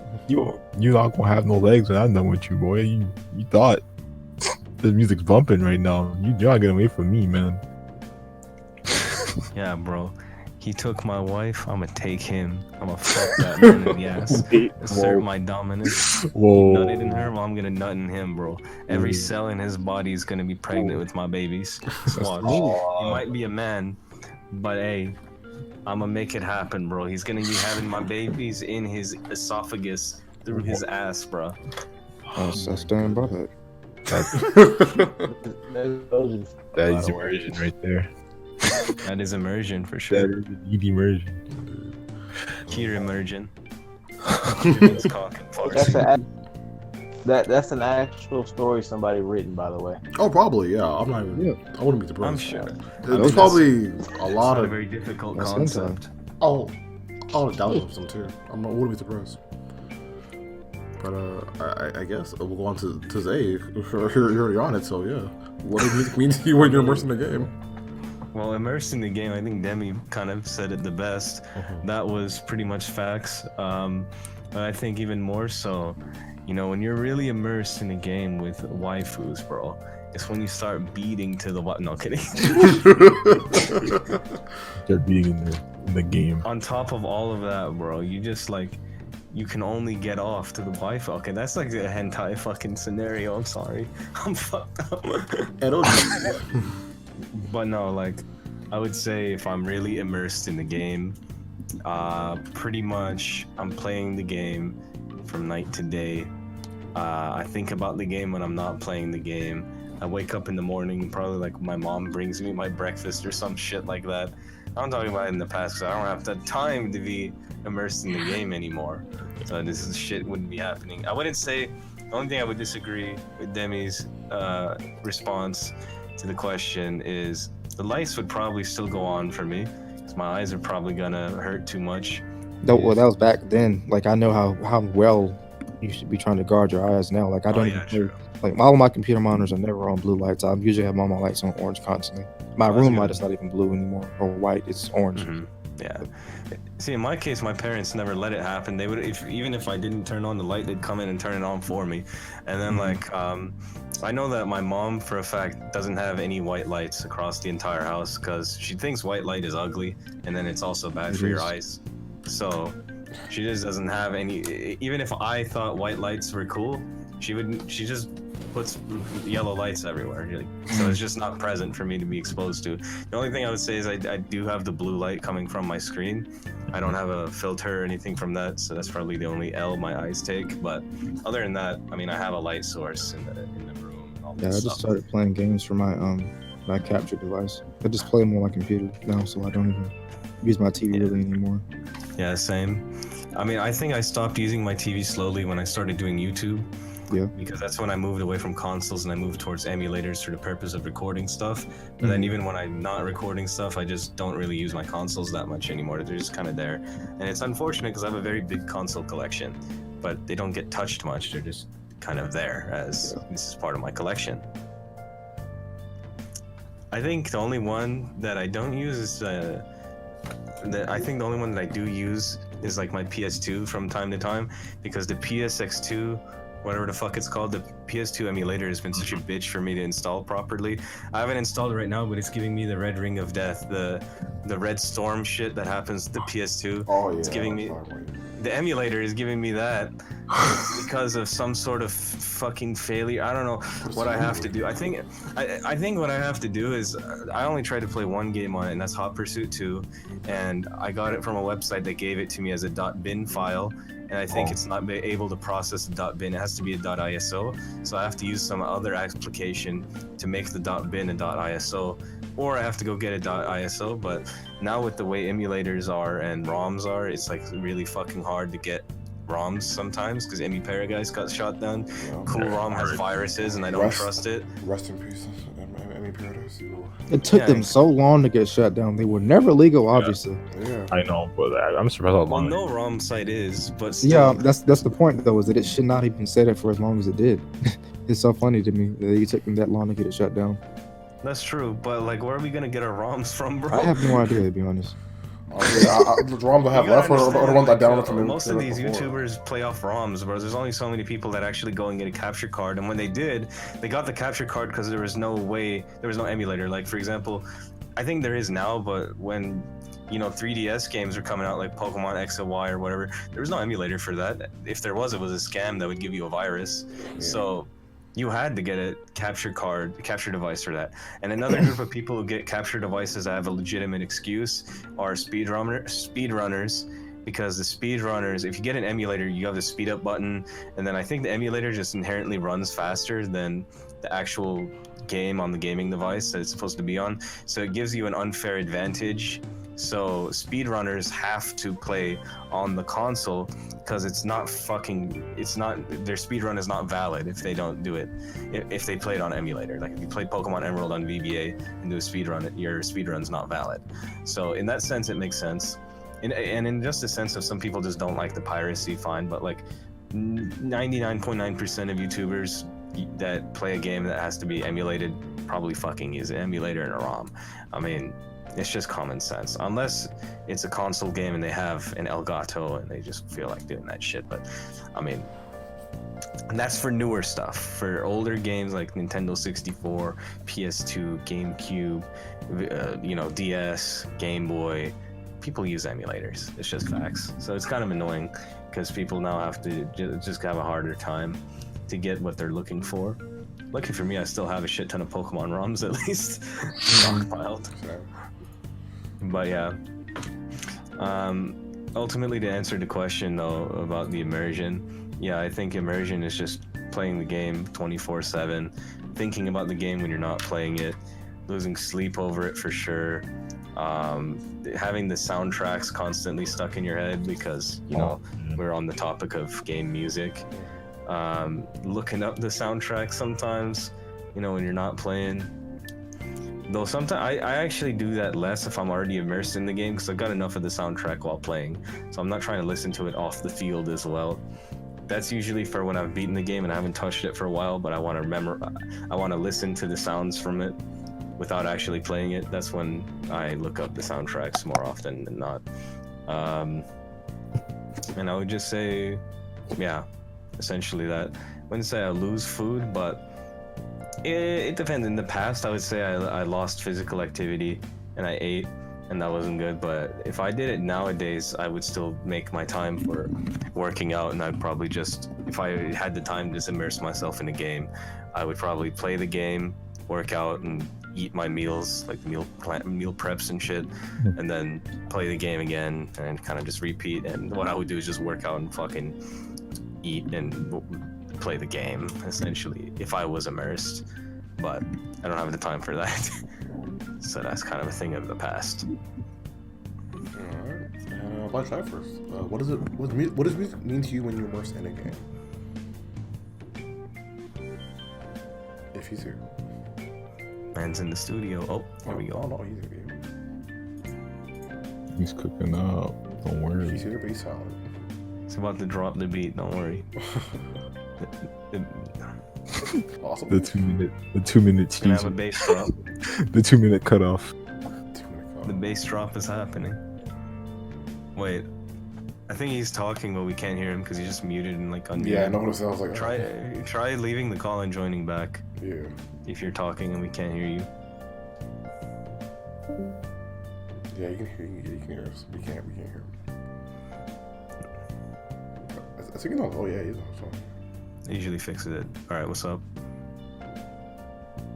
No, Nah, he's dead. that's crazy. You have the right head. There you go. Oh I wait, heard that. I thought I heard that. something. Yeah. All right, you can hear me now. Yeah, Yep. yeah. There we go. Yeah. Okay. Revived. All right. So the question was that how does music immerse me into the game? Yeah. I mean, you Now know, I'm I confused. play almost all my games. I play almost all my games with headphones. So for the most part, I'm already immersed in the game as much as possible. But just from the games side perspective, I guess, if I'm already caring about a character or something, or caring about the game in general, I'm usually immersed in it. I generally don't care about a lot of things that's not real, especially when it comes to like manga and anime. But if I'm like really feeling a character or something, then I'm already usually immersive in it. And You see, for the final Okay. question, wait, you got something to say? the only thing that slightly confused me is I thought the question was, what does being immersed in the game mean to you? No, Not what does like, music mean to you? When Oh, you're the immersed in music. it? Yeah. Well, the music just enhances the experience, I'd say, just to summarize it. Yeah, I caught that when I went on my tangent. I pretty much got the question completely wrong because I didn't hear the music part. Oh, Yeah. my bad. Yeah, same. That's why I got confused. Yeah, for the final question is, what makes a final boss track great? And third, Nemu. If that boss track doesn't make me feel like Ganondorf about to pimp slap me and like to the shadow realm and back into my hands just to choke slam him again, I worked too hard in that game to not be blessed with a nice boss track. I need to feel like it has to be like a reward to me at least. I feel like I'm working through the game to get to the boss track. That's my sole purpose when I play a game. I need to hear something that makes it feel like it's life or death. And if it doesn't feel like it's life or death, I'm gonna feel severely disappointed. I'm gonna feel cheated. I lost hours of my life for some like wimpy little, I don't know, it's a fucking Hypnotoad looking boss thing. Like, I don't know, man. It's just, the boss battle has to be exactly that. It has to sound like this is it. This is the final stand. Do or die. Either you get your girl back or you become a cut. You Wait, must it doesn't decide, work right? like that. You don't have to be a cuck. You just don't have her. No. You see, the definition of a cuck I'm- is when you stay in the relationship and the dude fucks her and you just watch him beat off and eat the fucking nut out of her. You have But no like, choice. if you leave, you're not a fucking cuck. You just got cheated on, and you responded to it by getting the fuck out of there. You're not a cuck for getting cheated Alright, on. but in this Otherwise, game, everyone who gets cheated on is a cuckold. That's just not fair to humanity. Hello? You can't Alright, control that. You in can't this- control getting cheated on. But you in can this control video fucking game- staying and not eating the guy's cum out of her fucking pussy. Of course you can control that. Just don't be a fucking cuckold, a non-existent concept. Alright, well, in this video game, you have no choice. You have no Alright. choice? Yes, you do. Kill yourself. There you go. That's No, your choice. I the- told the you choice- before. Death the only- before dishonor. If the there's only no, option- if the only choice is to live as a cuck or die, I'm dying. The Death only before option is to dishonor, kill bro. the boss. Death before dishonor, boss? boys. Kill the boss. No. Oh, her, Kill, her, oh, kill her, the boss. her, the boss. Okay, then kill the boss. But if you lose, you kill yourself. Like that's you die. In fact, don't even kill yourself. Just have the boss kill you. If he beats you, why would he leave you alive? Jesus Christ. That's why you die. That's how the game ends. Yeah, death before dishonor, bro. But You yeah, can't man, be a it has cuck. to- it has to feel like a very significant flow of emotions between the main character, the antagonist, everyone else involved. It has to intertwine everyone together. Perfect. Like I would prefer if the boss theme kind of like brought other themes from like different characters into the theme itself. You know, Like Cell, absorbing them. kind of like it's just like a melody. If it is that the right word to use, or like a medley. Sorry, Yeah, of like You a bunch of incorporate different- them all into greatness. Yeah, I like medley kind of tracks where it's like it incorporates other parts of your journey into like the boss theme that makes it feel like it was actually a journey to. Fucking imperfect Cell, dog. They are a part of greatness now. I will never forget this, man. I love Cell so much. They're a part of me. Kind of like that, but yeah, I feel like a medley from like You a bunch of monster. tracks on your journey into like a boss battle is pretty cool. That's like my ideal. Except for the Sephiroth. That theme is just fire regardless. I don't care what anyone says. That is so arrogant, bro. You just hit him with like, how could you do this to all these people? Fool! They are a part of greatness now. I've given them all a purpose. I love this guy. I'm sorry. Sounds just a goat. Oh man. Kurosai, how about you? What makes the final boss track great? Say that again. What makes the final boss track great? I have to feel like it's aiding the boss. I have to feel like I'm being at a disadvantage. I have to feel like I'm not going to win. I have to feel somewhat helpless. It should not be able to uplift me. It should be cool and all that stuff, but for the most part, when I hear it, I should feel like I'm not fighting just the boss, but I'm fighting the soundtrack as well. But it could be subjective if you think about it, because like depending if it's like you're fighting like I don't know. I mean technically there was the boss fight between snake in the boss, but technically there wasn't any music in there. But I mean I don't know, just fighting a loved one, like you don't really want to feel despair, right? You want to feel like it's sad. I don't know. It depends on the concept of who the. If I'm fighting the boss and I'm sad, I'm definitely not gonna win. Yeah. I'm about to roll over. I'm done. It's Like, like I guess I'm not beating the game then. Fuck. But yeah, it's definitely That's- subjective. Yeah. But yeah, I continue. mean, when I even get to a boss fight to begin with, it's like I have to get over the fact that I do feel like I'm at a disadvantage more times than not. Like before, grinding became like a big thing that you would do in a game. Like because if you first started playing a video game or video games in general, then grinding is going to be kind of foreign to you. yeah, you But- write it down. To a certain point, you're going to get there, and I mean, in the beginning, you're going to get to a boss fight, and you're going to find yourself losing about 200 times before you actually beat them. And so, and you're going to remember that song constantly. How it haunts you. It's not going to be annoying like that song that plays when you get into a random fight in a cave. Mm. It's going to be that song that haunts you, and when you hear it, it's just going to set off your anxiety. The Tekken 5 Jinpachi song still gets me to this day, man. I swear that man's just, that fight is not fair, bro. That shit was nah. Yeah, fighting game bosses are different because they just rape you. And Yeah. they do it in broad daylight and they don't stop. Doesn't Mugen have some feature where some of the skins and shit have a feature where the dude like takes your cheeks after he beats you? That is a Mugen mod, but yeah. Yeah. What? Yeah, the Mugen mod. Yeah. I'm not even kidding. Like, there's some characters that like straight up take your cheeks after they win. Goddamn. That's wild. Black Track, what about you, man? What makes a final boss track great? Well, I guess it's the build up and everything for sure. And that's one thing surprisingly with Persona 5 I didn't kind of enjoy as much. I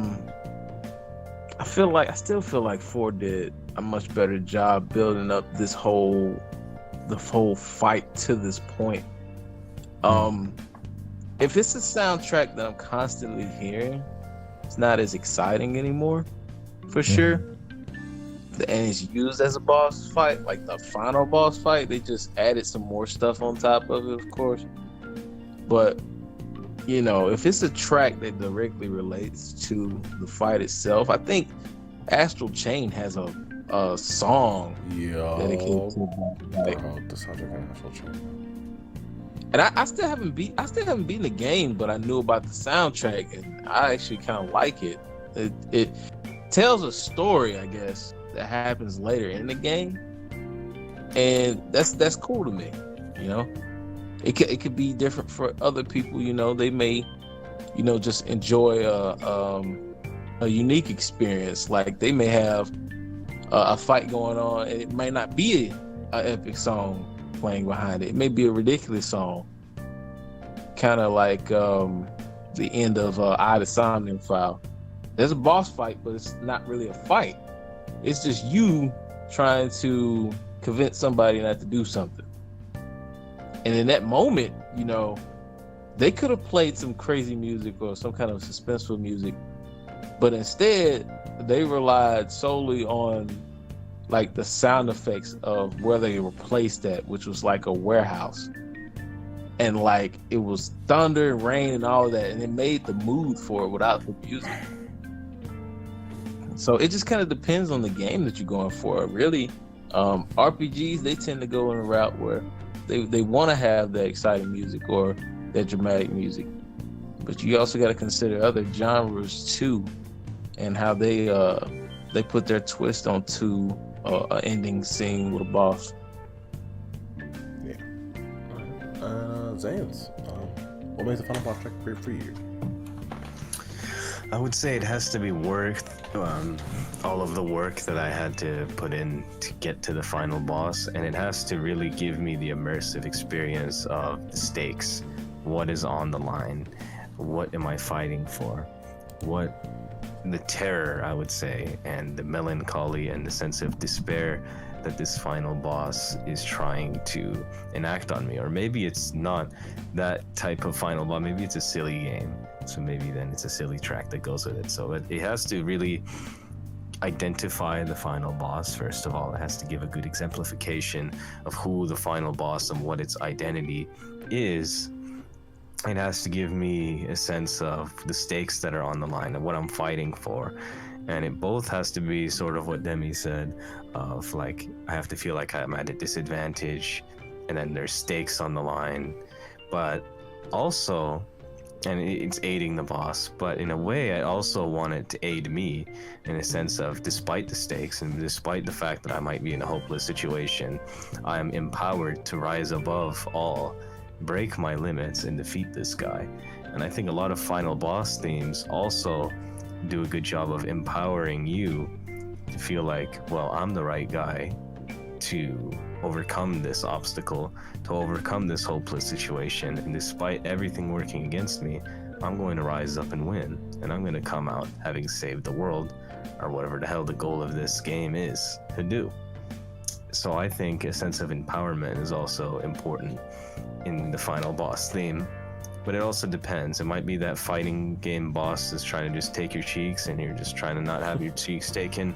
Might be a more dark, ominous type of theme that's just like some dungeon cheek taking shit.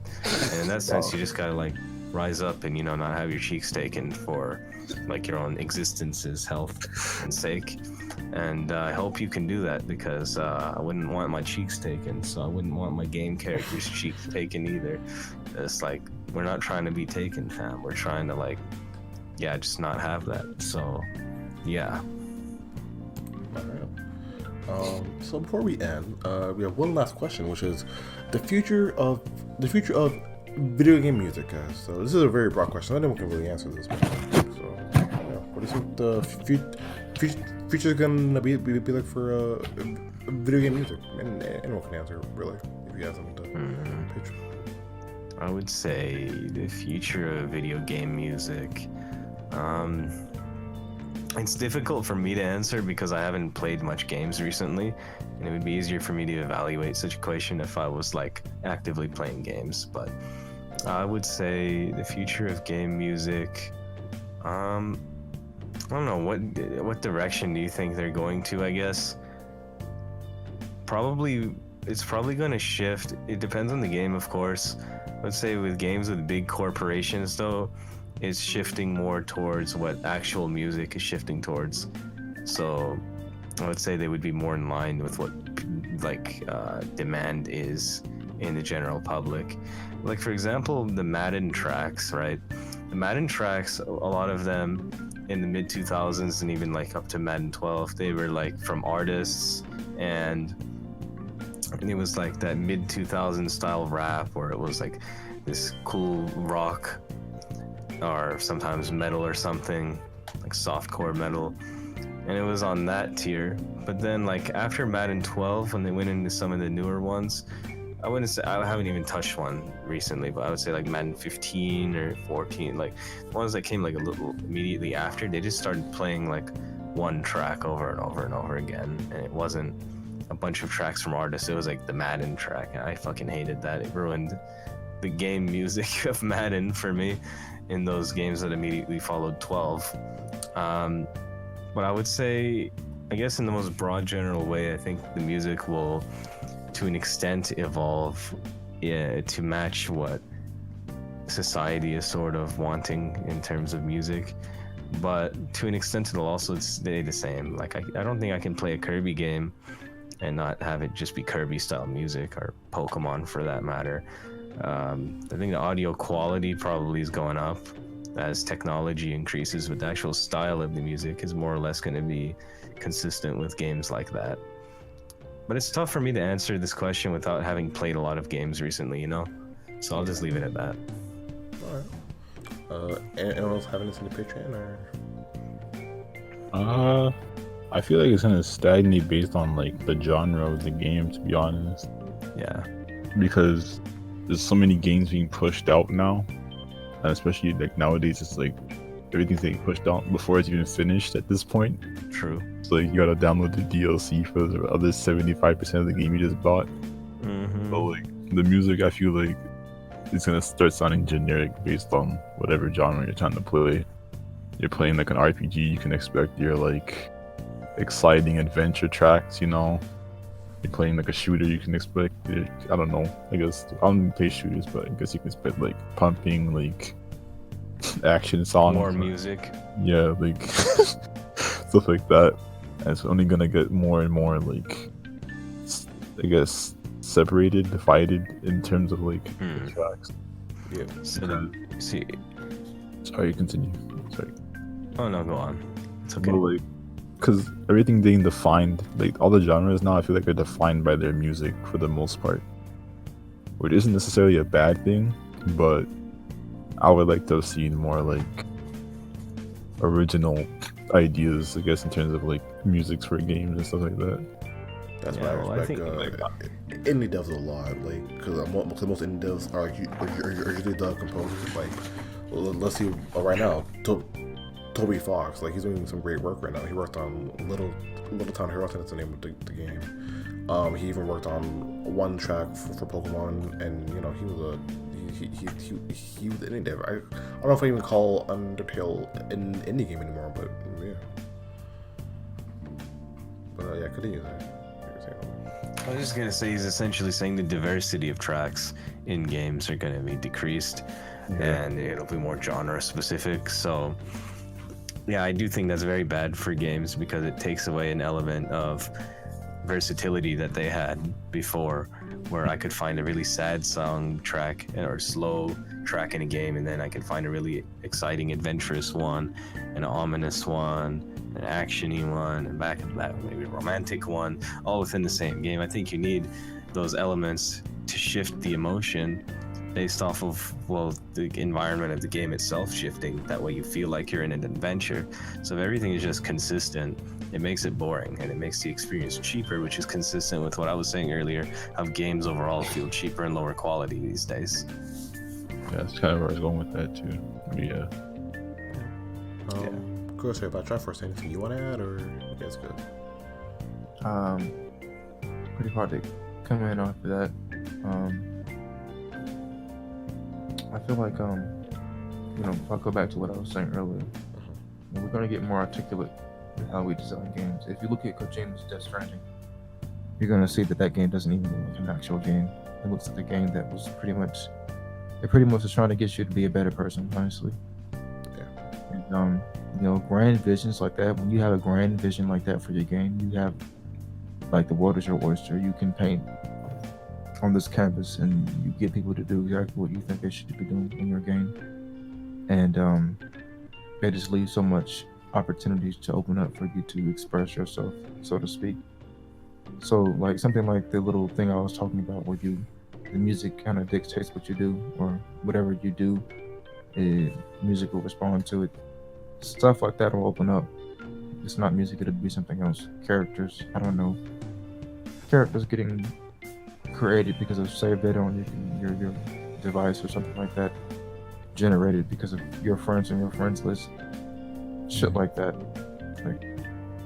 But music is gonna get I guess a little bit more intensive as long as we kind of stick to it and understand that it's a big part of how you tell stories. About Triforce, I don't know if you have anything to add for the future of video games music. If he's here, possibly. Is he live? He's probably live. That's a good one. And then I guess we'll close up. I guess Zayence, where can these lovely people find you? Pretty much on all the relevant sites except for Twitch, I'm Zayence. Zayence. That would be my YouTube, my Twitter. I technically have a SoundCloud, but I don't make music until I don't know when they decide to learn how to make music and actually get good at it, and maybe I'll do, but I have that. What else do I have? I have an Instagram. I've posted some sketches and shit on it. Maybe I'll use it for more than that, but I have an Instagram at Zayence. And then my Twitch is Lord Zay, because someone took my name on Twitch a long time ago, deleted their account, but for some reason it won't let me take the name. It just thinks someone has it when someone doesn't have it, and it's kind of ridiculous. So my Twitch is Lord Zay, and yeah. Alright. Kurosai, how about you? Where can these lovely people find you? I have a very indirect way of plugging, and that is to say that I don't plug. I feel like if what I said today was interesting, you'll eventually find me. Okay. That's how that works. If I'm doing a good job of what I usually do on the internet, you'll meet me eventually.